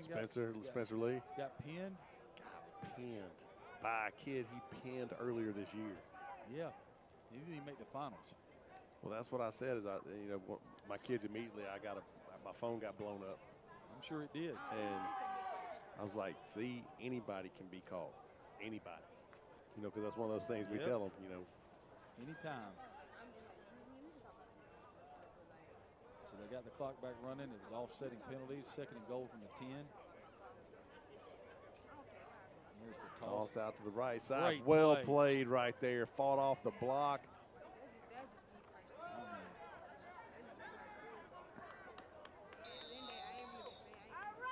Got up underneath the block right there, Coach. I mean, when you run a toss, you got to seal the edge. I understand why he's mad. I bet you that hurt. Getting hit low. Getting hit low hurts. I bet that hurts. That was not any fun, and that was also. I know I hated getting cut, but nobody was running at me, It's now 3rd down and goal from a 17, Coach. The Falcons kind of going the wrong way. They're going to call a timeout to talk about it. wherever a number 8 is at, I'm throwing the fade to him twice. And if I am the Spartans, I'm doubling him. I'm going to make sure that they can't throw the fade to him. Somebody underneath and somebody over the top.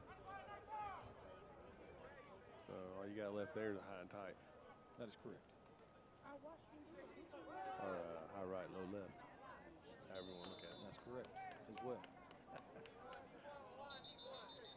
It's early tonight, ladies and gentlemen. We got some sleep this morning. I don't even know what that is anymore.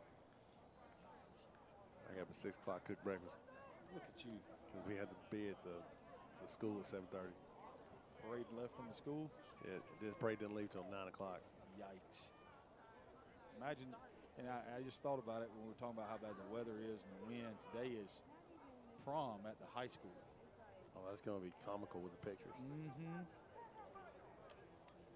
I was sitting there when I saw the day the prom was at. I was thinking, what if it's just awful weather? And right on cue, it was awful weather. Everybody getting soaked on the way in. That'd been amazing.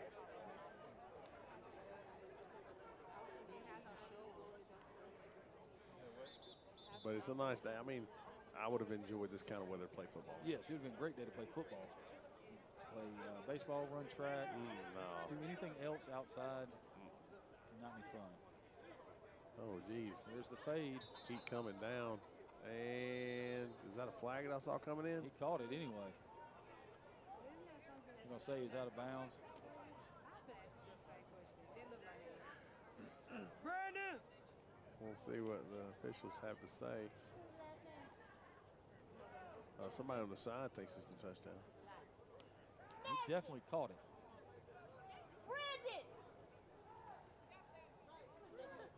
Now it's going to be footmark comparisons. I guess you could like spray paint your cleats each place, spray paint the bottom end so when you step, we could try to figure out whose cleat it was. All-time best. He's in the state championship game last year. We hit a ball down the third base line that everybody thought was fair. I mean, everybody. Everybody in the stands, everybody in the dugout, everybody on TV, except for the third base umpire. He called it foul, and our coach went to point at where the ball was, landed on the ground, and his feet went out from under him, and he busted it. They're going to call PI on the Spartans. I'm still thinking the number 8's pretty sure he caught that for a touchdown. And it's in the end zone, so it goes down to the 2-yard line. So, new life for the Falcons here. Yep. Ducks getting to the ball, knocking people's helmets off.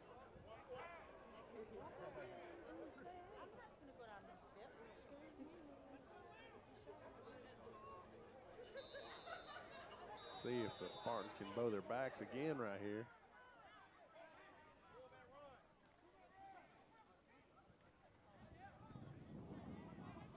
He fumbled the ball. Holy smokes. Spartans seem to think that they have it. Yeah, they have people running off the field, so they feel confident.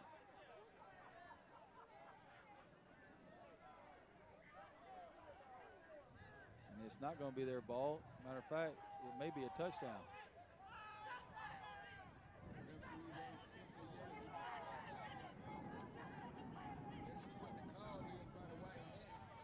Yeah, number 97's got to come back out.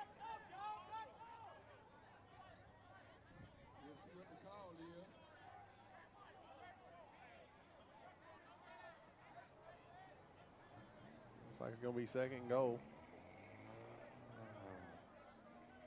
I'm wondering if that's the old rule. If you fumble it, nobody else can recover it in the end zone.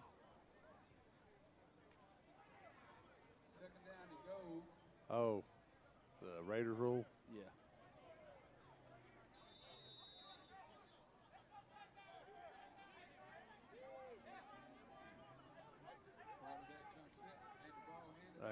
And easy. I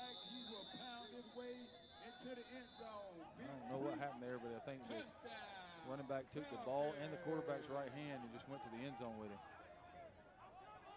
So with 6:04 left in the first half, The Falcons make it a 1-point game. And that pass interference penalty was huge. Indeed, sir. I mean, but I think it's a touchdown if they don't interfere. So, wasn't so sure it wasn't a touchdown anyway. Big play right here, though. Did you see the foot marks? I did not see him. Okay, I'm just checking. There's a foot mark investigation going on over there. It was. They run it off the left B gap right here. They get in. Holy smokes! Oh, this could be a problem. Got to Maybe not. One guy. And they didn't get him blocked. That is a great play right there. Number 8's fast. Number 8 is a dog.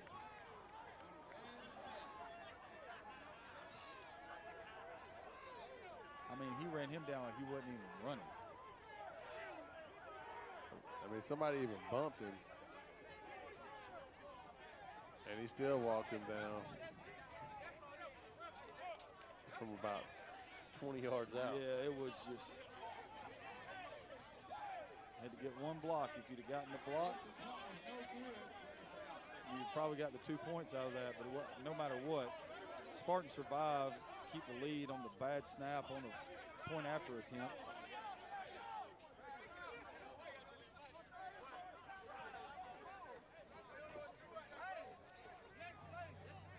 It's a violent game. There's nothing wrong with getting a little. Ducks take over on offense. A little excited.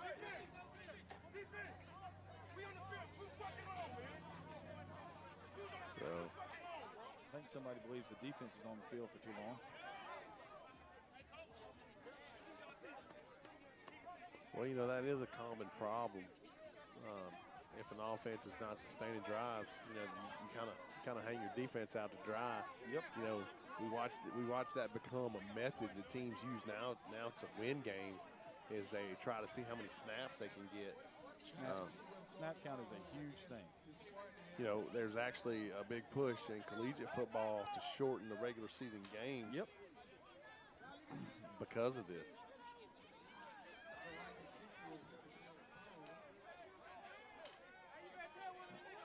One of the things we've seen as we go to the Thrashers and the Ducks right here. Gilbert Brown.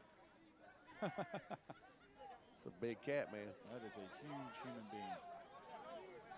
That's a 2-gap stuffer, buddy. He's playing. Is he playing center? Well, he would be the left guard, coach. Oh, good Lord. If he can move, that's going to be terrifying. Imagine that guy pulling. I mean, physics comes into play at that point. Yes. Ducks have to take a timeout, and I almost said Oregon has to take a timeout. Timeout, Oregon. Or Winchester, whichever. Oregon made the trip. Yeah, that's a long ride. My kids went one year. My wife said it was such a long flight. And she's like, my boys were good. They're still little. I couldn't even imagine. It's nothing like driving 26 hours, though. No, that's rough. Winchester Duck sponsors right there. Lynch and Rigsby, Realty and Auction LLC. Wags and Wiggles, Doggy Daycare and Boarding. I like that one. My dogs used to go to daycare before I had kids. We had to pay for their daycare. So are we going to get we got 2 tight ends.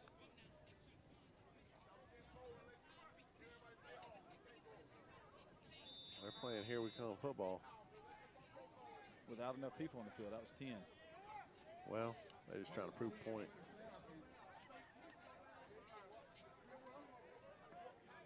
See them go 2 tight ends and put somebody in that C gap between the tight end and the tackle and have double ISO.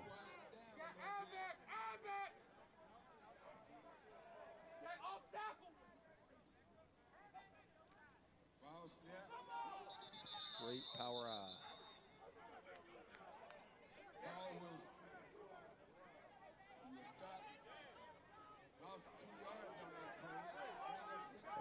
played by the Thrashers. Thrasher said, if you want to play this style of football, we'll play this style of football. And we'll play it in your backfield. Yeah, the front four look pretty athletic. Yes, they do.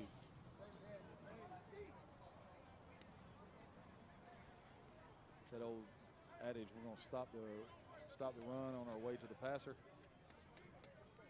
And right now, you're getting power I, 2 tight ends. Well, they got 6 guys on the line of scrimmage.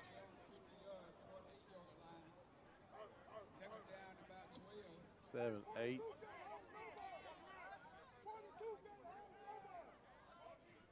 And they tried to do the thing that makes sense, try to throw a pop pass, but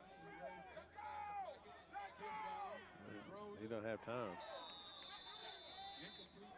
And that should bring up 4th down.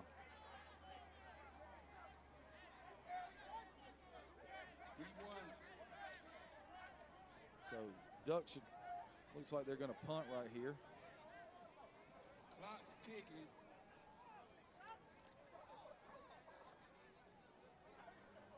Just got another personal foul against the Spartans right here. Personal foul. Face mask on the defense. And that's going to give them 15. Personal foul. The Ducks take their second time out of the first half here early in the first quarter. They have no idea who's supposed to be on the punt team. Having some organizational issues. I often wonder if there's organizational issues or just people have decided, nope. Yeah, no, I'm tired. I'm not on the punt team today. Sponsors right there for the Winchester Ducks, the law office of Greg O'Neill, Lynch Rigsby Realty and Auction LLC, Wags and Wiggles, and Coach Chapman, Moore Courtner Funeral Home. There you go. You got it. Wasn't sure I hesitated because I don't have on my glasses, and I'm old, as you could see if you ever saw me. Are your glasses in the desk at school? I don't wear them. I probably need new glasses. I've come to that conclusion. So my favorite part about glasses is when you go and get your prescription renewed, and they're supposed to call you in 2 weeks, and it's been 3 weeks, and I don't have them. Oh, great job getting that ball off, but lots of space and room to think about things for the returner, and he's heading down the sideline. He's got a convoy out in front of him. And his convoy made the tackle. So, it's a great return, though. Yeah, that flipped the field in a hurry. Return was set up well. And there's a personal foul. Yep.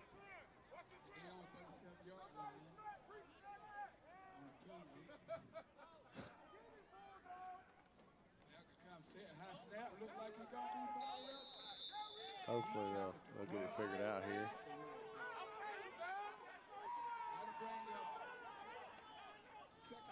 So we'll get a 15-yard penalty. And without numbers on the field, it's hard to tell what yard line we're on.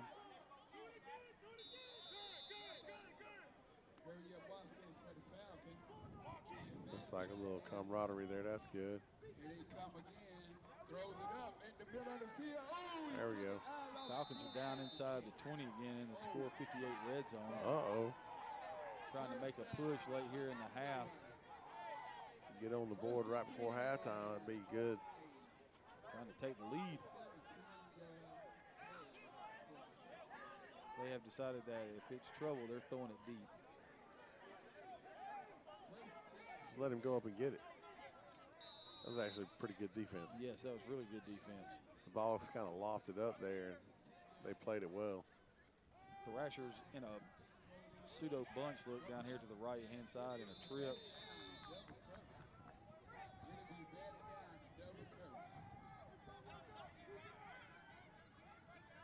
Oh, and block a soul over there.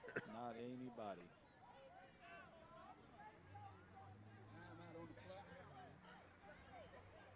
Yeah, you got to block somebody over there because, again, you know, we see this a lot of times. You know, some of the best athletes on a lot of these semi-pro teams end up front simply because they got to rush the passer. I mean, if you got, looks like they blew it dead. Okay.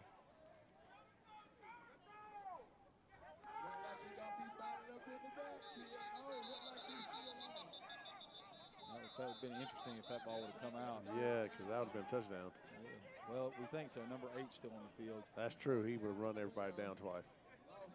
He run, tag the end zone, come back and tackle. Working on his form open field tackle. Yeah.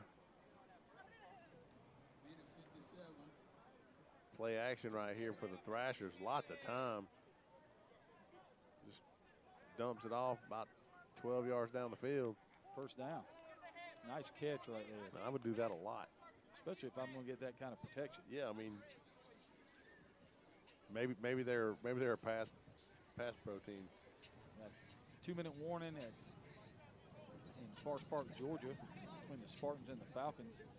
Falcons trailing by a point, looking to go up right before halftime. Thrashers trying to make their way into the end zone right here after getting a great punt return.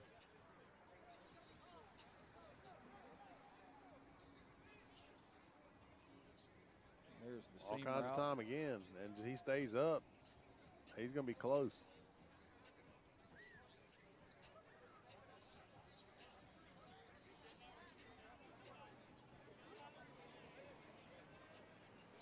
So first and goal now. Ball is at the 3-yard line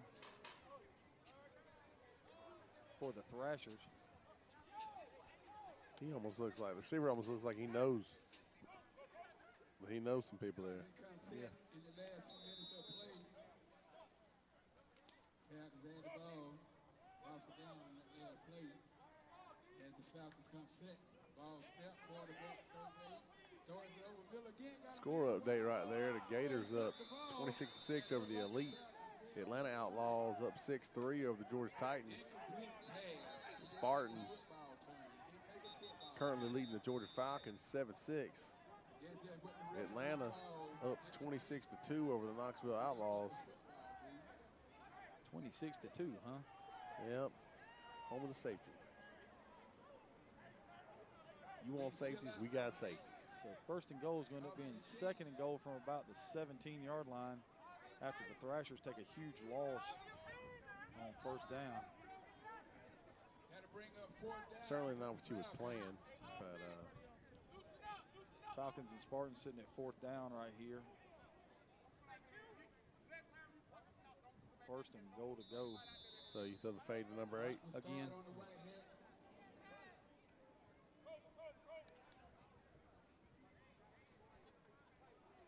Thrashers may have to take a timeout right here. It's been a long time in the huddle. Fourth down for the Falcons. Clock is running.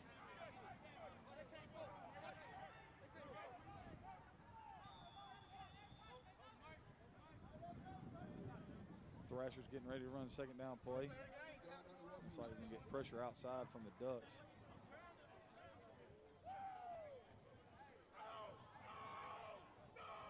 Quick screen dropped. My goodness. That He was going to have a little room to work. And sack on the play right there for the Clayton County Spartans. And they better be glad because they had a receiver running to the corner of the end zone wide open.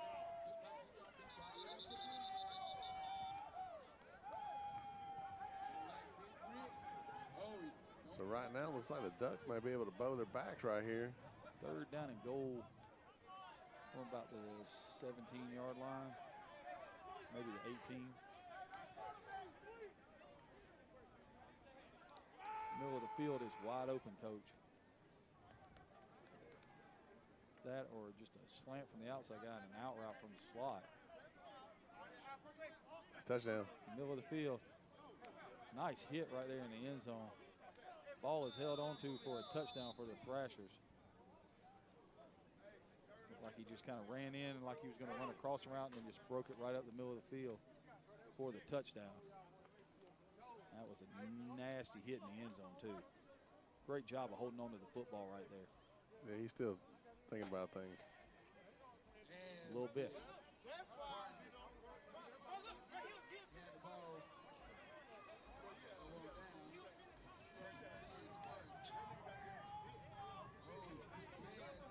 Flags on the ground. There's another one.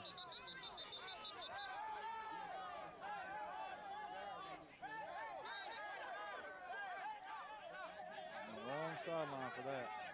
Yeah.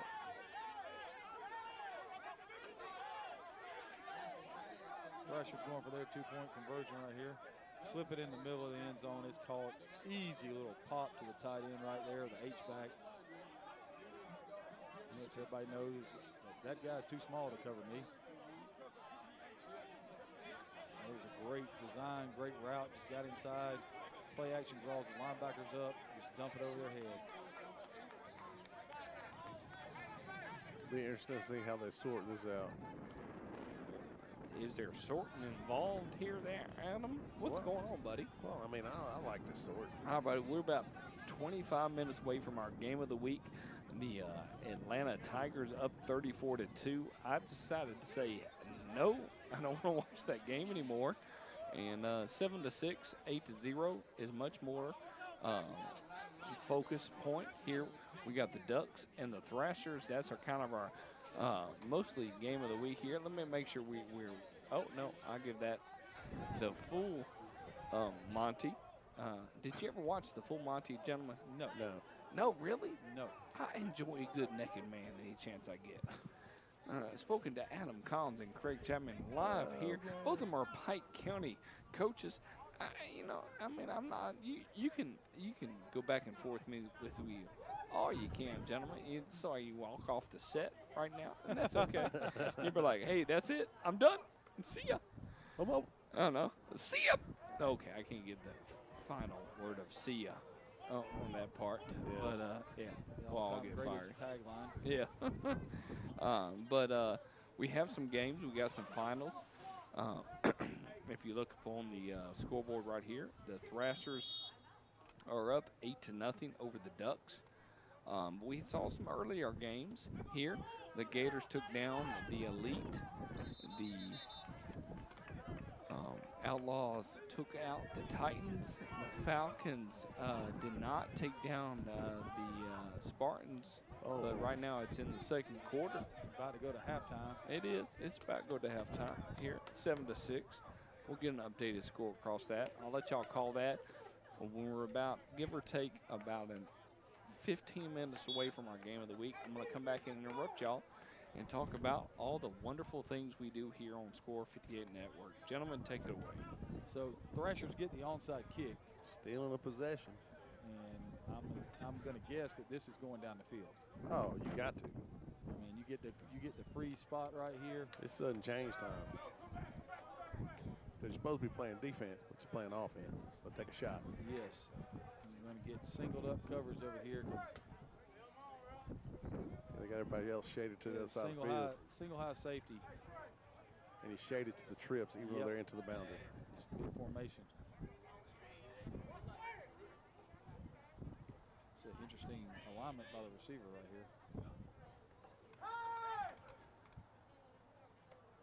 Quick screen, going to get him about 5, maybe 4. With coverage rolled up like that, isn't he kind of giving away that he's not getting the ball? I was kind of thinking that. I mean, unless you're going to steal second from right there, you know. My favorite thing is the referee just spotted the ball about a yard short of where it actually is because he didn't look at the side judge. He just picked it up and put it down. Whatever. You know, we're not. No, now he's moving. Oh, my goodness. That was covering for your partner.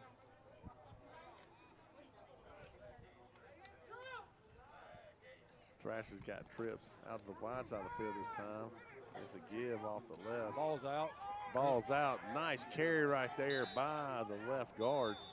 Number 70 with the quick hands, and then gets it up ahead of the first down marker for a fresh set of downs. Umpire still not looking at the side judge, still just marked it on the line. Hey, this is where I thought. Here you go. That's a good spot. Maybe that's what we're only going to mark it on the line. Yeah. That's our policy here. We are a line spotting team. So now you got the 6-man box. 2 high safeties, middle of the field still screaming wide open. Oh, the inside man cuts to the middle. That's a problem. Yes, right now. We're going to try to get hands on him, I guess. If he goes outside, the slot comes inside. Uh-oh. No, he let him free release to the inside. And they went outside. He's wide open. He had a wide open touchdown in the middle of the field. Because they got a free release, nobody touched him. No, he made the he got away from the jam pretty efficiently. They're discussing it right now.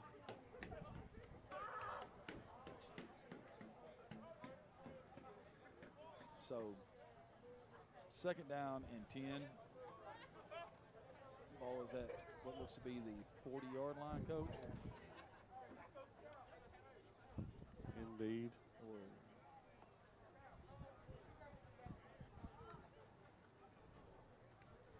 The last 2 minutes of the Spartans and Falcons has taken forever.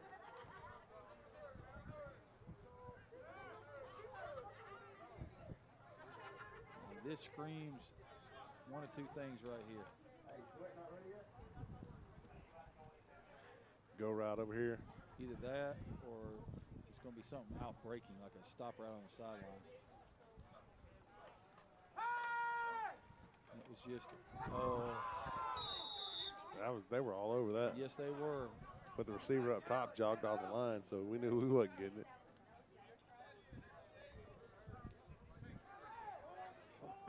So third down and 10 right here.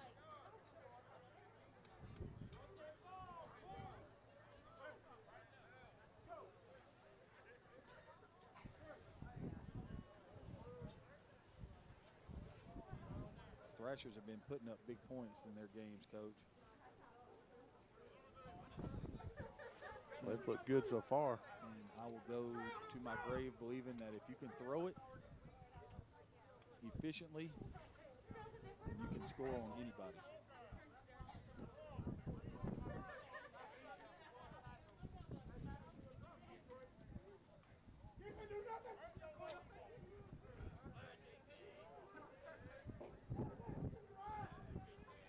I love listening to coaches freak out. Oh, got a man.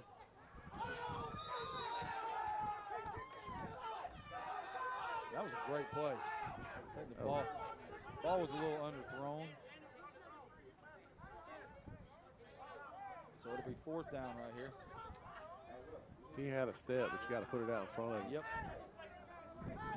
We don't know what kind of havoc if they're having any wind in Tennessee. Like it is here.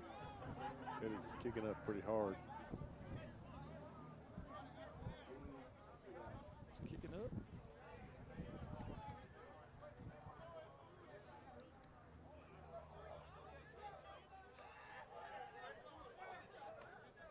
Right there, the happenings for today.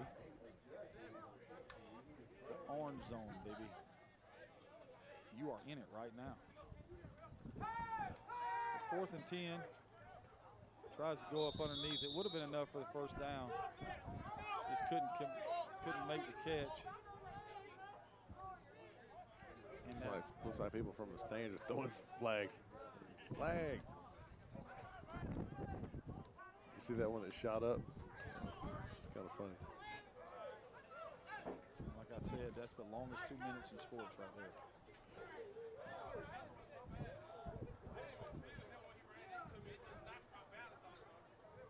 So first and 10 now for the Ducks after they,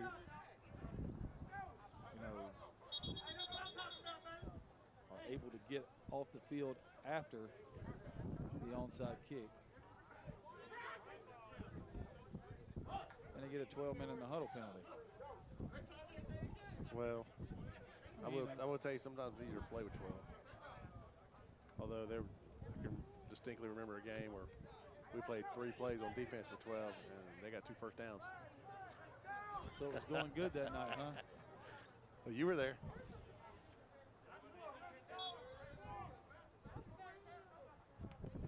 So I remember playing against somebody that had 12 on offense. They had 5 receivers, a quarterback, and a running back. And I was telling the guy I finally had to go and count him for him. So now we're out of the power I. I guess that initial game plan of we're going to run over them. You got to rethink that one. Now, if he broke hard left, Yeah, he had a huge. He had lots of room. He had a huge cutback lane right there. But it's a whole lot easier when I have an advantage point from above. I'm not trying to take anything away from the back. Vision is a gift.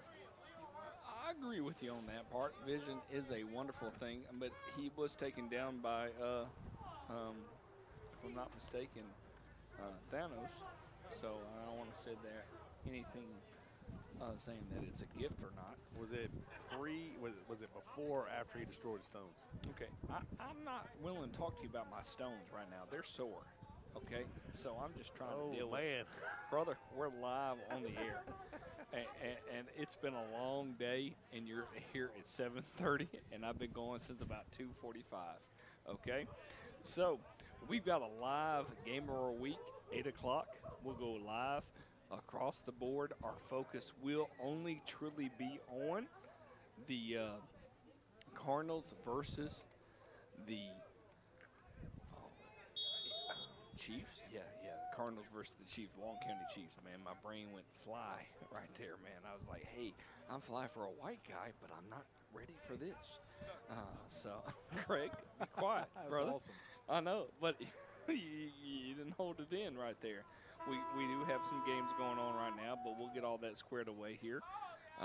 The Knoxville Outlaws and the Atlanta Tigers are on a halftime, 34-2. At halftime. Wow. At halftime. We got 8-0, a change of the quarter. Thrashers and Ducks. And we got the Spartans and the Falcons 7-6 across the board. That seems to be, both of those games seem to be a lot of fun. That we will bring that back in. Gentlemen, it's going to be a long night. Y'all going to have to lock in with me right now. Absolutely. Okay, because I always like lock-ins. I do. I mean, how many lock-ins have you had? I had a volleyball lock-in as a kid. Did you have a volleyball lock-in as a kid at Point South? No, I did the skate ring lock-ins. Yes. You did a skate ring? Oh, no. Hashtag mom problems right there, man. That's good. But y'all never did the volleyball-thon? No. Neither one of you at Point South? No. I don't even know who y'all are right now. I didn't like volleyball that much. Yeah, but you got to, I mean, it's like a volleyball is the chain to the volleyball. I mean, that's what it is, man, on that part. But happy March, middle of the March. We're March 18th here in 2023. Yeah, the odds are behind us. Yes, and they are. And the madness has just begun. It is. So. That's who Brute? No, there's no, I don't know who Brute is. I know who Coach Brun is. And I know who Coach, what's the other coach? Prosser. No, I ain't going to throw him under the bus right now. I'll just go Coach Brun on the bus on that part. But we got. I was always a big fan of his cash. Okay, now you're going to make me press buttons. I got to walk over here. Don't like you and she likes everyone. And I never liked to admit that I was wrong. Oh, we had two songs going at once. We did. I just can't get over the fact you like Justin Bieber. Now, buddy, you got to let it go. Call these two games. That's Elsa. No, doing that. focus. I got two. We got to give or take 10 minutes. Don't focus. My goodness. I know. I would not do that again. Listen to you. No. The Ducks and the Thrashers. We got up top, halftime, 7-6. That's a great game between, and everybody's calling the Falcons beating the Spartans. So that's the game we're going to bring in. Those two games we're really focusing on right now. But in about 20 minutes, our game of the week, sit back and enjoy because we're going to go full force and enjoy yourself. Gentlemen, take it away. Enjoy the next 20 minutes before we go full force into house party of, you like how I did that? Yes. I appreciate that. Absolutely. Great. Yeah, no problem. Hey, I was about to reference a house party for that. You know what the funniest line from that whole movie is? What's that?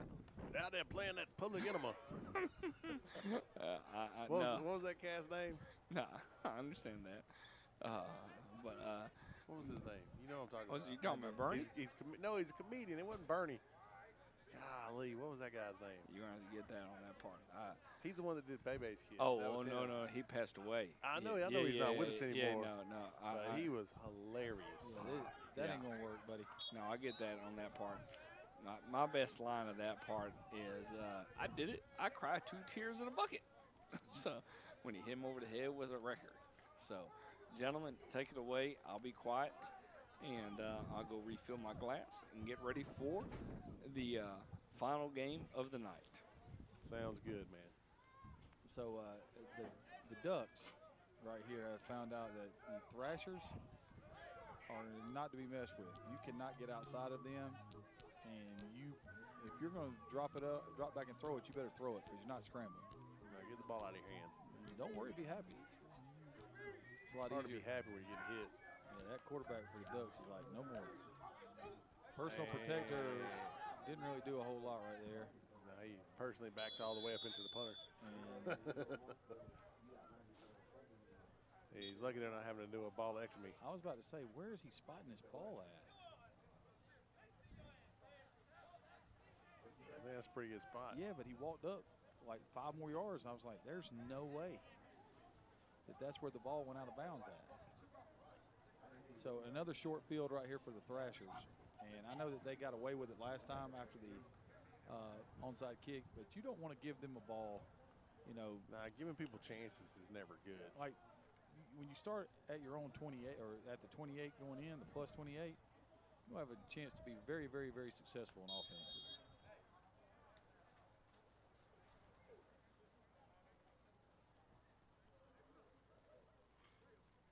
So 1st and 10 right here, ball's at the 28-yard line of the Ducks.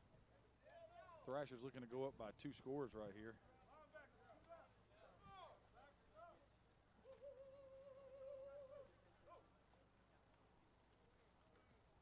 See what the Thrashers have got right here. Got the middle of the field again. It's pretty much empty. And 1 block away from popping that. Yep. Good play right there by number 91 for the Ducks. This water he brought us is pretty good. Yes, indeed it is. I like the big 0 sugar denotion on it as well. That is good. So gain of 1 right there for the Thrashers. Bring up 2nd down and 9.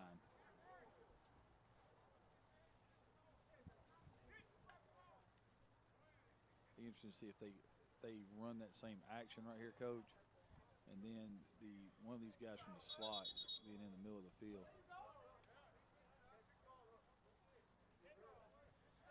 Pick the ball up, center pick the ball up. Okay. Can't do that. So 2nd down and 14 now.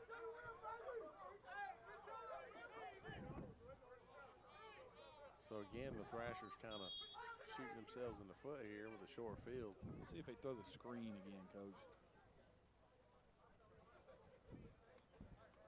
Yeah, the play that would rip this apart right now would be the slant. Slant from the outside receiver.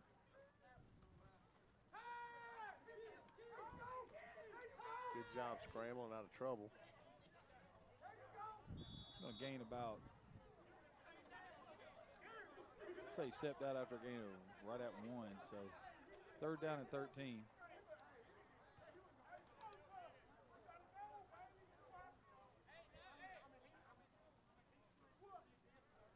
But you're right, because they're going to leave one of those wide open, and if the slant comes in. Yeah, that's what I'm saying. There's just, if he chases, the corner chases the slant, just drop the arrow right there and let him go. Yep. I mean, there's just so much you can take advantage of when they play it like they just did right there. There's just, you've got one guy in the middle of the field, another linebacker on the edge of the box over here. Now you're going to go trips to try to get him over there, and then use the wide side of the field. But they're not pulling the string on their linebackers. So if he breaks inside, unless those guys drop quick, well, I see they're rolling the safety down trying to play it. Or is he trying to blitz? He's just showing.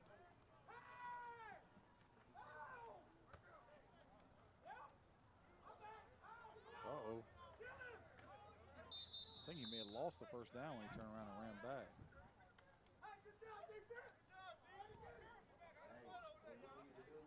So it'll be 4th down right here. Good job being physical by the receiver, though. But 4th down and about. You got to keep going the other way. Yeah, if he did, I mean, he wouldn't have got the first down, I don't think, unless he'd have broken a tackle, but it would have been 4th and about 2 instead of 4th and 5.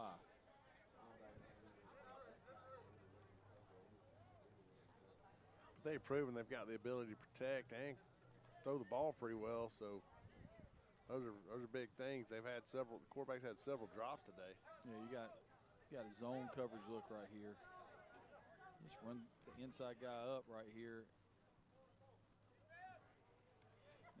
Break him in at the stick right there and be right now sit. Or just do that ball was on the money. Absolutely. Right in the hole. Be 1st and goal at the 1 as the Thrashers are again in the score 58 red zone.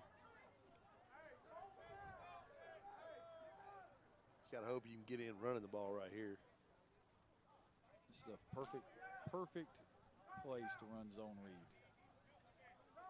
I mean, the absolute perfect place to run it, especially if you're going to run it away from the trips. They're just going to go to a doubles look.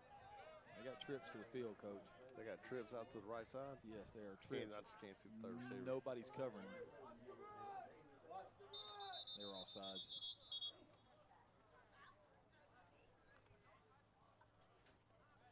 Might have been beneficial for him to be outsides. I think he's saying legal substitution. They got 12 on defense. They were still offsides. Well, it's hard to keep that many people onside. That is true. It's too many. You got your 4 down lineman and the neutral zone lineman. We're going to line this guy up here and hope they don't see him. Yeah. What's my position, Coach? You are straddling the football. Just line up right where the center's at. See if you can grab the quarterback at the snap. Think invisible thoughts. No one can see me. So now they still don't have enough people over there to cover that.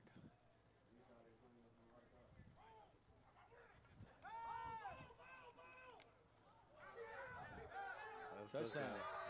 They had the other side too. Coach, he just threw that into 3 people.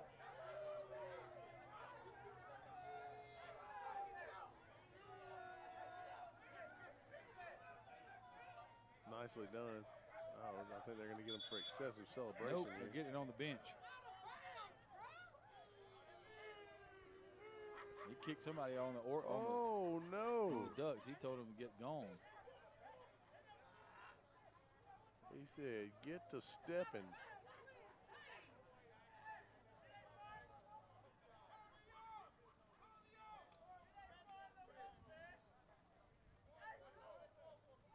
He was pretty adamant about that, too. That flag came out. Yeah, he must have said something really ugly.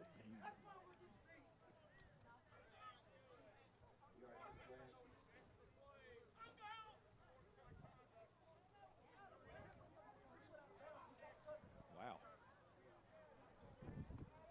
Yeah, he's not goofing around. No, sir. He said, you will be ejected and you will like it. Yeah, there's no warnings. You will get gunned from the game right there. I mean, just, we had a six. Yeah, I mean, he just rung him up.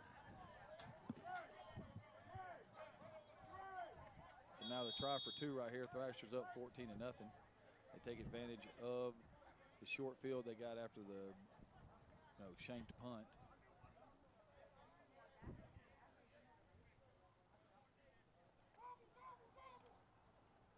And it's picked off in the end zone, and he's coming out. And, okay, I was waiting on everybody to wake up. I was like, hey, man, y'all need to tackle that dude.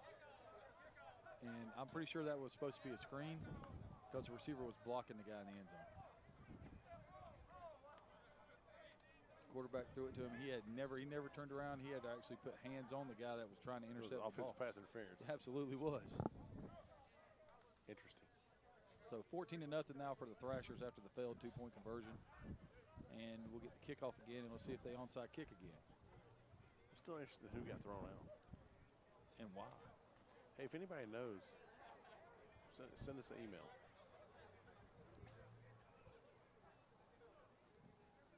So Wednesday night, we're playing East Coweta. And this guy throwing this dude out reminded me of 2-2 game.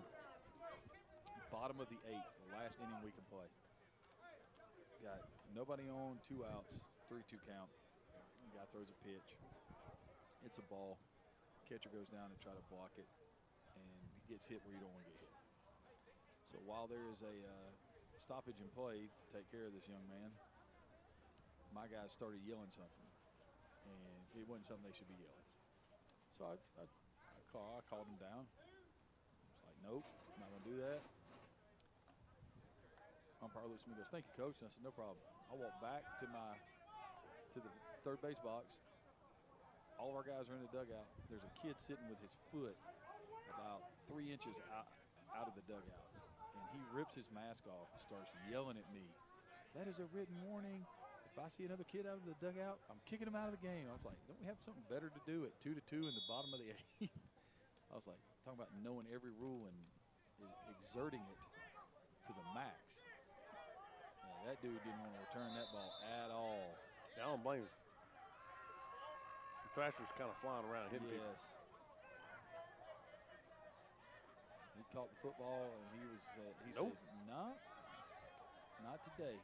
I'm out here to do one thing, and that's to make sure that we don't kick an onside kick. Not today, Satan. So first I'm and 10. going home in one piece. That's right. Got to go to work on Monday morning. First and 10 for the Ducks. Ball is at their own 27-yard line.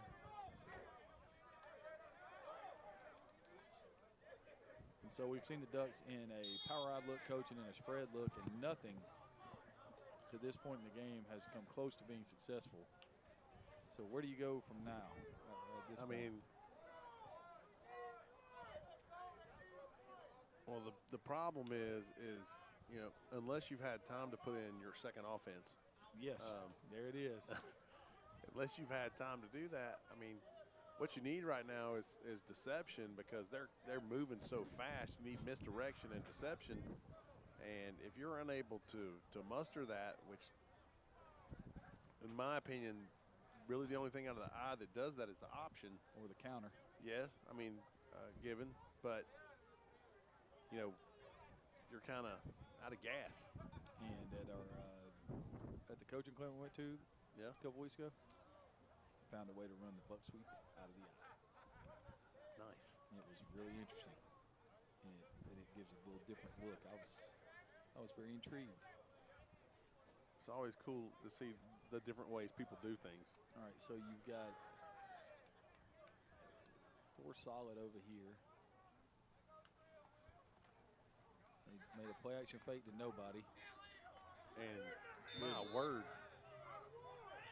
they didn't block anybody. It's like the Thrashers defense is in the starters box, and when they say go, they're trying to see who finishes the relay race at the quarterback. Well, if you're not afraid of a screen or some sort of trap or something popping. Coach, right now, anything that they do, there are 3 people waiting on it. So like you said, there's got to be something going the other way. You got to show full force one way, and you got to be able to get the reverse or fake something. I mean, something. But right now, there's nothing to threaten them, because if you look right here, you got a tight end, you got a slot, you got 2 backs in the backfield. There's nobody on the backside. There's an unbalanced look and a run. And they're at the mesh point. And I mean, right now, the Ducks have no answer for that, because there's no one to keep anybody on the backside at home. So you're just getting everybody on that side. It's overloaded. And they pretty much know by your formation where you're going with the football. Yeah, unless you're going to load up one side and come back the other way. But even then, you want somebody on the backside, if nothing else, take the corner out of the action. Exactly, and right now they have nobody on the backside to do that. And I might even have a receiver out there come down on somebody, you know, the end or a linebacker, and let the corner make the tackle. Right, you so know? let's see now. You've got tight end on the line. The slot is on the line, so now the tight end is covered up.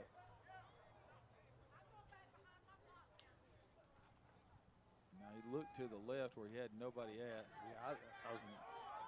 And it's intercepted. And number 45 He's gonna stays score a up, and there he touchdown. goes, touchdown. Nice play. poor decision on the part of the Ducks. Yeah. But great job by number 45, catching the ball and then staying up. Yeah, and then getting into the end zone, showing lots of athleticism, and a 20-0 lead right here for the Thrashers.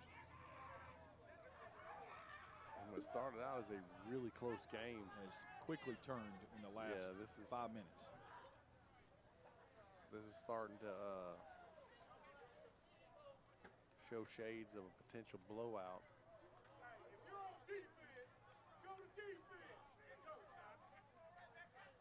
I think that's sound advice. If you're on defense, go to defense. I agree, 100%. Always.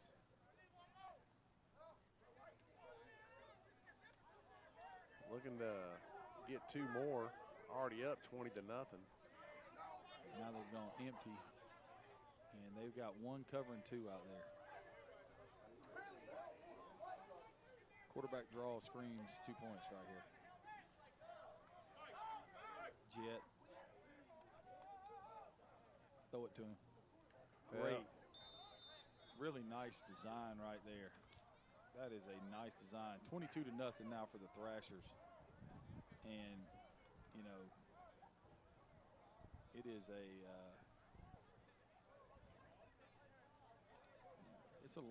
it's a long game, Coach. But the problem for the Ducks is it's a long game. Because unless they've got something, you know, that they've hidden pretty well on offense up to this point, we've seen what they are going to do. Well, and you start to look and, you know, how long have you been together? What does your group know and can execute rather well? You know, I mean, you know, you and I have been together before, and we had kind of morphed into a spread team. But if we had to, we can get an old double wing and come at you. But that speaks more to versatility of players than anything else. Versatility and the, you know, how much can your guys absorb and really execute? How much time do you have to relay all this information? I went back and watched one of those games a couple weeks ago, and there one part of the game we went 5 wide receivers, a wing with 2 backs in the backfield in their true wing tee. We went we went 2 tight ends, double wing. We went doubles, and we went double slots in a, you know, what is a tight formation. But that is great coverage. Great job getting down the field. They're just screaming down the field, and you know, unfortunately, lateral kickoff returns don't work. Get up the field, with rare exception. Make a cut and go get it. Unless the ball is kicked low, lateral kick returns usually do not work. And you know, we can apply it in any way you want to, you know, slice it or dice it.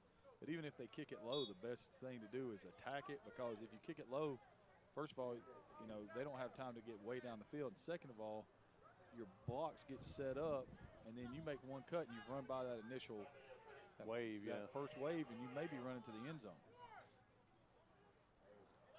So 1st and 10 right here. Ball is at the 25-yard line for the Ducks, trailing by 22. And have really had no answers on offense tonight. Yeah, you got to get something going right here. I mean, I wouldn't say you have to have points right here, but you need to sustain a drive at the very least. Something to go into halftime to hang your hat on. Here comes the jet motion look. There's the jet. And he has to turn back in the middle of the field.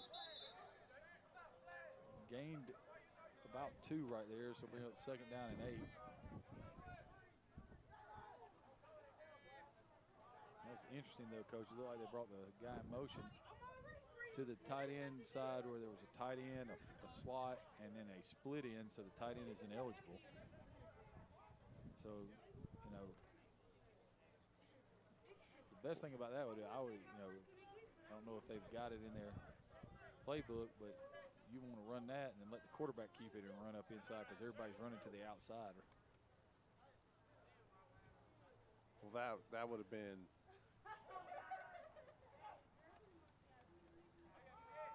their so fast. Yes, no gain on the play. It'll bring up 3rd down and 8. But that would have been my plan. You know, that's one of the things that you can do is start out with the tight end on the other side, trade him. Yep. You get to kind of see what they're in. You get to, I mean, it tells you quite a bit. And then bring that receiver in motion, you know, that slot in motion to come over there and fake the jet and then run the trap. That's one of my favorite things to do. It's a great, you know, it's a great setup, especially when you start making people move and think. Well, that's it.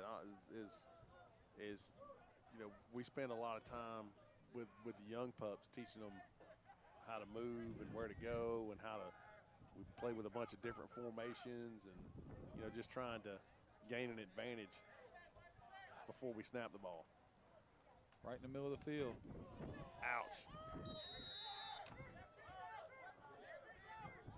Ball is going to fall incomplete. Big hit in the middle of the field. Yeah, that hurt.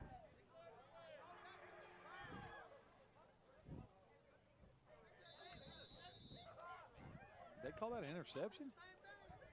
No. They did.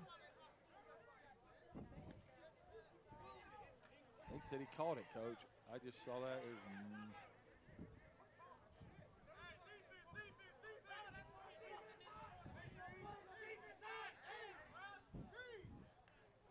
Wow. Okay. A little frustration setting in.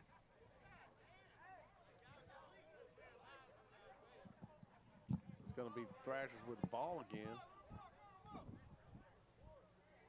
After that interception call, I thought that ball had hit the ground, but I could be mistaken. It's happened once before.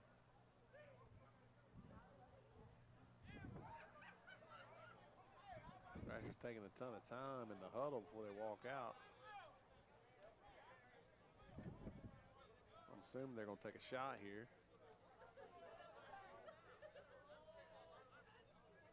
I'd imagine they're going down the sideline here to the bottom of your screen.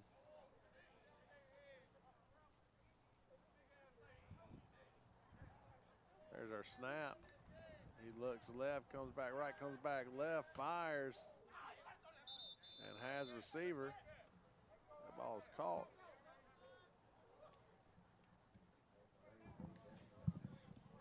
That one was actually caught. And that looks like that's going to be a first down for the Thrashers. Yep. And this game is going to get ugly in a hurry. What did the referee forgot which way they were going, obviously. Well, that's easy to do, you know. Yeah, it is what it is. So first down and 10, ball is at the 25-yard line of the Ducks. Thrashers on the edge of the red zone again. Looking to score their 3rd touchdown here of the 2nd quarter.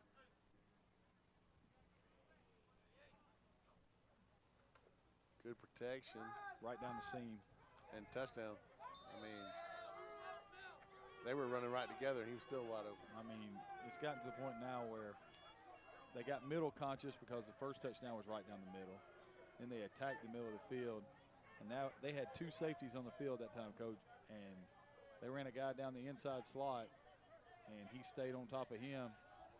They ran another vertical down the sideline. That corner stayed on top of him. Nobody's in the middle of those guys. Yeah, he's all by himself. Yep. So the Thrashers up 28-0 here late in the 2nd quarter. And a game that was 8-0 at the end of the 1st quarter has kind of blown open. Yes. Thrashers looking to make it 30-0. We'll see how that goes. We're really close to switching over to our game of the week. The Cardinals versus the Chiefs from the APDFL. And here we are. Oh, nice throw and catch.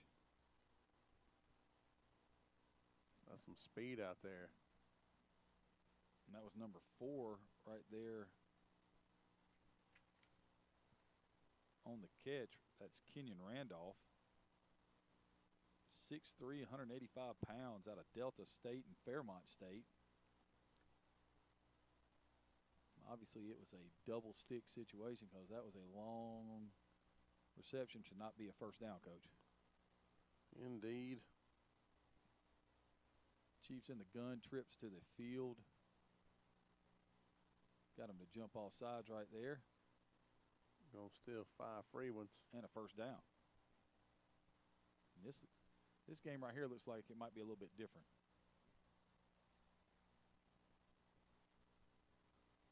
So, 1st and 10 for the Chiefs. Walton County Chiefs. The ball is at the 49-yard line.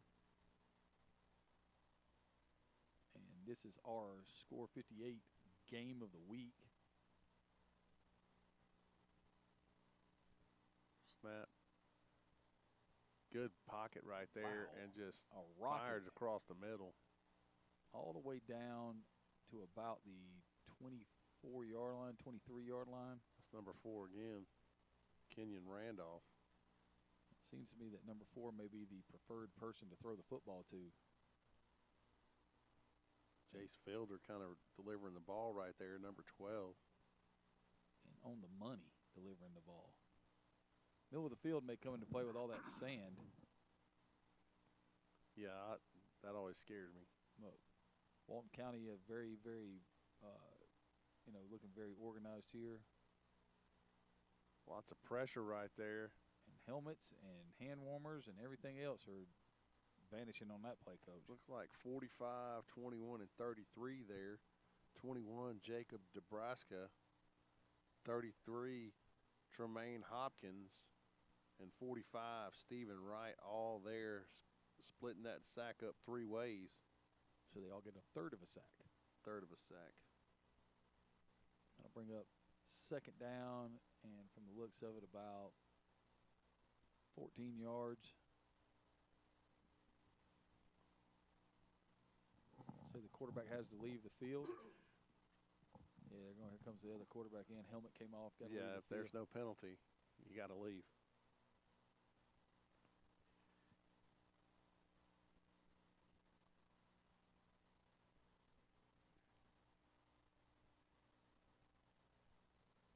So 2nd down,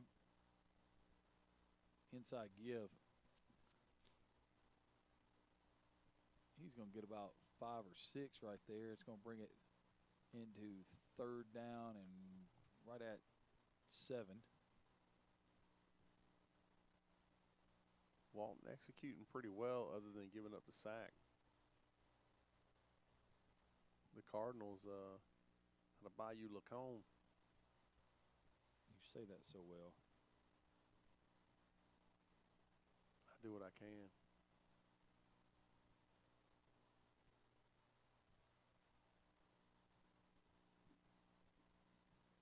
There's a snap. Fielder fires, and it's going to fall incomplete and bring up 4th down. Rushed it. He just rushed it. But that's one of those things, I mean, he got sacked a minute ago. Yep. And so one of the things that will happen in my experience is quarterbacks will release the ball a little early sometimes. The internal clock speeds up. There are not too many people. There's not too many guys playing quarterback that like to get hit. Fielder takes a snap, drops, looks out to his right, fires. Had a receiver wide open. I mean, there wasn't anybody within 10 yards of him when the ball got there. Yeah. Cardinals have some issues on the back end that they got to solve right now. There's people running wide open all over the place. But as of that drive, Walton County's not able to take advantage of it, so we get our first look at the Bayou Lacombe Cardinals, Coach. Yeah, 2 big pass plays right there to Kenyon Randolph. Really the story of the offense so far for the Chiefs. We got some players to watch from the Chiefs. Number 1, Jatavius Kilo. Number 4, Kenyon Randolph. Number 6, Cody Phillips. And number 12, Jace Fielder. And on defense, number 99, DeMorris Kilo. Number 2, Trey Williams. number 4, Kenyon Randolph, number 25, Alex Garrett, and number 0, Dalvin Stuckey. So 1st and 10 right here. Big split right there. True gun look. Slot to the top of your screen.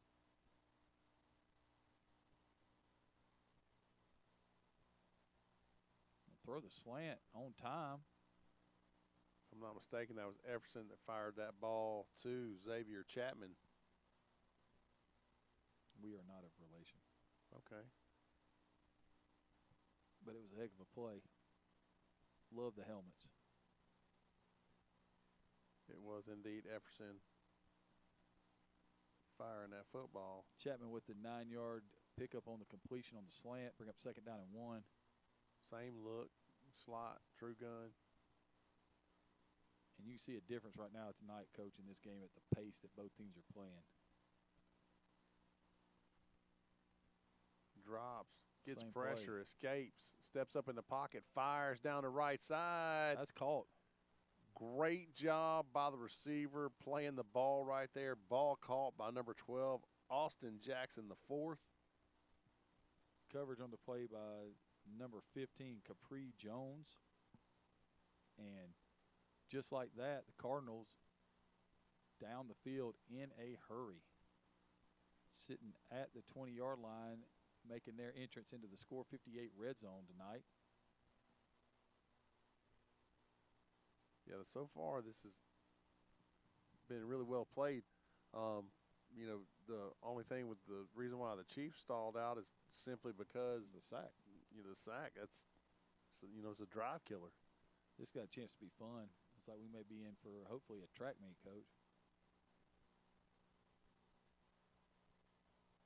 Give off the left side. Woo! Number 4 comes in from Walton County. That's Randolph. He finishes the play off right there. Gain of 4 on the give. It'll bring up 2nd down and 6. The ball carried by Jeremy Griffins. Mr. Griffins was low to the ground and met Mr. Randolph. That's going to be a matchup we'll probably see a lot more tonight. So doubles look right here for the Cardinals. 2nd and 6, ball at the 16-yard line. Oh, give it to the slot man. Yes, right here, right now.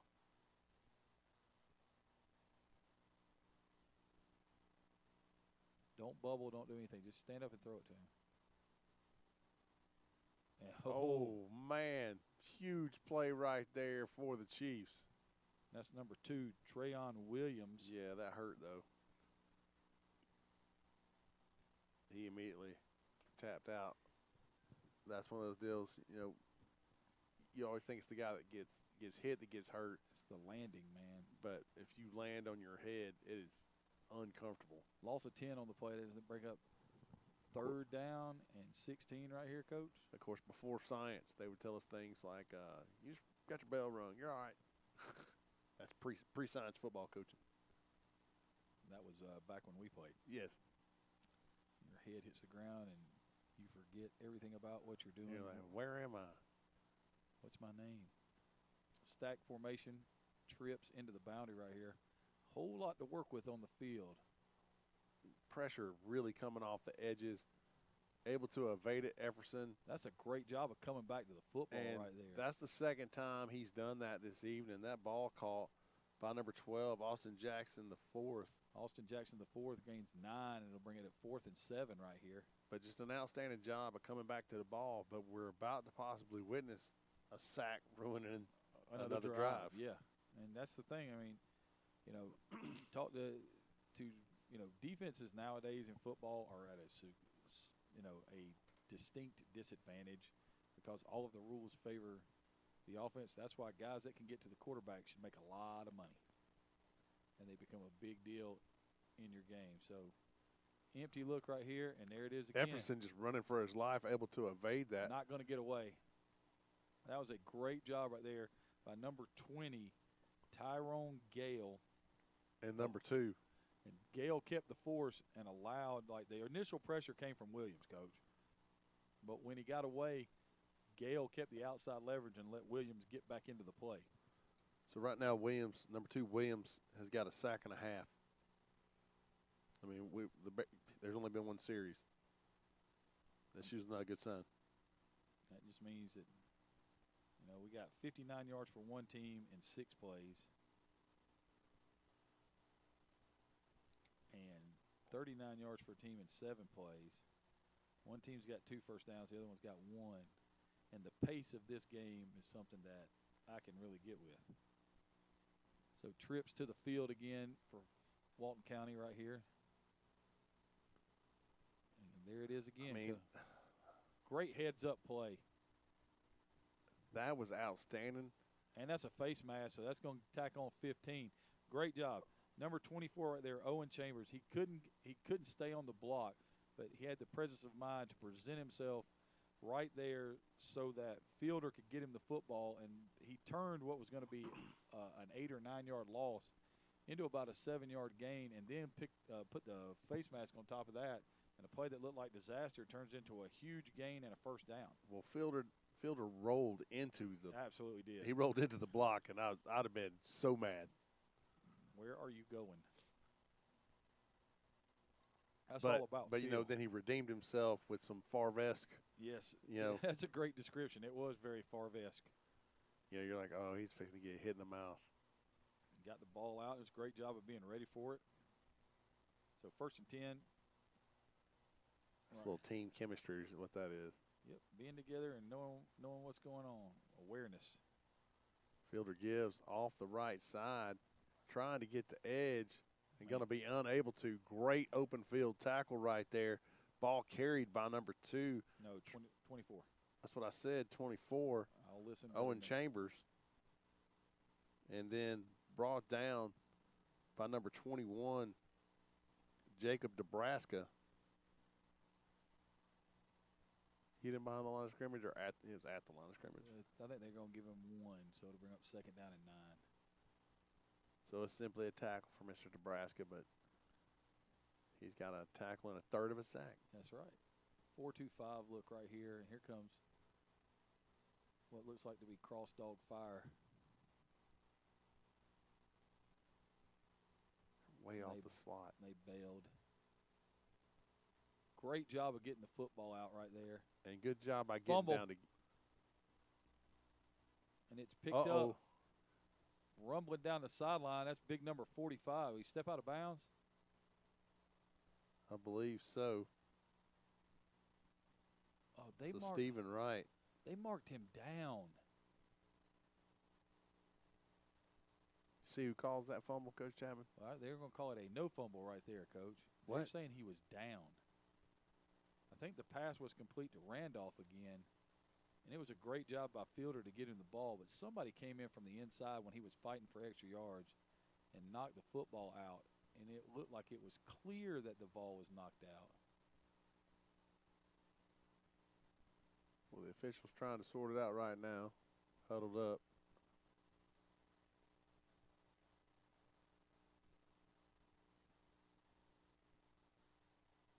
We've got a full-fledged debate.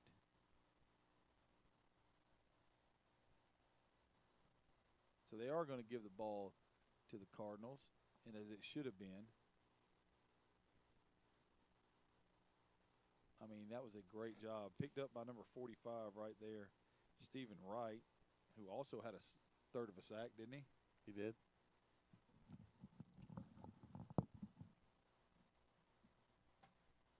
So we'll see the Cardinals back on 0. Last drive stalled out by a sack.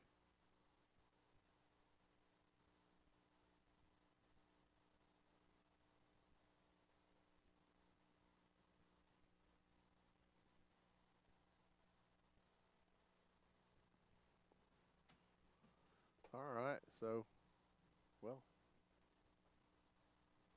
it's looking like quads out here to the left.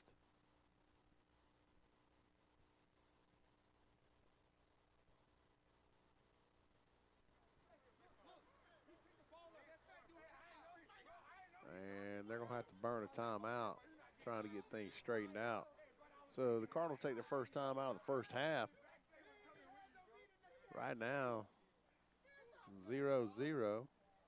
Walton County Chiefs versus the Bayou Lacombe Cardinals. Seen both teams show flashes of brilliance, but been unable to finish due to yardage losses on sacks, both teams. And now we've seen the first turnover of the game. Fumbled by number 4, Kenyon Randolph. Picked up by number 45, Stephen Wright.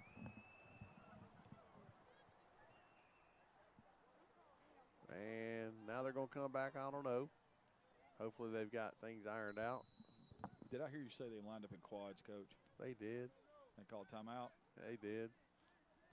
Looks like they're still trying to sort things out. Somebody put in a play this week.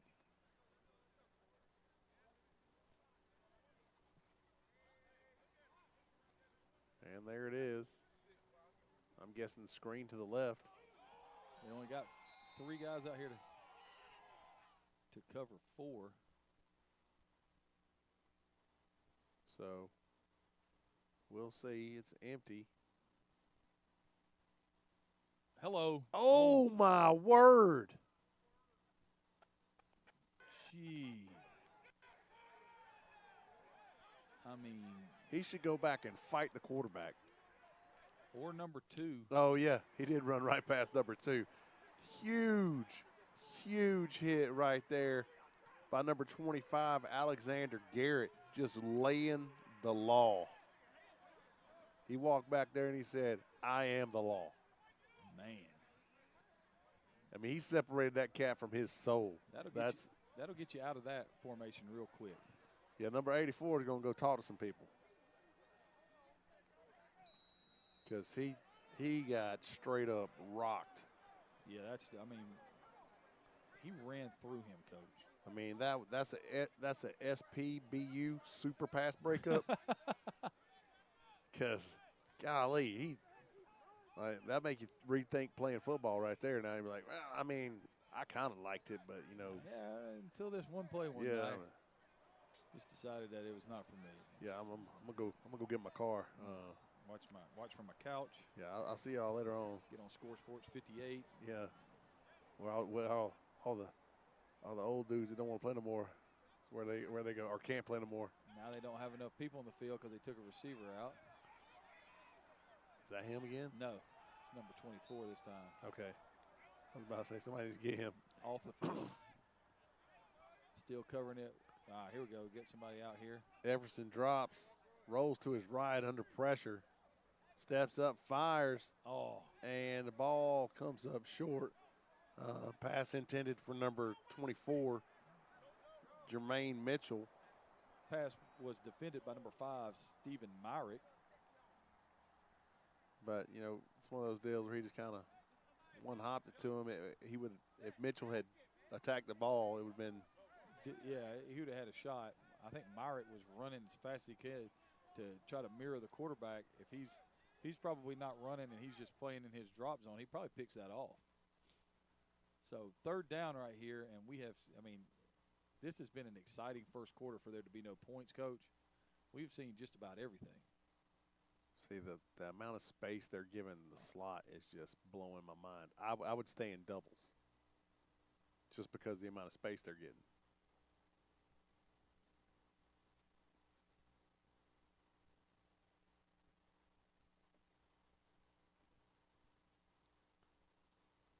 So,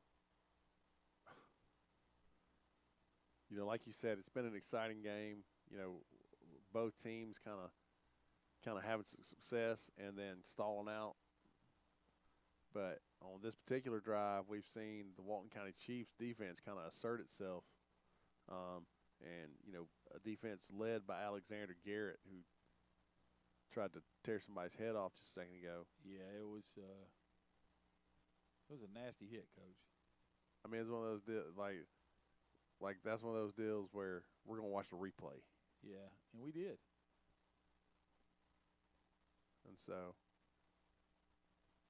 you know, I've been impressed with how well coached, obviously, both teams are.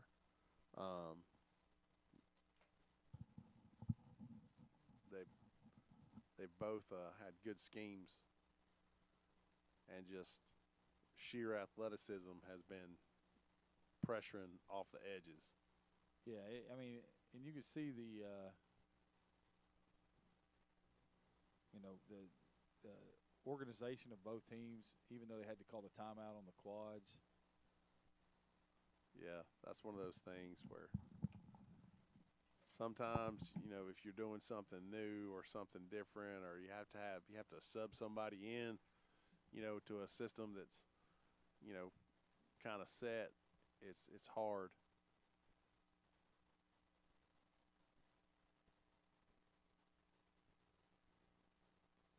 But it'll be interesting to see what they try to come out of this with.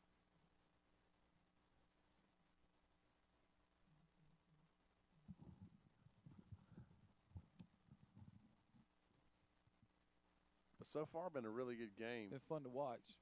That little glitch right here. And I think we're about to be back. That would be awesome.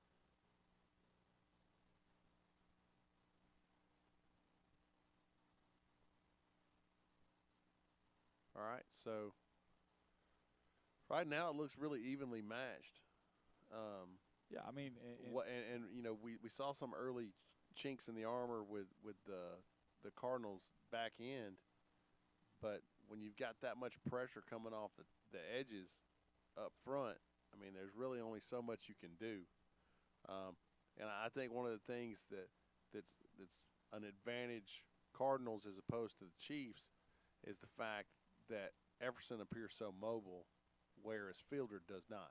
Yeah, he gets Everson gets outside quickly, and he's having to because the right side of the offensive line for the Cardinals is just getting kind of destroyed. Unfortunately, being an old offensive tackle, that guy across from you is typically a better athlete. Yeah. And, there are nights that, you just got to walk back to the huddle and be like, man, I'm sorry. I swear I'm doing the best I can.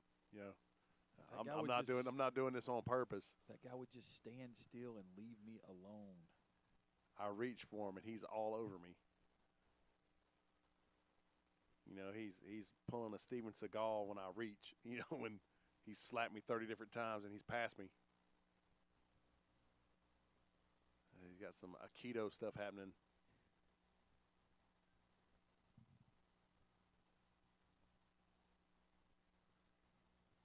So right now, this is by far the best game that I've seen today. Yes. Not simply, and it's a 0-0 game, but the scheme seems to be really, really good, and the players seem to be well versed in what they're doing. Not just taking anything away from anybody else, but they just, I guess the word I'm looking for is they seem very polished. Yes, that is, from what we have seen today in certain games, there have been some things where you could tell that maybe it was something that they were trying to do that they hadn't had a lot of work on. Well, we saw a lot of pre-snap penalties. We saw, bad center quarterback exchanges. Things that you can sort out given enough time and chemistry and time together. So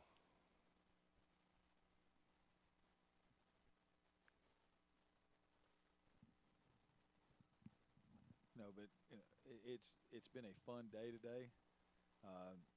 If you go back to South Carolina Gators, were able to defeat the South Carolina Elite 26-2, or excuse me, 26-6. Had the Outlaws and the Titans. Outlaws winning 6-3. The Tigers were up on the Knoxville Outlaws 34-2 at the half. Clayton County Spartans were up on the Georgia Falcons 7-6 at the half. The Thrashers were thrashing the Winchester Ducks 28-0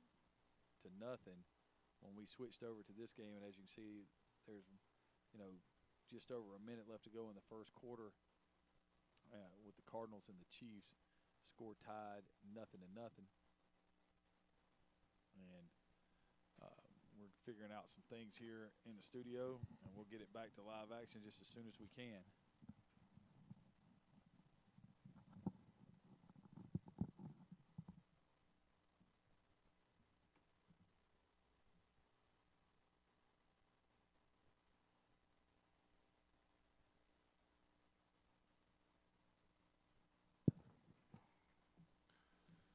All right, so running down to the end of the first quarter here, as you can see, it's still 0-0. You know, one of the things that's been fun about this is that you've seen the ability from both teams to do multiple things on offense, and we don't always get a chance to see that. Like, we can pretty much, from the times we've watched teams, tell you what they're going to do. Now, when you watch, you know, like we had a great time watching the Northeast Georgia Wolverines because they could run it and road grade you, or they could throw it down the field. And, you know, it's fun to watch a game when you have either one of two things, when you either have conflicting styles or, you know, if you have conflicting styles, that makes for a good game. Or if you have two teams that are just going to run it up and down, you know, and they're very efficient. And so far, I know there's no points in the first quarter, but both teams have been very efficient. Yeah, the tail of the tape has been sacks.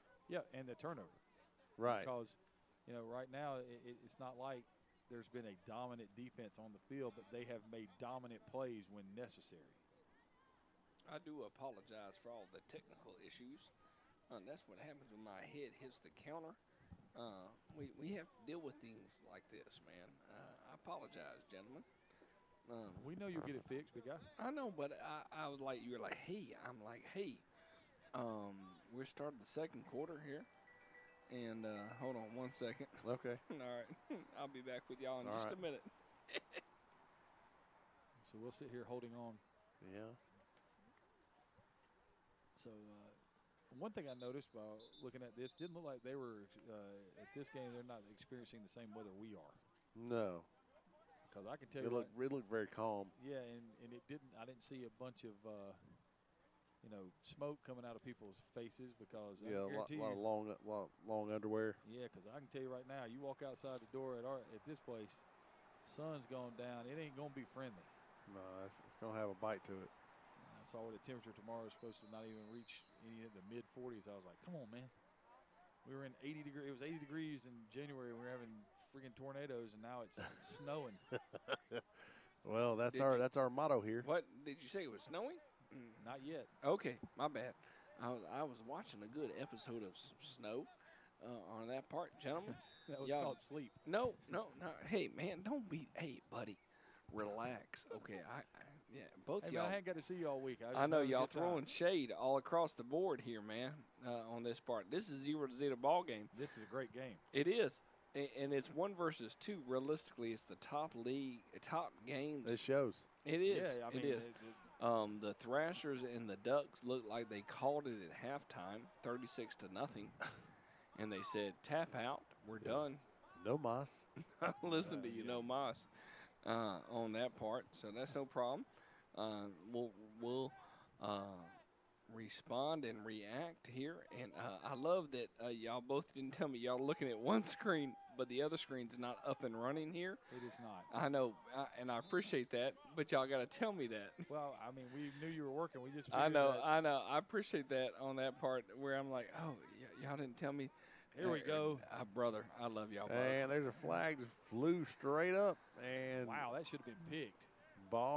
Pass is broken up by number 5. Having a conversation, trying to deal with Joseph Weathersby Jr. 70,000 different people at once here. Man, we get some sound of the game, please. I love that. 25 minutes ago. Okay, brother, you got to shake me on that part. I was trying to give you the benefit of the doubt. No, brother, it's long. I'm tired.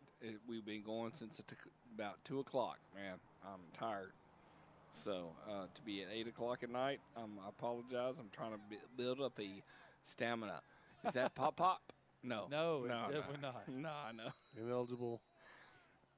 I'll let y'all take this over till halftime, and then I'll rip into y'all. Oh, thank you. No. Hey, thank you. Because at halftime, I'm going to be raring to go. I'm going to give them a little fip-zip, I don't even know what that fip sip is. Look at you, both of y'all laughing at me like that. That was great. Fip sip. I'm going to give me some fish sip. So Man, a public animal. That's a party, yeah. Is a party in the house? Let's go. Sound like my grandma. Yeah, I appreciate you giving me all these different flam, man. Okay, bam, bam. All right. I'll see y'all in a minute. All right. Crackheads. Oh, that was going to hurt bad. Yeah. We're about to get to see a replay of the screen pass on that flare route right there. Yeah, because that was going to hurt. But that's turnover on down, so the Cardinals will take back over here in the second quarter. Here in a scoreless game, really evenly matched. Obviously very well coached. And I will say one of the things that I've noticed is I haven't seen the first person get up and like bow up on somebody. Nope. It's business, man. I love it. The thing about it is, we haven't, guys on and off the field. And now, right now, if you look at it, though, the Cardinals, when you look at this, they're getting a lot of cushion, as you said, from the safeties in the slot. Wow. Oh, man. There's no cushion there. Big number 80. No, I think that was 90, Coach. That's what I said. Big number 90. Jaquarius Leverett comes rolling in. Tackle for loss there. He darn near took the handoff. Yeah, Coach, there. And I would tell you who carried the ball, but you couldn't see him because he kind of engulfed. Yeah, that is a perfect description of that. So 2nd down and 5. But he's too big to be moving like that. Be interesting to drive. You get to 2nd and 15 right here after that loss of 5. Good chance for a screen, draw, something like that. Efferson drops, and there it is on cue, Coach Chapman. Nice job. Nice call. I like the call. Gain of about 7. It's going to bring up 3rd down, or probably 8. Going to bring up 3rd down and 7 right here. Tackle made by DeMorris Kilo. But that's what you talked about it in the game when we were watching Winchester and the Thrashers about, having something to combat the pass rush. And as we talked about it, when you're looking at it, there's just an immediate pass rush, and it's every snap, and then you got number 99 right here, Kilo coming off of this, the right side of the offense. I'm going to pay attention to him on this snap right here because he's a player to watch. And we got a whistle.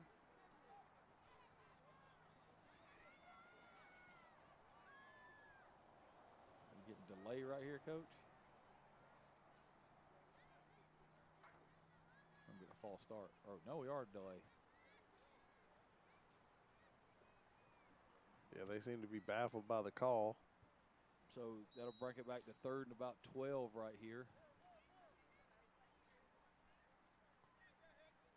I wouldn't spend any time talking to the official. I'd get in the huddle. Get in the huddle because, it goes from 40-second clock that you just got to delay on to a 25-second clock. So now, look, you've got 5 guys down. They're basically playing a match man in the secondary right here. Fires down the field. Wow. Almost caught right there. Went through a defender, almost caught. That was Jones on the coverage again, and they've kind of gone at him all night tonight, and he had a chance to intercept that, and it went right through his hands, and he hit number 12, Austin Jackson the 4th, right in the face mask. So now we'll get this first look at a special teams play in this game, Coach. Yeah, it has kind of been all offense, defense so far that we've witnessed anyway.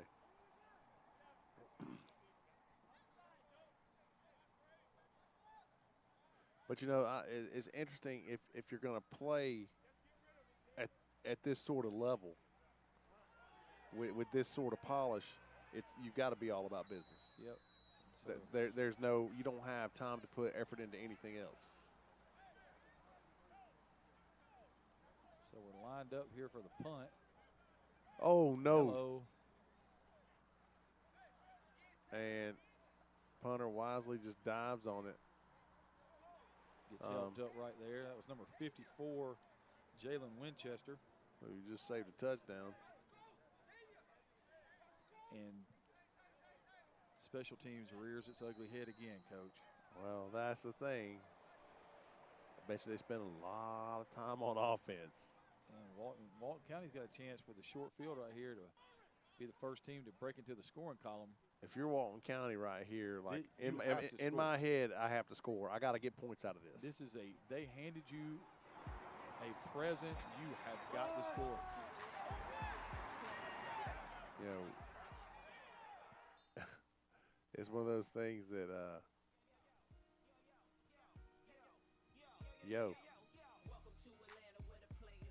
oh, bad snap right there. He's going to get in. He's going to score easily, Coach. Oh, my goodness. I mean, touchdown run right there by number 24, Owen Chambers. Coach, he is moving. Off a bad snap. The snap was not only low, but it was at his feet as opposed to the quarterback's. I mean, so he's got one carry, one touchdown.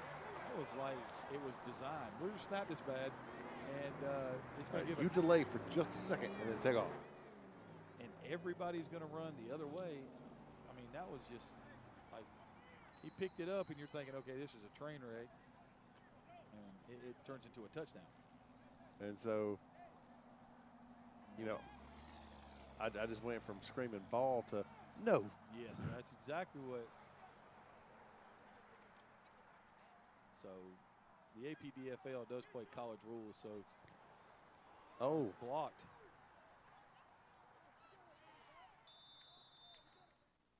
Yeah, I'm not sure. Right through the inside. And, you know, old school rules said if you caught it behind the line of scrimmage on a scrimmage kick that you could advance it. But I don't know if it's the same for an extra point. Yeah, I don't think so. But Chiefs break onto the scoreboard on an improbable play, a bad snap, counter play. Bad snap, not counter. Yeah, we're going to put that one in this year. Everybody run to the right. We're going to snap it on the ground and make everybody go ball, and then we're going to run by them. So 6-0 here for the Walton County Chiefs over the Bayou Lacombe Cardinals. And, you know, we have been told that this is for all intents and purposes, a 1 versus 2 matchup. And, you know, hey, I mean. Unofficial 1 versus 2? Yeah, the guy that said that to him, I wouldn't bet on him. I mean, he is shady. That's all I got to say. We have figured out a couple things here, ladies and gentlemen. We apologize. We are dealing with a lot of different things. I mean, mostly my eyelids keep closing, and we'll get them all straightened out here shortly. But we have gotten to Atlanta where the players play. Yeah, I mean, it's 6-0 here in the second quarter, and no more replays on Robert's side. We'll be able to hear the replays if I decide to hit the replay. We got to click some buttons, this and that.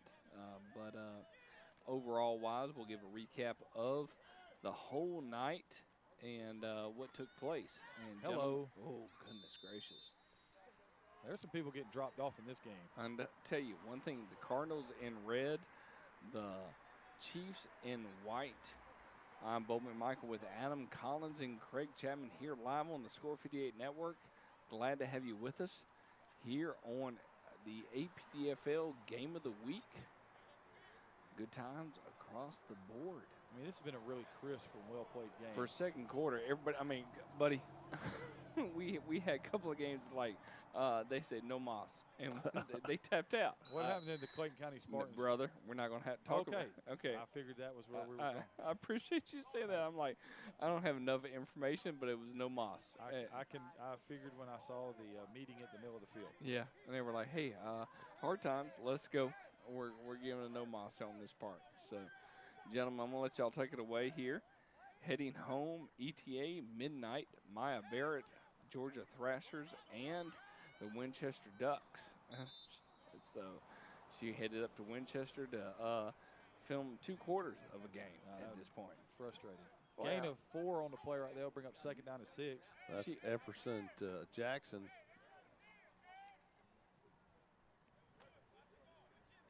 so far, I mean, And the Tigers.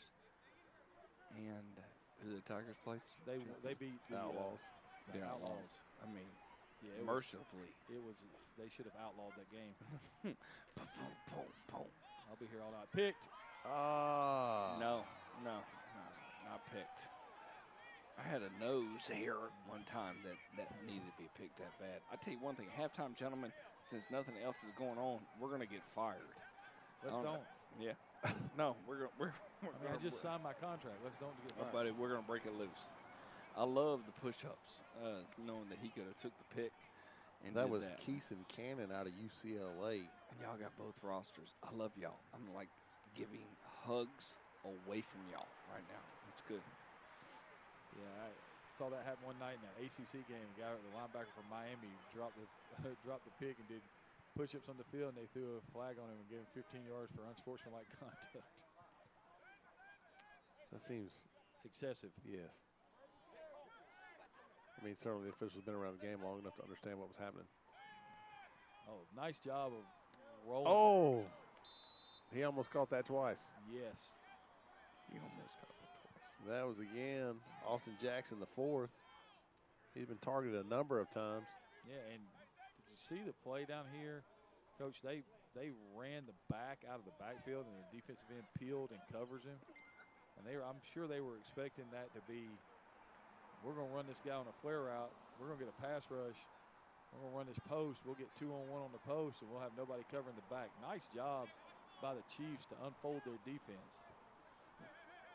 So it's going to be 4th down right here, Coach. Got trips. Just throw the hitch at the top of the screen. Everson does a good job again evading the rush, but not forever. That's our guy again, Coach. You can only run so long. Sack right there by Treon Williams. That is 2.5 for him this evening. Williams has been all over the place. Early running in my book for player of the game. It's not any question right now, Coach. It is not a question. He has been a difference maker. And that first drive that the Cardinals had when they ripped down the field in a hurry, and you just had gotten out of your mouth, that the Chiefs had done the same thing, and it had been derailed by a sack, and then, bang, shot out of a cannon coming off the offensive left side, gets a sack for a loss of 10 yards, and just pretty much ended that drive as well. So 1st and 10 right here. Walton County again with the ball. Short field. Yep. Going down the seam. Unfortunately, that ball's going to be picked off. Trying to get it to number 22, Robert Kilo. But instead it's picked off by number 27, Aldo Johnson. And I don't know why he threw that route. He had a safety sitting there the whole time, Coach. It wasn't like that was somebody that undercut the play.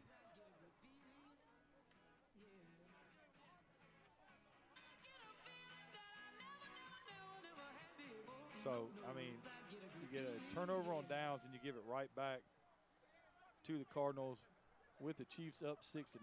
Now, the Cardinals are backed up, but, when you get short fields and they give you the football, you've got to take advantage of that, and you can't turn it right back over to them by making a read where there was nothing to take the safety out. So 1st and 10 right here. Nice view right there. Hey man, don't comment on my editing right now, man, brother. Just keep going and saying, hey man, it's a football field. I'm trying to deal with what I'm dealing with right now. There was somebody running. Yeah, running. I'm gonna give you running. Okay. Jermaine Mitchell on the carry right there, number 24 for the Cardinals. Picked up about 7.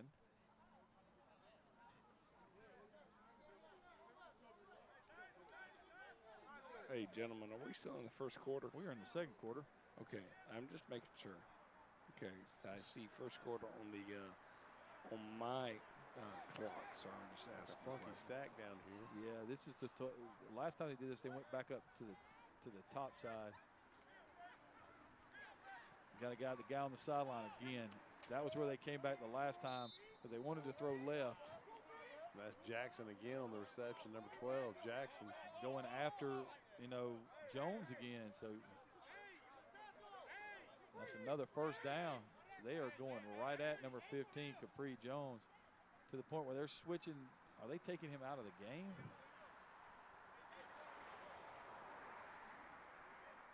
They just took number 15 out of the game. I know they didn't. They were switching sides of the field. So Jones went from left corner to right corner. Down here on the left side now is Cannon.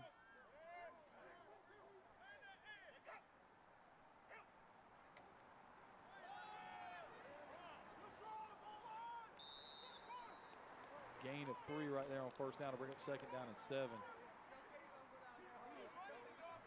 And there's somebody every play, Coach, for Walton County that's about 5 yards deep in the backfield. Now, he didn't make the tackle that time, but, when you're having to make a cut, when you take the handoff, that's not a good thing. So second down and 7. Jefferson looking, fires quick on the slant.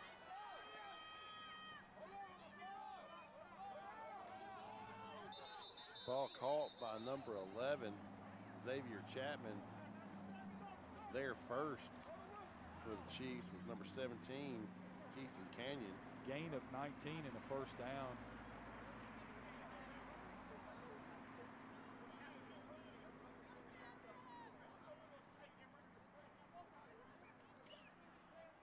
So the Cardinals right here are on the move, and as you can see right there, our scoreboard for the day. Gators 26-6 over the Elite. Outlaws 6-3 over the Titans. Spartans 7-6 over the Falcons. Tigers 46-10 over the Outlaws. Thrashers 36-0 over the Ducks. And right here you got a 6-0 game, and that completes our scoring rundown. But you got a wide open guy, and you're gonna get pass interference right here. I mean, Chapman is 5 yards behind everybody right there. Yeah, tackling. And I know it's not what you want to do, but make them snap it again. Don't give up the touchdown. So it will be a first down for the Cardinals, but it'll only be a 15-yard penalty.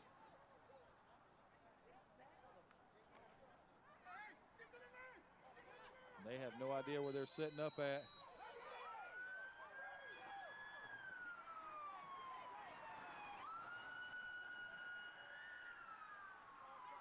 There's the screen again, Coach. Middle screen. Oh, nice job of getting up underneath that, and a great tackle right there by number 8, Armand Holmes, the strong safety. Makes a great tackle right there on the screen. But a nice job of getting up there, nice little middle screen, trying to get away from the pressure that's coming every snap. And we're going to get timeout for Walton County, the Chiefs right here, Coach. And so right now the Chiefs had the lead. Chiefs got a turnover on down, then they take the shot down the field, and when they take the shot down the field, it turns into a interception, and since that point, we've had an outstanding drive put together right here by the Cardinals, looking to even the score at 6, possibly take the lead. And we are, as you can see, we are in the orange zone tonight. We have had numerous games today. Had 2 3 o'clock games, 2 6 o'clock games, a 7 o'clock game, and this our game of the week, the Bayou Lacombe Cardinals and the Walton County Chiefs. As you can see up there, the scoreboard for the day. That Outlaws-Titans game is interesting to me because that means the Titans kicked a field goal in that game, and that's not something you see every day. And then you got the Gators dominating the South Carolina Elite. The Spartans and the Falcons, 7-6. Man, my bad. I just made a comment about a field goal. Tigers demolished the Outlaws 46-10. Thrashers Same thing with the Winchester Ducks, 36-0. And as we sit right here, 6-0 in the second quarter. Cardinals trailing the Chiefs. Cardinals on the move. Sitting just outside of the red zone. Looks like the ball is right at the 24-yard line. And they have, you know, for the most part, have just been in this slot set with two backs. Yeah, Coach. I mean, this pretty much their formation. Well, they went to quads one time and it got someone eliminated. So yeah, I would stay out of that. Efferson lets it fly. Oh, nice adjustment to the ball. He was way inside. Ball was going to sail outside, and he adjusts. Nice reception there by number 11. And they're throwing it at Xavier Chapman. Chapman on Capri Jones again. And it looks like they have identified where they want to go with the football, Coach. Whichever side 15 is on is where we're throwing the football. Well, I mean, that's one of those things as an offensive guy, one of the first things you'll identify. You know, you identify the weakest player at all levels. Absolutely. And, you know, it's not a knock on Mr. Jones. It's just those cats playing with him obviously better at what they do. And it may not be anything other than that they feel like they have a better matchup. Better matchup, yeah. We've seen matchup problems all day for people. Everson gives off the right side. An outstanding job right there. And just pressure, pressure, pressure.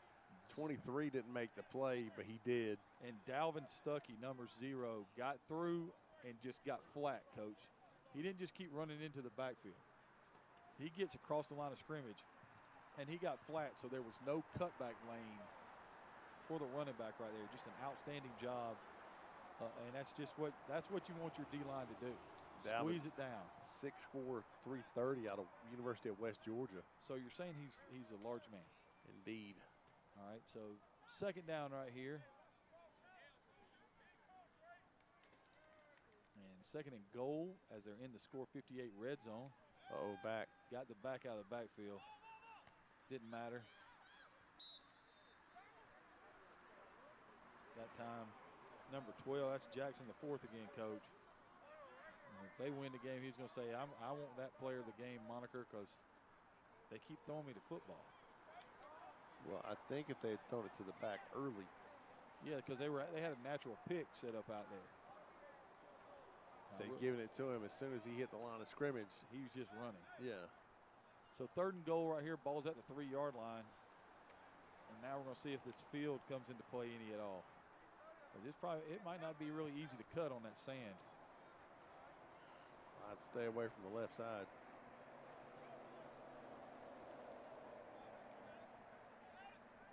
Quarterback's got it.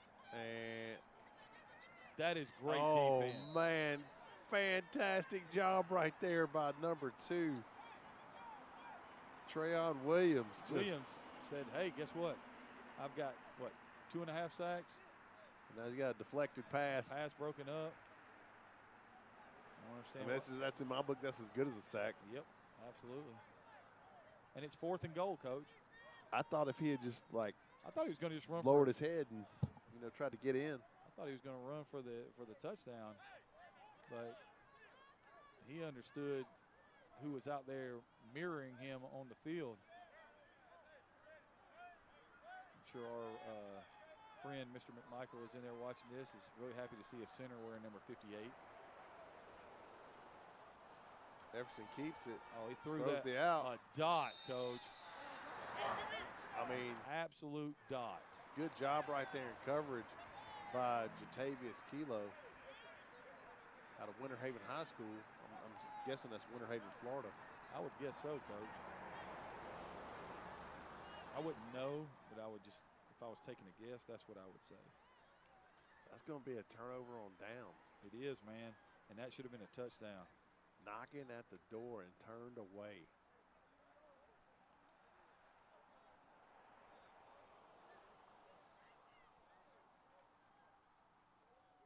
So first down and 10. Ball is about the 3-yard line, so you got to go 97.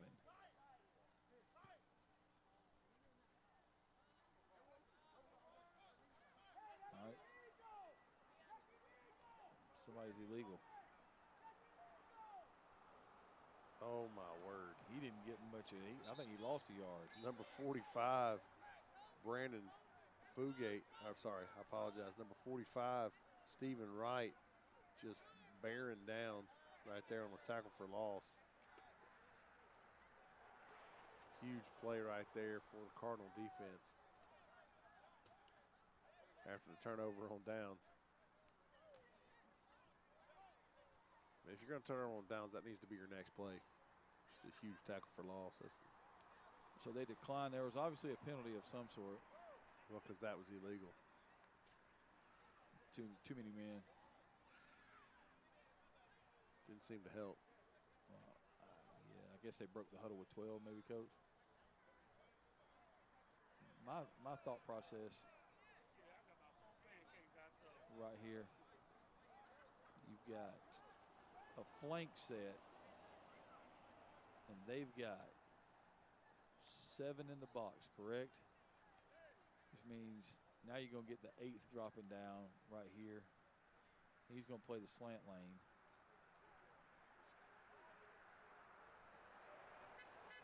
Maybe not. Because if you get somebody dropping in that backside slant lane, Coach, and you release the tight end down the middle of the field right here. Yeah, he's going to sit over top tight end. There's 2 of them, though. Who's on the top of the other one? There's got to be 2 safeties up there. There you go. Now you got this. There it goes down the sideline. That ball's going to fall incomplete. Trying to beat that too deep shell by hitting the quick, hole throw right there. Nice job by the Cardinals of cutting that off.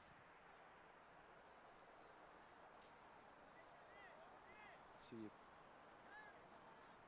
looks like they enforced the penalty on the first thing,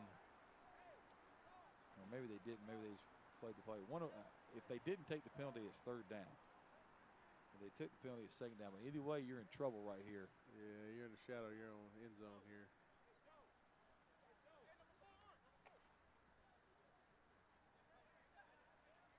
So, a dicey situation right here for the Walton County Chiefs.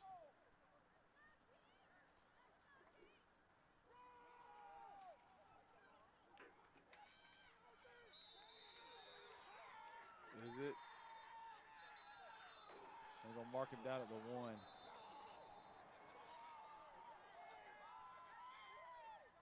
It's going to bring up 4th down, and the scariest play in football,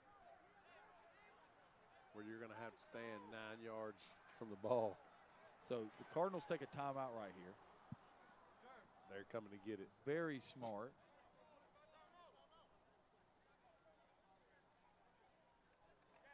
I mean, I would send the absolute house. Well, that's their 2nd timeout, right, Coach? Because they had to take a timeout when they were in the quads. That's correct. So that's their 2nd timeout. The ball is, literally on the 1-yard line. And since the Chiefs have thrown that interception, they've seen the ball go 84 yards to the other end of the field. If I might be having the conversation with my punter when I go, hey, if it looks too hairy, just step out of the back end zone. Because I'd rather give up 2 than 6. Yep. Do not give them anything. Taking the safety is one thing because you still have a 4-point lead and you give your defense a chance to come out and fight, to rally and play. You give up a touchdown right here on a block punt, and then they go in and get the conversion and your defense didn't have a say-so in the matter. They're going to be cursing your name. Yep. It's like you give up kickoff return. Defense is pissed off. Absolutely. Because they're like, come on, man. At least give us a chance. So he is going to be heels on the back line of the end zone. Quarterback is going to be the deep snapper right here. He's counting them up. Trying to get folks set up. Because somehow this ain't looking right. Oh, this is not good. No, nothing about this is good right now. This screams block. And they may kick it into their own protecting wall. Yeah, they're so close. He got it away. What a nice job. I thought I heard it double hit. I thought it came off of somebody. That was a good job of getting it out. You know, about as well as you could expect for that particular scenario. One timeout left for the Cardinals right here. They are once again knocking on the door to try to tie this game, possibly take the lead. And, you know, if you are the Chiefs, then all you're thinking is it's a short time and a half. You know, we got to blow our backs, keep them out of the end zone. And it's not like they're going to have the opportunity for a 10-minute drive. It's going to happen fast. And if I'm the Cardinals, I'm going to be blocking number 2. Unless that's him out in the slot over there. I would do anything I could to get him off the line of scrimmage. They only going to rush 3, Coach. Everson fires. And it's picked off in the end zone. And he has got a chance right here, Coach. He's got a convoy out in front of him. Oh, nice the tackle one right guy. The one guy he had to beat. Who is that on the pick right there, Coach Chapman? 17. Number 17, Kassan Cannon with an interception. Having a really good game so far today. Oh, yeah, I mean, you know, you look at Kassan Cannon, he played at UCLA. Yeah, that usually, when you play, you know, Power 5 football, that usually speaks to got a little something about you. So we have a block in the back on the return. So Mr. Cannon's glad he didn't run for the 100-yard score, only to just be out of breath. But now, Chiefs got a little breathing room right here. Probably get back in some of their normal offensive sets instead of the flanks look.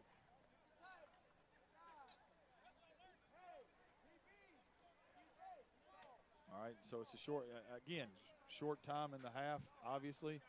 Just heard that happened way back, huh? Yeah, just heard the coach say, DBs, be smart, stay soft. So he's trying not to give up anything big. And you can tell, like, Coach, you hit it on the head. This team is well coached.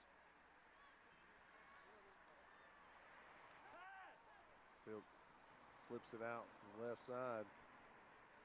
Makes the first man miss. Ball caught by number 4. Eventually brought down by number 25, Traven Green. Gain of 5 on the play to bring up 2nd down and 5.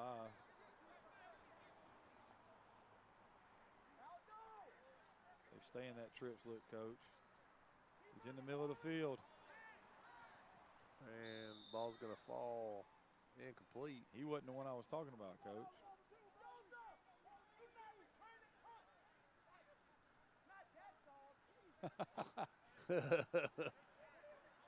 Play soft, not that soft. Appreciate the candor, Coach. He said you're back there returning punts.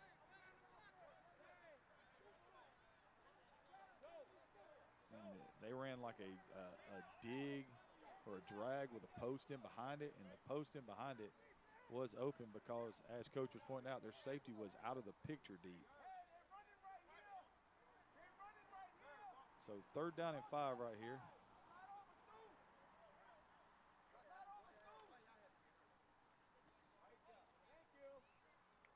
He's calling it.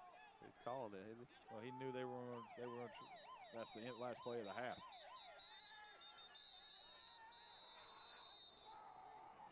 Okay, Coach. Ball carried by number 24 right there. Owen Chambers tackled by everybody. Or not tackled at all, just momentum stopped somewhere. As he is yet to see the ground. He had the bad snap counter for a touchdown. Oh, yeah, he did. Now, Coach, are you ready? It seems like we're about to get we've got some kind of devious material headed our way at this halftime as we go with the Walton County Chiefs 6, the Biola-Combe Cardinals nothing here on Score 58 Network.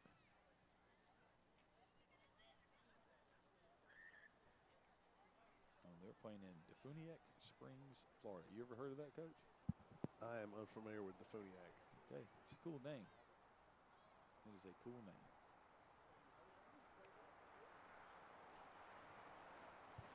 All right, we'll be right back.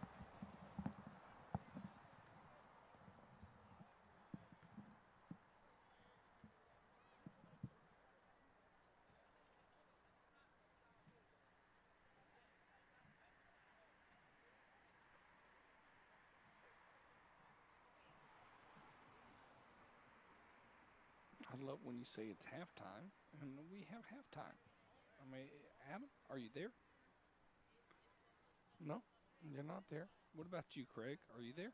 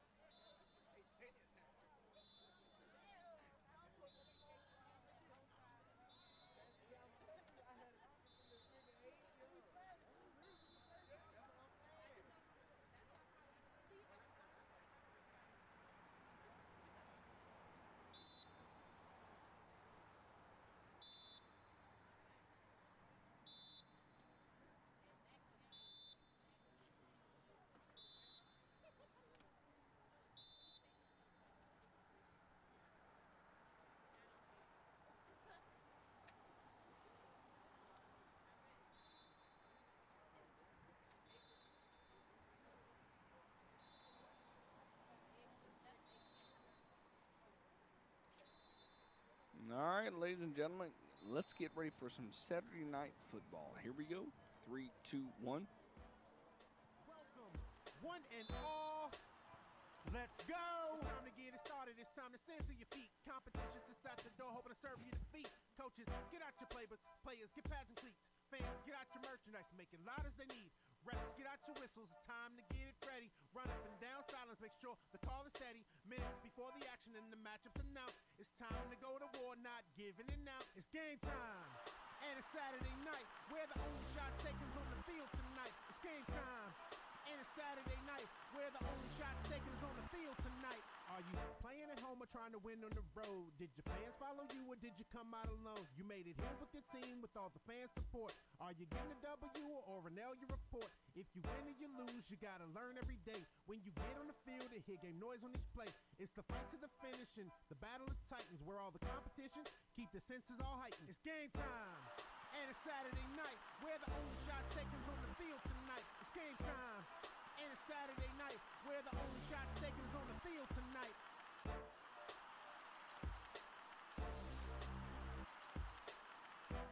All right, ladies and gentlemen, getting excited for the second half of this matchup, the APDFL. Most importantly, we'll get a little music in the background, and I'll bring in my co-host, Adam Collins and Craig Chapman. Adam, Craig, gentlemen, how y'all both doing? Good, man. Yourself? Great. It's been a long day. Long day. I hear you. Now, I hear you hearing me on that part. Walton County Chiefs down in Florida, Bayou Lacombe Cardinals. We got the Chiefs up by 6 against the Cardinals. Talk to me a little bit about the first half. Go ahead, gentlemen. Well, I mean, really evenly matched game. You know, we saw them go up and down the field. You know, had sacks kind of eliminate. And funnily enough, the only points of the game came on a busted play. You know, the Chiefs end up with a short field, get a bad snap. The snap goes to the feet of the running back. He just picks it up and runs to the end zone untouched. And we've seen both teams kind of get close. The Cardinals have been knocking at the door several times and just been unable to finish. Yeah, if you ask me what the key to the second half is for both teams, that Yep. would be finishing drives. Yep, because I would agree with that. They have been in position. I'm sure that, you know, if you ask the Cardinals, they should have scored on their fourth down play. And I'm thinking that both teams think that the score should be a little bit more than 6-0 right now. Oh, hello. Yeah, that's super unfortunate. Yeah, you missed the kickoff. You end up at your own 13-yard line. And number 22, that's Robert Kilo. He's downfield, and he is delivering he's bringing, you know, the thunderstick with him, man. There have been some really, really, really good hits in this game that have been clean, Coach. And that's the thing. I mean, we had the one just, you know, absolute obliteration on the bubble screen earlier in the game. But for the most part, everything we've seen tonight has been clean, good, hard football. And as you remarked about it earlier, it's been fun to watch. Yeah, there's no doubt. You know, kind of a rough place for the Cardinals to start out right here. Very that similar. ball rolled and stopped on the 1-yard line. Very similar to the end of the first half for the Chiefs, being backed up. Not as far as the Chiefs were, but, you know, in a similar situation. Let's see if they have some answers to that rush coming off the edge. I keep thinking the middle screen is going to be a big part of their second half offense. It was good to them. Give right up the gut and met quickly by a large portion of the Chiefs defense. Led right there by number 99, that's Kilo, 6'3", 275 pounds, and we have an injury on the field.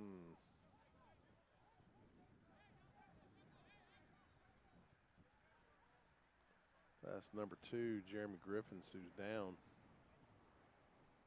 We're hoping Mr. Griffins is just shaking up. Yeah. There was quite a bit of pad popping going on. Mm-hmm.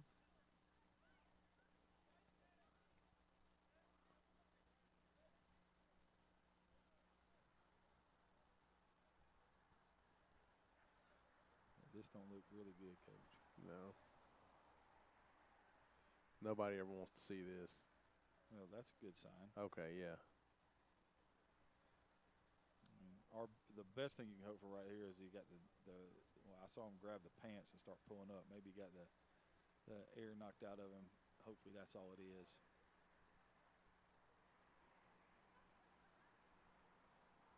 Okay, he's up on his feet. It's better than what we.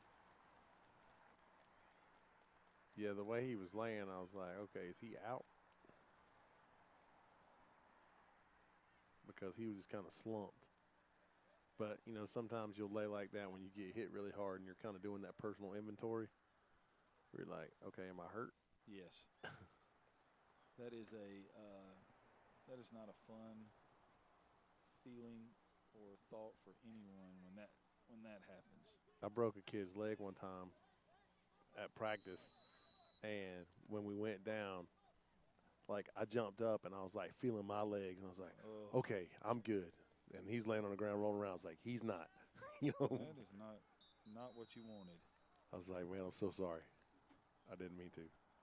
Now you get right after the tackle, you know, at the line of scrimmage, you get a false start from going to back it up 5 to bring up 2nd down and 15. As you can see the scores from today, 26-6, Gators over Elite, 6-3, Atlanta Outlaws over the Georgia Titans, 7-6, Clayton County Spartans over the Georgia Falcons, 46-10, Tigers over the Outlaws, 36-0, Thrashers over the Ducks, and we're sitting here at 6-0, and they're just going to keep throwing that little speed out right there, and it's going to bring it back to about 3rd down and 9 right here, Coach. This is a big down in this game. I know it seems funny to say that on the first drive of the second half, but you would like to get out of the shadow of your goalpost here if you were going to punt. You know, it's all right to punt. You just don't want to give them a short field to start off with, especially not after you had them pinned to end the first half.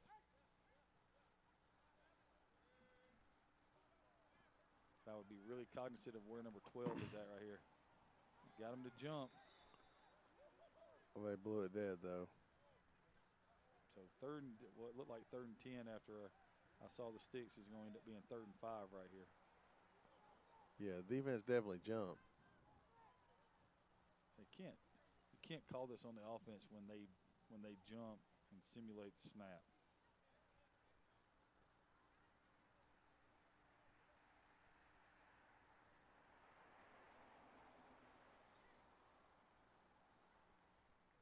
So it got a little more manageable here. Yep. 3rd and 4 now. Sounds like a little speed out is coming. Absolutely. If they get in that stack set, they're going to throw the ball to the sideline, but they're in double. So I think you're right. I think a speed out's coming right here. And if it was me, I'd throw it to the bottom part of the field down here, even though they're in what looks like cover 2 down there. And it's all verticals, Coach. And he's got him. Oh! Just outside the reach of number 11 is Xavier Chapman. That was an outstanding. They were thinking like we were. This is going to be speed out. It's cover 2. The corner did not read the inside slot guy, and he gave up the go route expecting help from the safety, but he had 2 going vertical on that side. So that was his job to carry that route down the sideline, and that almost ended up being a huge play right there. But now Cardinals will have to punt, and, you know, barring something, you know, that we don't see very often, it's going to bring up pretty good field position for the Walton County Chiefs. Well, you know, you want to have great coverage right here if you're the Cardinals. But you've already seen one bad punt snap. And right now, the headhunter's uncovered. And he's going to run for a first down. No, he's not either. He didn't even get back to the line of scrimmage. I thought he was going to get the first down. And it's going to bring up 1st and 10. I hope that was called and not freelanced. Somebody yelled, quit calling that. I heard somebody. So that's going to be 1st and 10 inside the red zone. So Walton County has had the benefit tonight of starting inside the red zone twice. The first time that not inside the red zone. The first time they started, what was it, at the 24 or something like that, Coach? And they had the bad snap that ended up being a touchdown. So we'll see if they can convert on this great field position to start the second half right here and make it a two-possession game. So 1st and 10 right here. Fielder and a gun. Here comes motion from right to left. There's a snap. He throws it down the sideline. Dropped. Pass intended for number 1, Jatavius Kilo. I don't know if it was dropped. It may have been really good coverage right there. I think that was number 30. But he could have thrown the out route right there, Coach. And because the guy was running a go route, he had a guy break into the sideline at about 7 yards. The motion man was breaking to the sideline, and 2 of the Cardinal defenders had run into each other.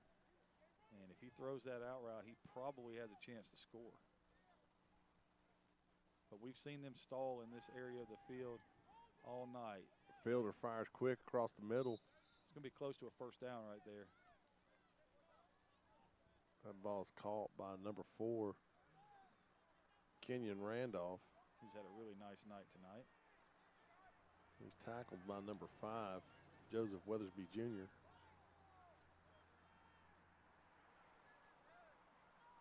And, the Walton County doesn't give you any time to make subs or anything. They're right back up on the ball. Good pace, good tempo. They're going to roll down. They're in straight cover 0 right here, Coach. No, they're rolling it back to a modified cover 2 look. Touchdown. Oh.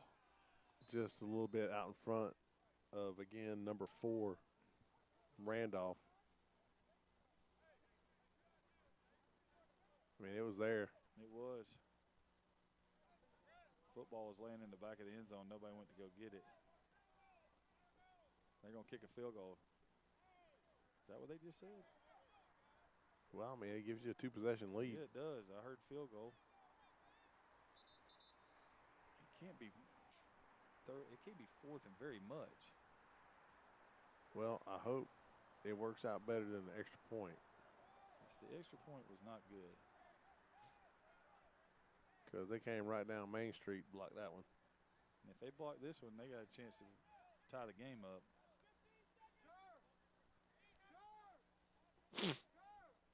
Unless, like, I might even call a timeout right here.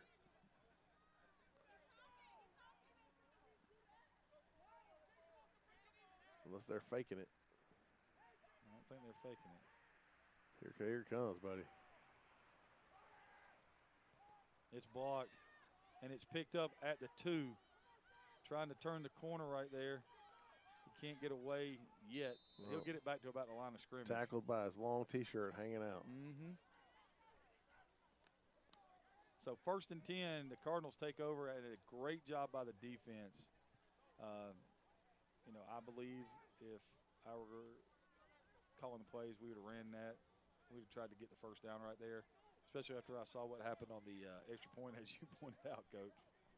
Yeah, that would have made me really nervous because I'm apprehensive about field goals anyway, just because I've seen games flipped because a field goal got blocked and went the other way.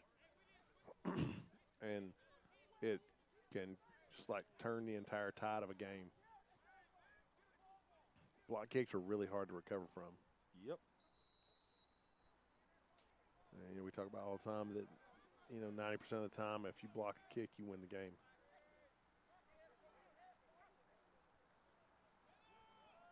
But one thing about this is ball's out. Uh-oh. And 0 comes up with it. Yes, sir. That's Dalvin Stuckey. And this is going to end up being a really big fumble recovery. Yes, it is. And so the defense is walking out there right now like, seriously? Seriously, fellas? And we just gave y'all the ball back, and what'd you do? You gave it back to them. And at some point, this is going to wear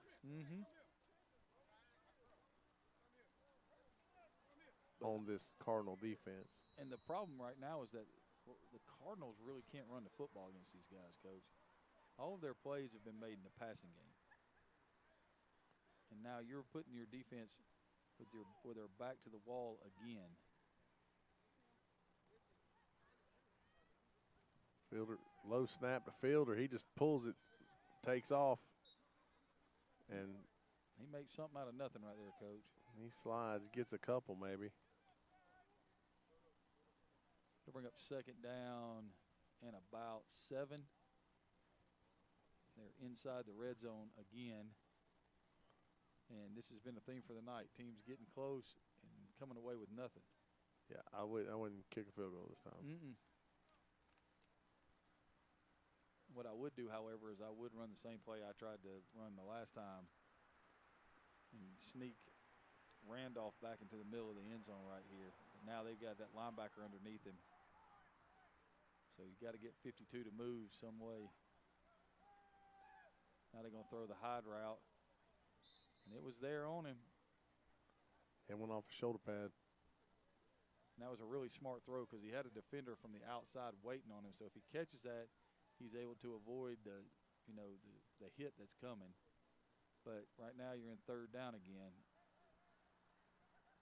And you know you're going to get heated up. And I know people don't like throwing screens at this part of the field, but this is a walk-in touchdown if this is a screen. I mean a walk-in touchdown.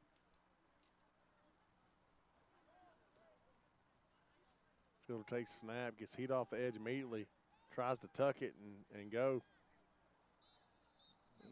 Doesn't do bad. He gets close. See what this down and distance is. It's going to be fourth down. They get the ball at the 9. Is that where they started? Who's taking the timeout right here? So when Walton. So that's their first time out of the second half. That's got to be fourth and what? Where's the stick as it? 4th and 1, Coach? It's super close. I mean, it's got to be 4th and 1, and it's the same basic situation you were just in.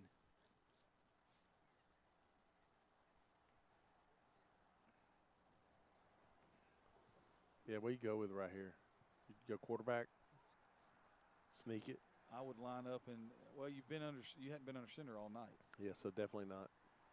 But what I think I would do is I would probably empty out the backfield, like line up in a doubles look or a trips look, and motion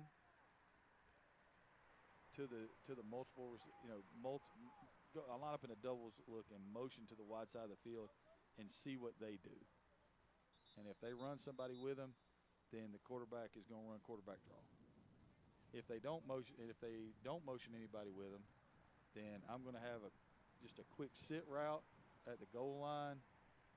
And if that guy faces, and tries to take the throw to the back away, then I'm just going to have just an easy one-man read right there. You know what I'm saying? Yeah. Big play right here. They're going to run the football right here. Low snap. Touchdown. Quarterback. And that is the way gets to do in. It. Zone read. Touchdown, Fielder. I mean, that was a great job of making the play off the bad snap. So they've scored twice, and on both plays they've scored on, there have been bad snaps. Because it takes you all that football is precision away, right, Coach? Well, defensively, when there's a bad snap, I'm like, oh yeah, go get it. Yeah, that's the first. It's just like when you kick off and the guy drops the kick and everybody gets fired up, and then everybody gets out of their lanes and ends up being a huge return. So they're going to go for 2 right here. They're going to tell the kicking unit, no, stay off the field. This will be snap was bad again, and he flips it up, and it's going to be intercepted in the end zone. Smart play to just get it out of your hand. Yeah, people stop hitting you. Mm-hmm. I have no idea what that snap was, though. It has not been the greatest of nights for snaps today. No, it started out so good. It did. I didn't notice a change in personnel, but, I mean, that's possible.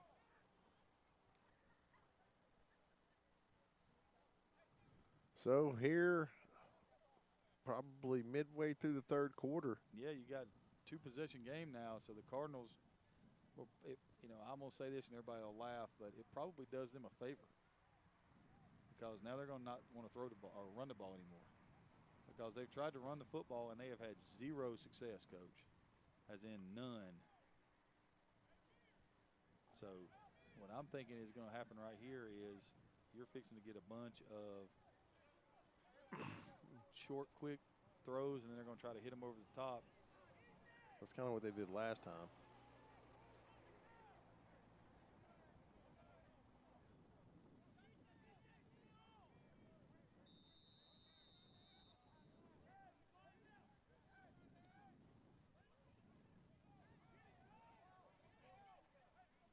Going to bring it back this side.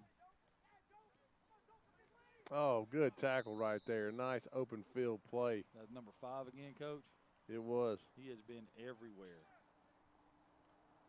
Really nice play right there by number 5, Stephen Myrick.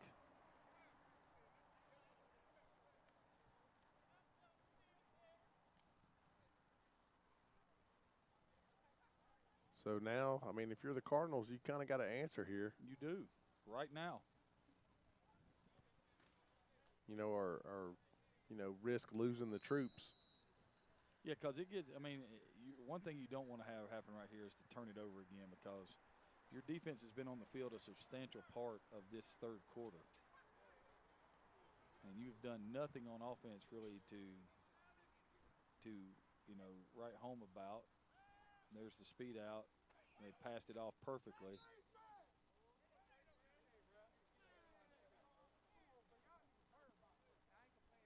Ball caught by Austin Jackson IV again.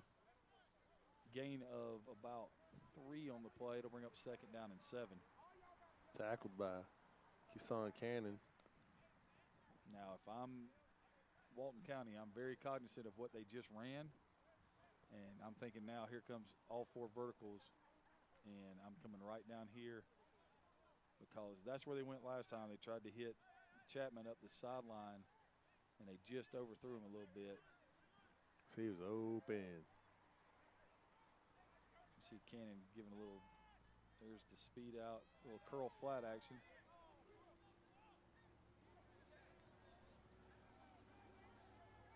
You gonna say he called that? That's what it looks like. He's spotting the ball. So that will be a 1st down.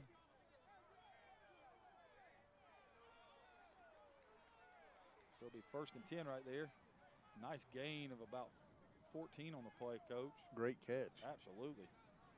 Talking about pulling it off the carpet. I think that was number 8, Jay Coleman from Gulf Coast Community College. And the good thing about this is that both of these teams play with such pace that a 2-possession game is not all that much. Oh, got away from that. Just running for his life. But here comes that dude again, Coach. And he got him again. He catch him behind the line? Yes. So, sack of Efferson there by number 2, Trayon Williams. Loss of 4 will bring up 2nd down and 14. That's 3.5 sacks and a deflected pass for him this evening. And he forced the fumble. Oh. So the defensive front for Walton County has been dominant. Now they're going to go to a 3-man front. I don't know if I would do this. Little 3-3 look right here. Throwing the speed out. And he's going to gain about 2 yards. That's Austin Jackson IV. Catches the ball and quickly steps out. They're going to give him about 3, Coach. So it'll bring up 3rd and 11.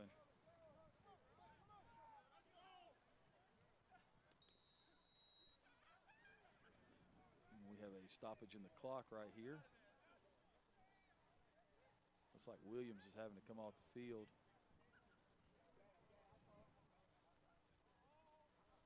Holding his helmet in his hand.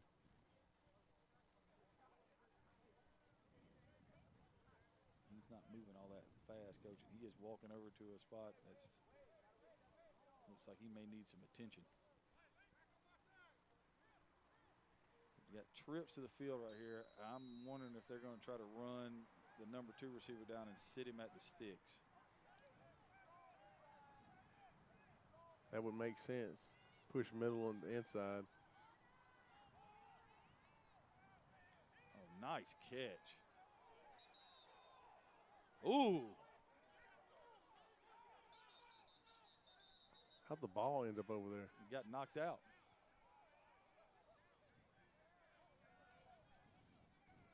I see a flag down. Did they call that a late hit? Or did they say he tried to throw the ball forward?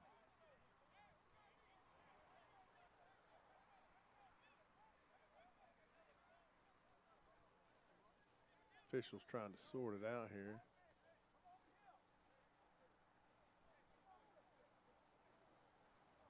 This should be an interesting call right here. Because you're looking at 4th down right here if it's not on the defense.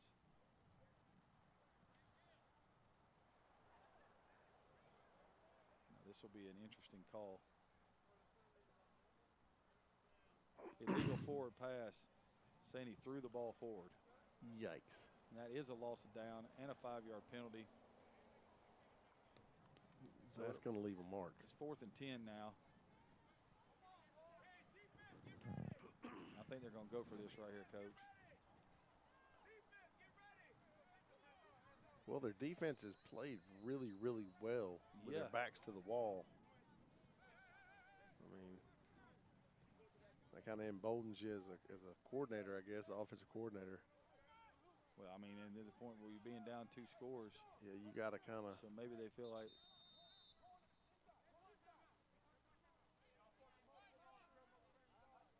Did Walton County call a timeout? They did. They did. Okay. They're going to talk about it. That's their first of the second half.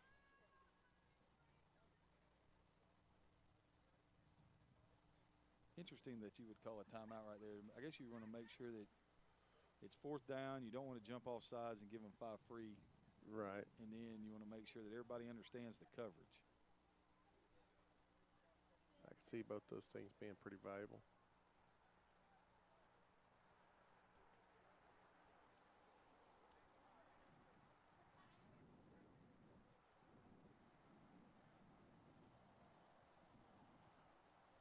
So we're sitting here in a 12-0 game. It's 4th down and 10 after a wild play where there was an illegal forward pass. And, you know, you kind of wonder, you know, what's the time like left in the 3rd quarter right here? Because we don't really know. We don't have a shot of the clock. And, you know, are they thinking that their number of possessions are going to be very limited down the stretch? Because if you don't get this right here, you put yourself in a really, really, really, really rough situation. Yeah, because you give a short field to a team who's already up 2 possessions. Mm-hmm.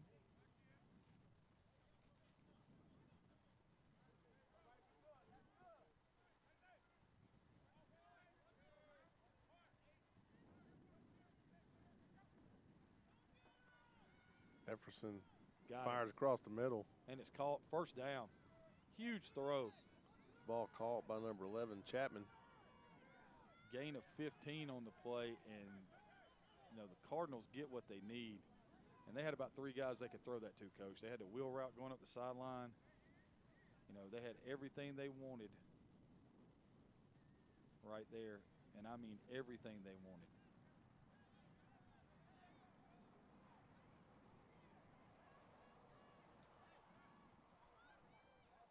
So 1st and 10 right here.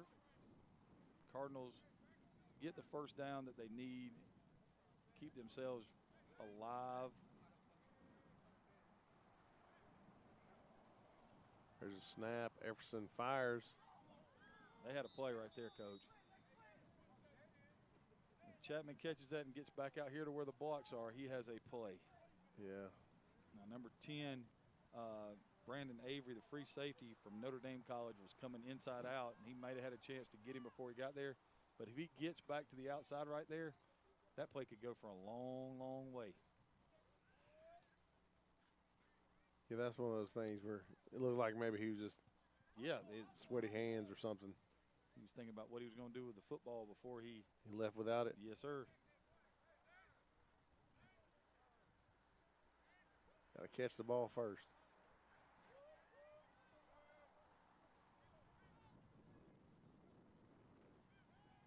A little pressure right there. Everson is going down, and he's sacked by big Dalvin Stuckey. And that's going to be a loss of about 7. No, excuse me, loss of 5. And they'll bring up 3rd down and 15. He is a big cat. And the Cardinals just lost an offensive lineman on that play as number 55, Eddie Graham, comes out. He's a guard. And they did the right thing about telling him to lay down on the field so they can get somebody in.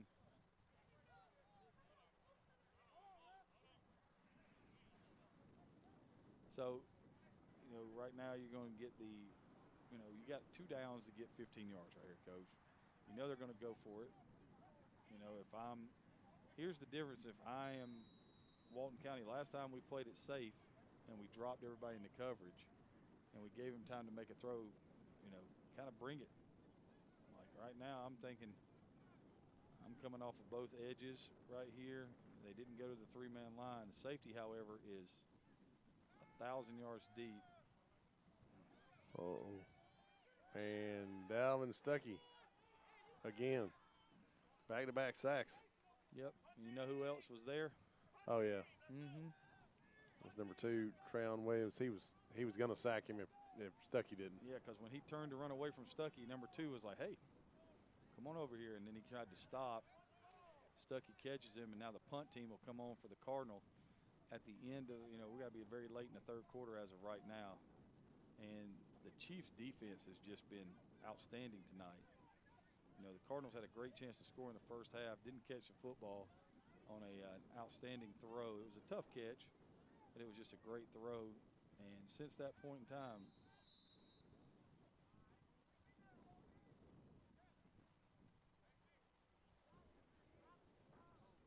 what we got here? 12 men on the field, but on who?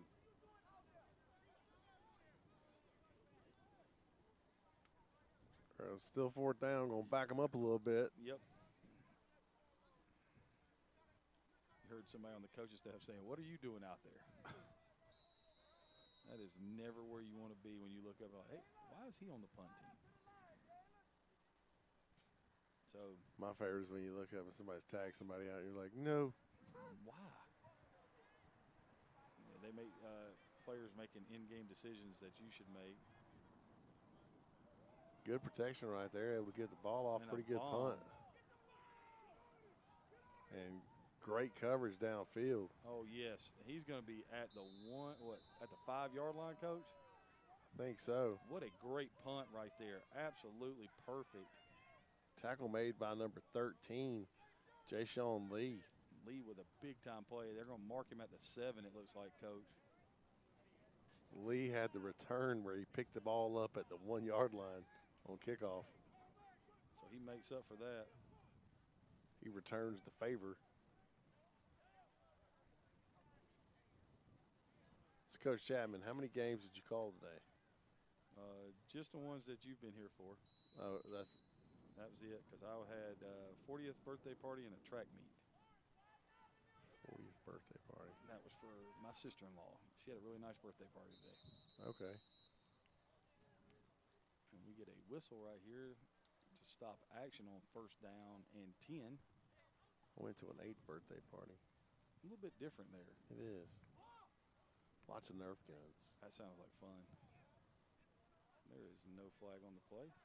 We have had a premature stoppage of play here. And tomorrow I will be making the trek to Augusta for a 16th birthday party. Who's turned 16? My nephew. Hello. Oh, man. Great play right there. That's going to be a loss. That's going to be – they got to be close to the end zone. Well, I think he's going to mark him at about the 5, which is where first contact was made. Maybe at the 3, so that's going to be second down and 14. And neither team right now has had any real success running the football. You know, and I'm sure if you're Walton, you know, that's, you know, right now being able to run the football and kind of salt this thing away would be. Yeah. But right now, what you don't want to do is give them a short field and a cheap touchdown. And the ball's on the ground. Fielder just picks it up and takes off, tries to get what he can get. Gets back to the line of scrimmage. And now, if I'm the Cardinal, I've got some sort of elaborate block coming. Well, this is third down right here, so still got to play defense on one more play. Well, I'm thinking they're going to hold them right here. And then bring it. And, you know, just bring like a creative blitz and let that be your block, you know, so that you don't have to try to draw it in the sand. All right, so they've just moved Randolph to the left slot. Earlier in the game, when he was in the left slot on this same formation, he was running right down the middle of the field on like a push route, a deep bend route, and he was wide open. Fielder drops. And there he is again. And there it is. Oh, off his hands. Last play of the third quarter right here, Coach. So we'll punt from the same end zone they punted from at the end of the first half. So at the end of 3, the Walton Chiefs up 12-0 over the Bayou Lacombe Cardinals. It's been a good game. It has. And it's fun because, you know, as you watch the game, you can figure out, because we have a pretty good idea of what they're trying to do, because they're sticking to what they have done well. So it wasn't like I knew what that play was going to be, but they went back to something that worked early on. And that was a really good throw by Fielder, got it over the linebacker's head. Well, you know, and I expect the Cardinals to come back to that little 4 vertical look after they've shown them the speed out a time or 2 more. Yeah, and I'm sure number 12, Austin Jackson, the 4th, is like, don't throw the speed out anymore. The last time you threw it, almost got killed. So, you know, there's some chess right here. I believe what you said is the most important thing. They've got to go after this punt. Yeah, I mean, this is it's the 4th quarter now. And you couldn't have a better setup for it. It's after a quarter change. So if you want, you just hear the sideline. Extra point, get ready. Yeah, I mean, I'm with them. Go get it. And I might go ahead and take the safety right here. That would probably be the wise play. Because the last time you gave him the ball, like 17-yard line. And then they threw an interception on the first play.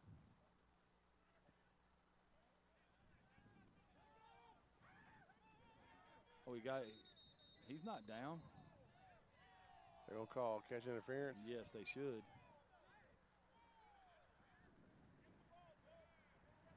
Well, he got that off and got a decent piece of it. Unfortunately, they're going to lose 15 yards right here for fair catch interference. Officials trying to sort it out right here.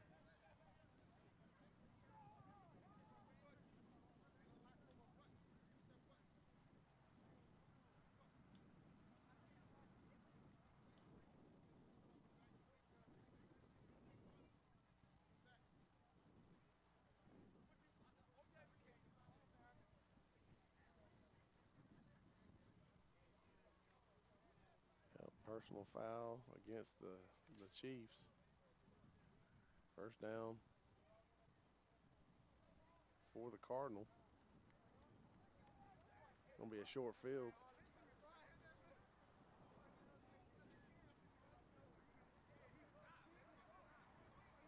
So they got a very short field right here, Coach.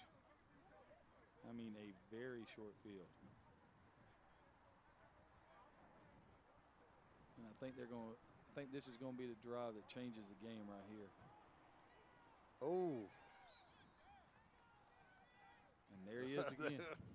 Man, that guy is all over the place. Pass deflected by number 2, Trayon Williams. His second deflection of the day. Right now he's got 3.5 sacks, 2 pass deflections.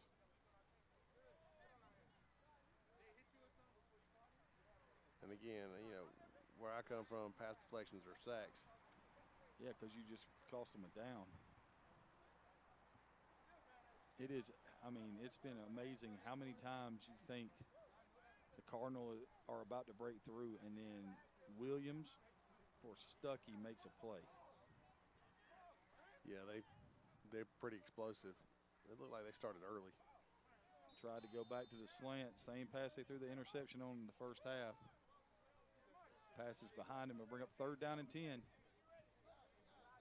And that ball came out real fast because, you know, as we talk about this, Efferson knows that if he holds it for any length of time. Oh, the heat's coming. Well, you know, the only good news here for the Cardinals, if they're unable to convert right here, is that, you know, they haven't run any time off the clock. So. Nope.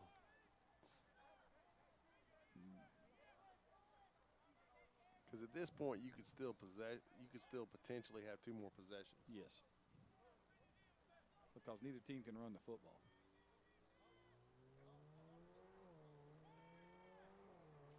Been waiting on that all game.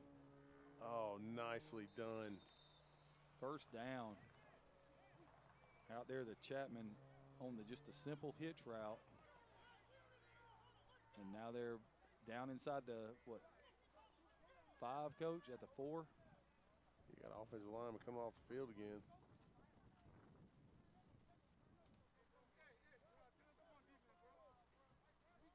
It is getting interesting, Coach. Very, very interesting right here.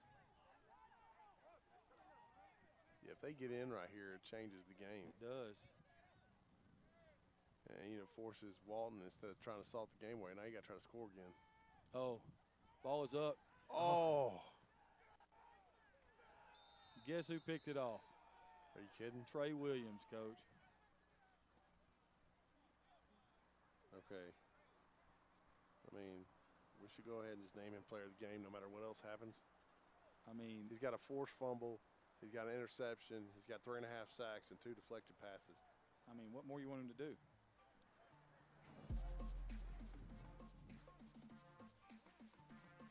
So 1st down and 10 now. Ball is at the 3-yard line. I feel like we're in that scene in Blade. We're there in the nightclub. That was pretty good. Is this under pressure? It is under pressure. So now they've gone back to the look they had at the end of the first half when they were back deep. They're going to get too many people on the field.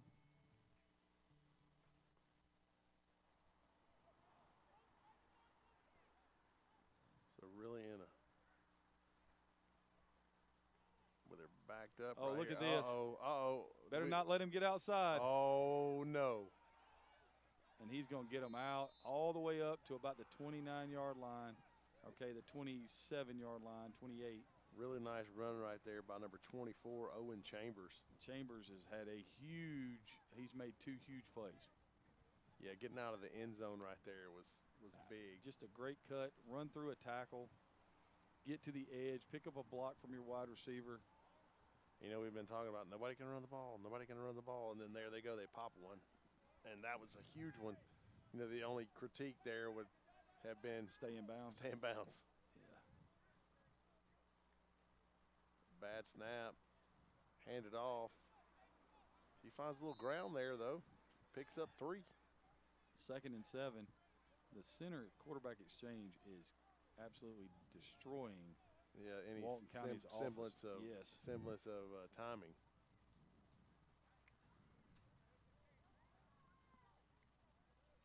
But now they can do what we talked about, Coach. They're just wanting to salt the game away. Like you said, at the end of the 3rd quarter when they were pinned back, nothing will make him happier than to run the football. Ball's on the ground again. But running back is not on the ground yet, and he got a first down. I mean, if they're able to do this. Yeah, Coach. And you start to see it, all night. Nothing has worked on the running game. They had the one busted play that ended up in a huge gain.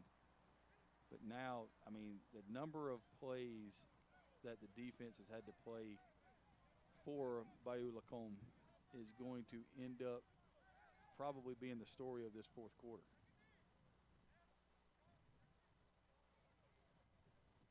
Hopefully just shaking up here.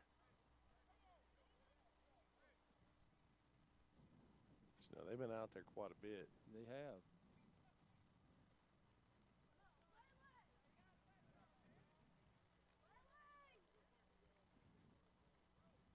I wonder if he got his hand caught in the jersey. Wearing a face mask, that would have been even worse. Tell you what, break your hand getting it caught in a jersey. Seen it happen where you get your fingers caught and they get split apart and it cracks your hand down the center. It's not fun. It's not good. They're just going to stay in this 2 tight end flank set right here, and try to chew up as much clock as they can. Coach trying to give his guys a couple extra seconds to rest. Brilliant.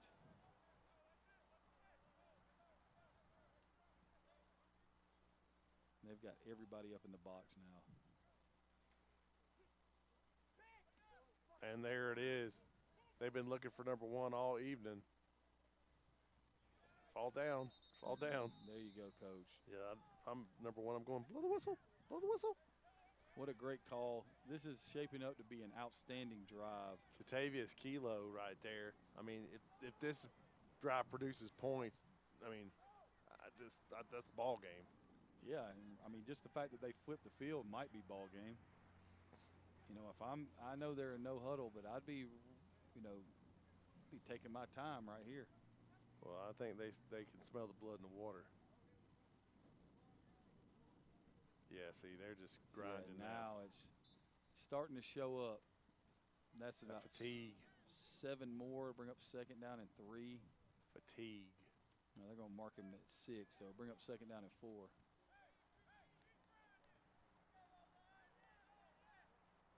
But the defense has played a lot of snaps. And they got everybody, like we just said, they've got everybody up at the line of scrimmage, Coach. So if you get it sealed, he ran right by him. Offensive lineman made the tackle right there. Still going to bring up probably 3rd and 1 or 2. Yeah, it's going to be 3rd and short. 3rd and about 2, 3. Looking for 24 to get the rock right here a couple of times because he is a hard man to bring down. Yeah, I mean, and you're just chewing the clock. Yeah, and right now you don't have to be in any kind of hurry. This right here is a possession where you've already accomplished what you want to accomplish. So if you get this. Yeah, if it stalls out right here, you did what you wanted to do. Yep.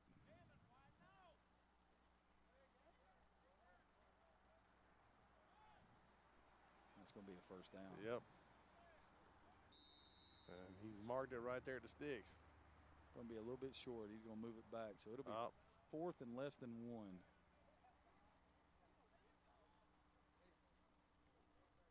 Right here. I would get right back up on the ball and run the same play.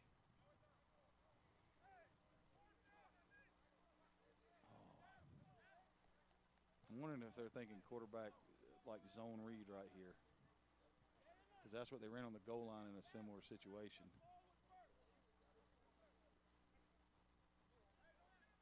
But they got the linebackers are so wide.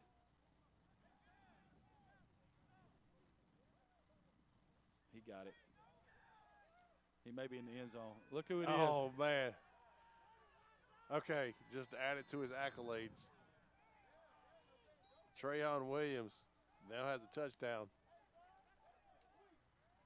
Okay, so he's got a touchdown, an interception, a forced fumble, 3.5 sacks, and 2 deflected passes.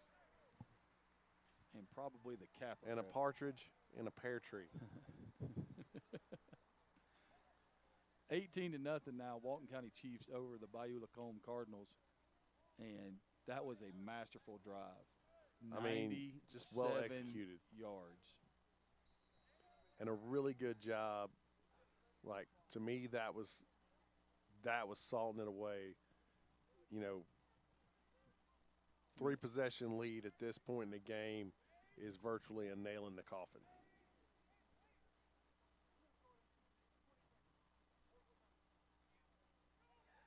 And it looks like a 2-point conversion is going to be good as well. That's Kilo again on the slant. He had a huge catch on this drive. That was the thing about the drive. You get the huge play on first down, and then you get another first down off of it, and then, you know, just when they're in that mode of, well, they're going to run the football, then you bust them with that slant, and he rips it off and flips the field for you and kind of puts the, this isn't good.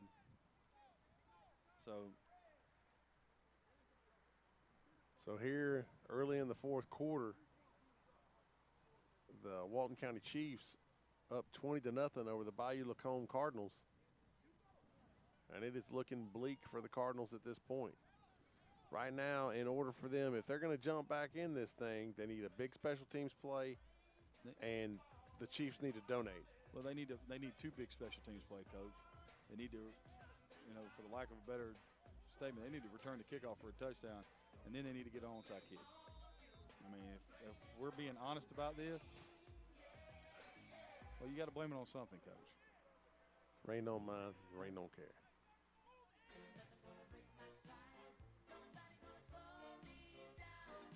You got to keep on moving. And that's what the Cardinals are hoping they're going to do right here. Got to see Uh-oh. him. Got to see him. Oh. Big tackle right there by number 20. Chapman was about to break on out the backside of that. Tyrone Gale with the tackle right there that might have saved a touchdown.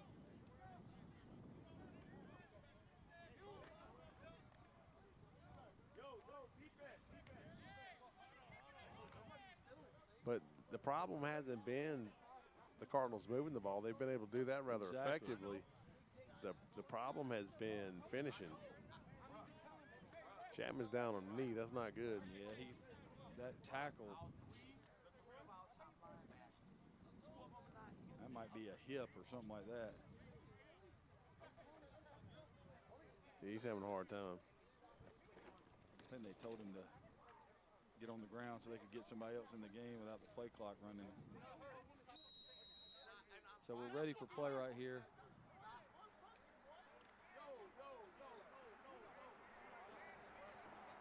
Well, with Chapman out, I'd be looking for him to go to Jackson. Yeah.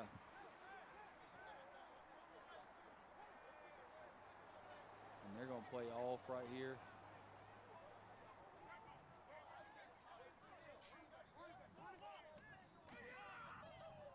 I thought he was going to pull that with one hand. I did too. I thought he had gone up and had a one-handed interception. Pass deflected by number 99, DeMorris Kilo. I thought he was fixing to snag that one. And let's go look at the players to watch that we were given from Walton County. Jatavius Kilo, he made some plays. Kenyon Randolph made some plays. Cody Phillips, Jace Fielder running the thing from the quarterback spot.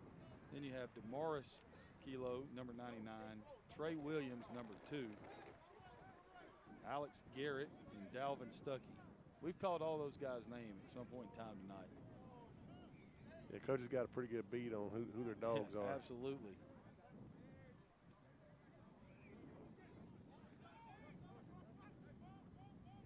It's just motion to still zone coverage. I mean, untouched off the top side up there. Yeah, that's number 20. Again. Tyrone Gale.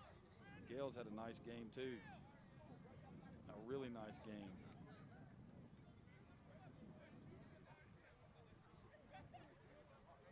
Yeah, if I was Everson, I'm like, man, seriously? Can this just be over? Yeah. You know, Everson's done an amazing job to stay as upright as he has tonight. I mean, he's under pressure within a second and a half of the snap. Snap, pressure.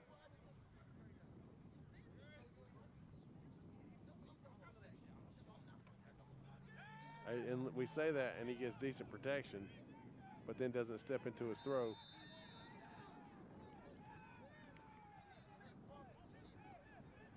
Right there, you see the scores for the day. The South Carolina Gators 26-6 over the South Carolina Elite.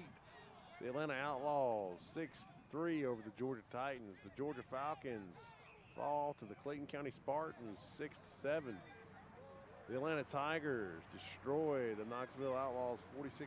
The Georgia Thrashers did just that, 36-0 over the Winchester Ducks at half. Yes. And as you can see right now, easily the best game of the evening. The score seems rather lopsided, but it was a very close game with the Walton County Chiefs up 20-0 over the Bayou Lacombe Cardinals. And Walton County has made the necessary adjustments in the second half. And they get the first down. And got some room to run. It's going to be a touchdown, Coach. And right there, number 11, Xavier Chapman in the end zone. Hurt and all. For the Cardinals. I mean, hurt and all. That was 4th down and 10, Coach.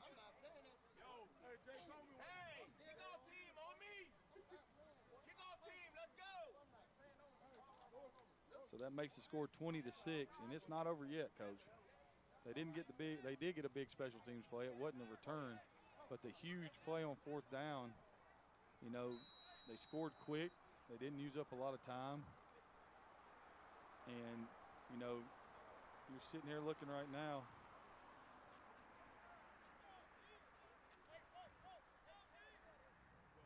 Stack look.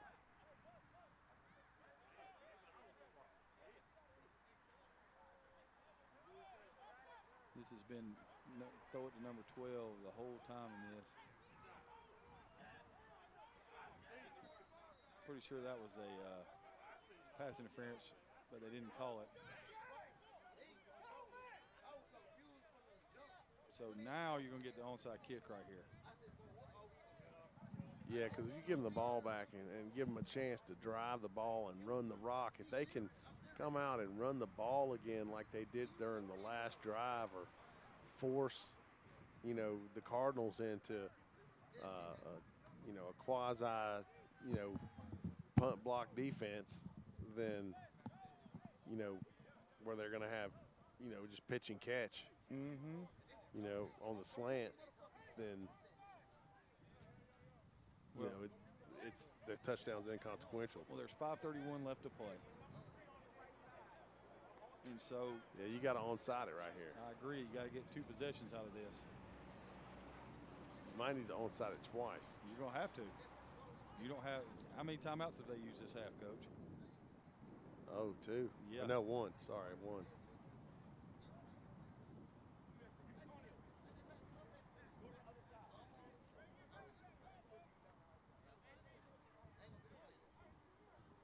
Those timeouts turn into goal when you're trying to stay in the game. Yes, they do.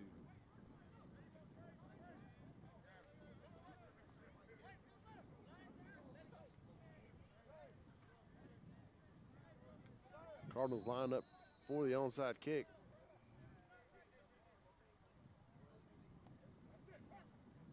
And it's a blooper. And it's picked up by Williams. Oh, no. So why not? He did everything else. Now he returns a kick back to what looks to be about the 39-yard line of the Cardinals. And there's a flag down at the 40 right there. Not sure what that was. Possibly offsides, or maybe it's holding on the return team. We'll have to wait and see.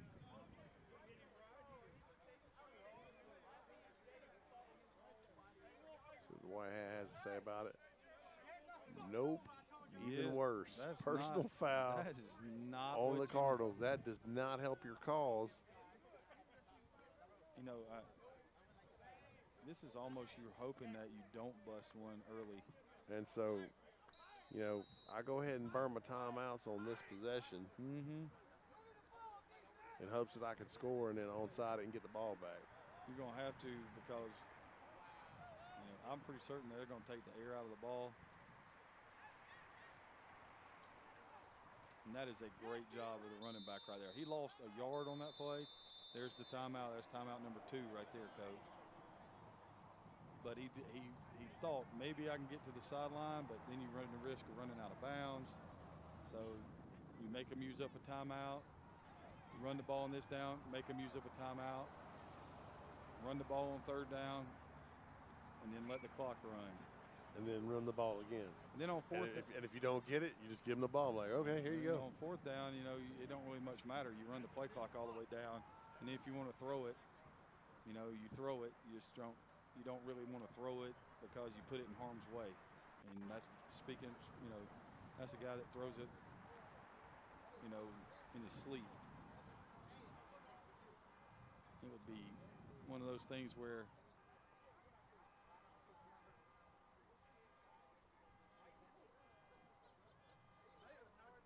somebody's car is trying to leave, yelling at somebody it's time to go. Car said mistletoe.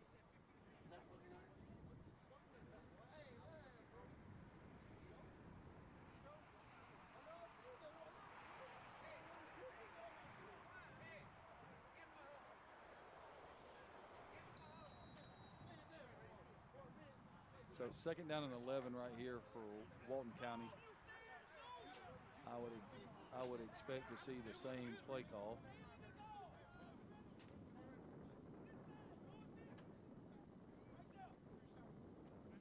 Wow, I would have been wrong.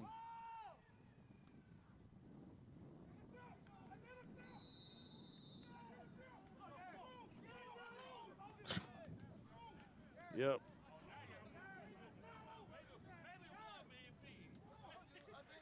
So now you give the ball right back to him. You ran one play. You didn't run any time off the clock. Yes, you made them use one timeout, but they still got a timeout left, and they get the ball at their own 20 now. It's 80 yards to go, but you just saw what happened. If this goes south, you don't have anybody to blame but yourself. Absolutely. This is one of those deals where I could go, yeah, we shouldn't have done that. And this is when Coach Collins makes this statement, if this goes to overtime, I'm quitting. Oh, man. Back in the day. The defensive coordinator is losing his mind right now. I know it. What are you doing? Defensive players are going, what are you doing? Screen pass. It's going to fall incomplete. It's going to bring up 2nd and 10. Yep.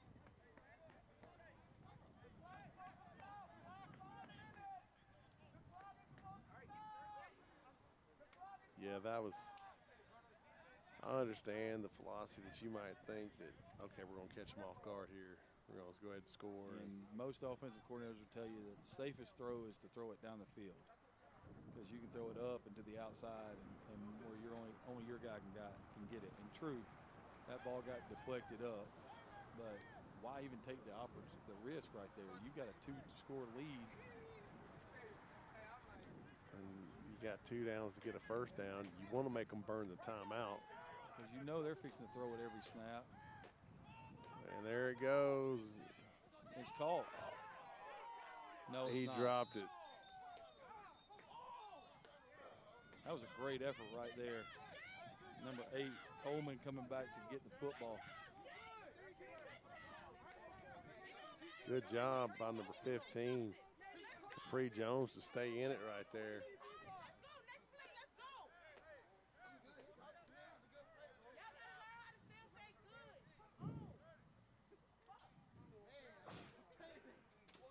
You gotta stay in it right here, and as I've heard said, you gotta stay positive if you're the Cardinals. Got to stay positive.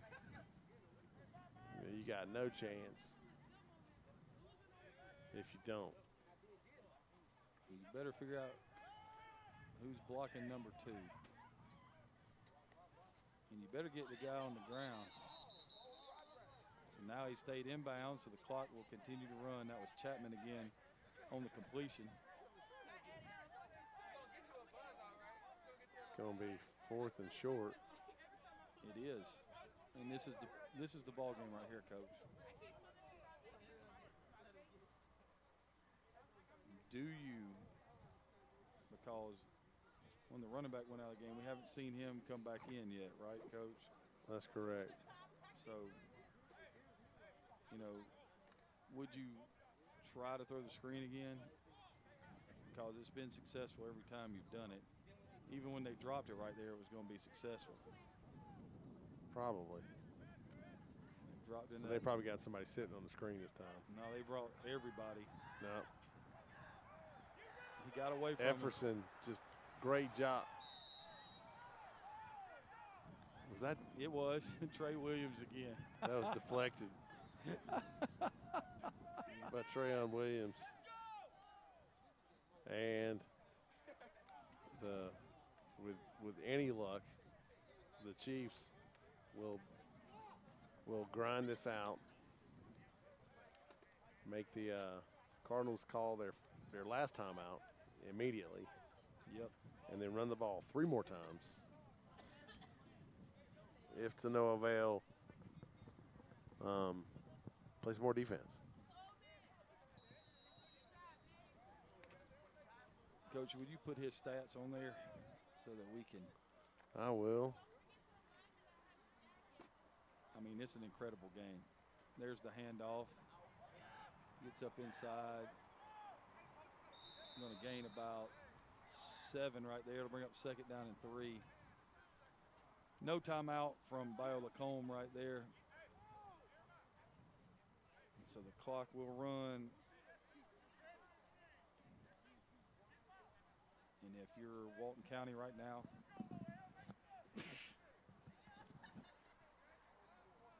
all you want to do is run the play clock all the way down, stay away from the sideline, and really stay out of the end zone so the clock just keeps running.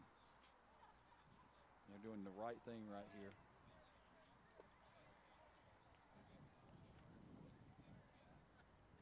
Yeah, just like we said, just grind it out, salt it away.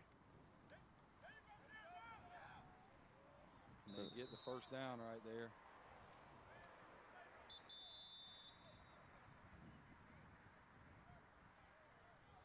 And that will be the last timeout of the game for the Bio-Lacombe Cardinals. Well, right now will be my speech about, hey, let's keep our cool. You know, this didn't work out. It doesn't look good right now. But let's keep our calm. We're still going to play hard. You know, let's look to strip the ball. But nobody lose their cool. Nobody lose their temper. It's just a game. And that whole, the name on the front of your jersey means a whole lot more than the name on the back of it. So they'll come back out of this timeout and we'll be very limited. I would think that this would be a good time to take the snap and take a knee. And I know there's 2 minutes and 41 seconds left to go at that timeout. So take the snap. You know, don't do anything crazy. Definitely don't throw the ball. No, you do not throw the ball. Receivers just standing out there for decorations now. There's the give up inside. They don't have any more I timeouts. don't think they have any more timeouts.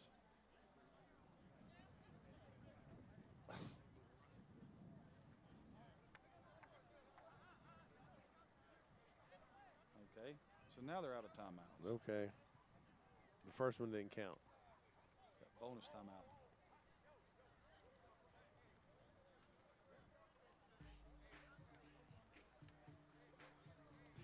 One thing it is not in Florida, it is not too cold.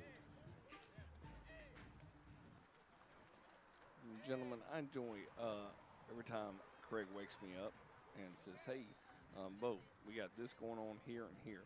But most importantly, we're coming to the end of the good old-fashioned orange zone. We've been on since about 2:30 2:30. 2:30. Tua. I got something for you, buddy. No Tua problem. Tagovailoa 30. Yeah, well, I mean, been trying to be polite all. It's not a big deal. My mama doesn't like me, so. Yeah, your mom loves your brother, so don't be giving me that crap. You can love somebody not like them. No. This is what she doesn't like. Hey. Oh man, at least take her to dinner. At least take her to dinner. It's a Saturday night. What are you talking about? I understand. But you had some chance to really watch some interesting games here. Yes. Yeah.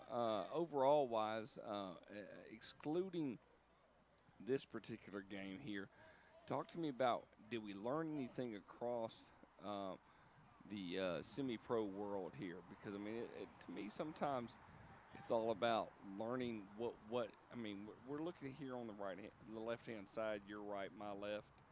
I was a little surprised about the Thrashers and the Winchester Ducks that game was called. I wasn't, because the Winchester Ducks had nothing. Yeah, they were getting thrashed. But this is the second time we think that Thrashers. I saw what legit. you did, brother. I did.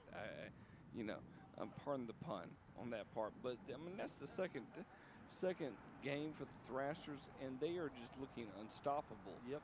Right now, I mean it's somebody taking consideration, and I will say that with the Tigers as well. The Tigers are getting better every week. Yeah, I'm looking to see them get challenged. I mean, like you can see me that I'm like, okay, when do the Tigers and the Thrashers play each other? Because that is a indicator that I want to be able to be a part of. As for the Falcons and Spartans, a great game. Spartans came out victorious, and then you got the Outlaws and the Titans. Great game in the sense of defense perspective, and then we get the AFF, American. I did that. American Football Federation, or American Federation of Football. The Gators and the Elite, they're still working out their situation overall right now. So it's interesting across the board. Gentlemen, any matchups other than we wanting to see the Thrashers play the Tigers? Any other thoughts? I'll be interested to see it. We didn't have their game this week, but I want to see the Northeast Wolverines. Well, they went down south, and Coach Barnes kind of passed on us broadcasting and filming this week, and they were down in Fort Valley. I'll be curious to see the outcome. We didn't get that they're in the Elite American, the EAFL. Yep. EAF. Yep, on that part. So we'll see. I'll be curious to see on that part. But overall, going into next week, we'll see. We're about 2 weeks away from the Women's National Football Conference, which is going to be bananas. Adam, you won't join us next Saturday. You're disposed, and I appreciate you giving me the heads up on the. Yeah, man. It's all right, man. It's okay to be disposed, as long as you're at a party. Are you at a party? I am not sure what we're doing, but I was told we're busy, so I was like, okay. You're busy. I was at a party today. You It's were. amazing. Yeah, I understand that. So we'll see how everything kind of plays out right now. Good defense right there, knocks the ball away. Coach, well, we got this change of possession. Why don't you tell us about the player of the game?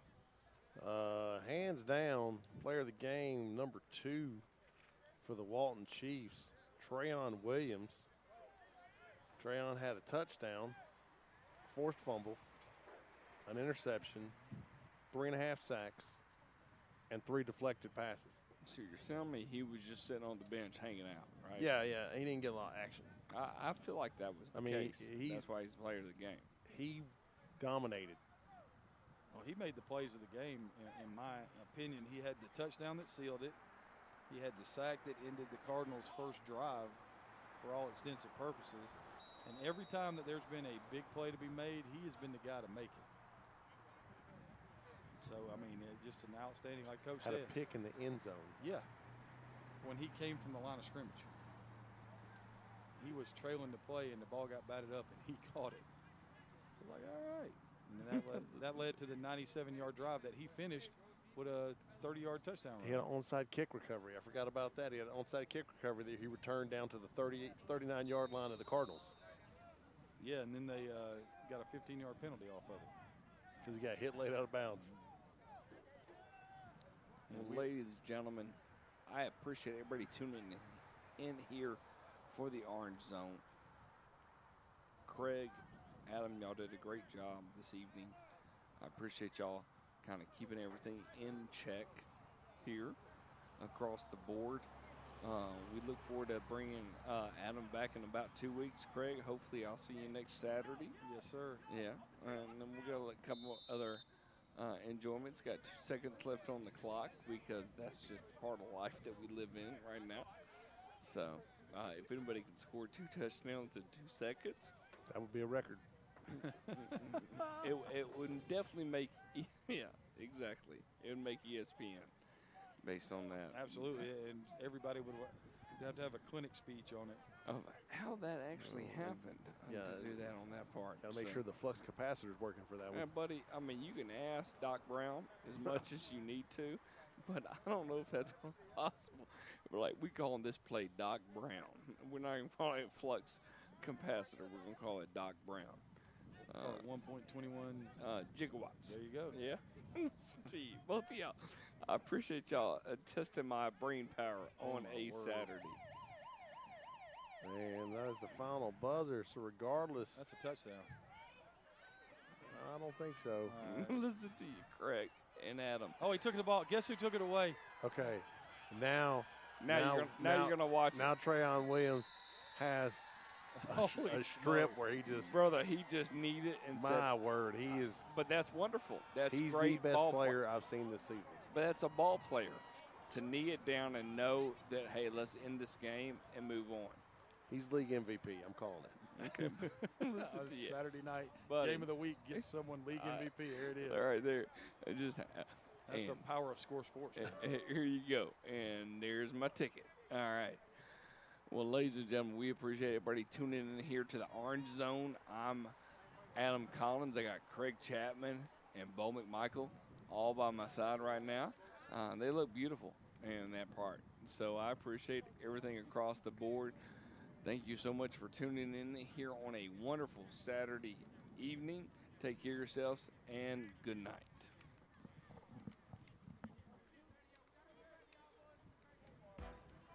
Welcome, one and all. Let's go. It's time to get it started. It's time to stand to your feet. Competition sits at the door, hoping to serve you defeat. Coaches, get out your playbooks. Players, get pads and cleats. Fans, get out your merchandise. Make it loud as they need. Refs, get out your whistles. It's time to get it ready. Run up and down silence. Make sure the call is steady. Minutes before the action and the matchups announced. It's time to go to war, not giving it out. It's game time. And it's Saturday night. Where the only shots taken on the field tonight. It's game time. And it's Saturday night. Where the only shots taken on the field tonight.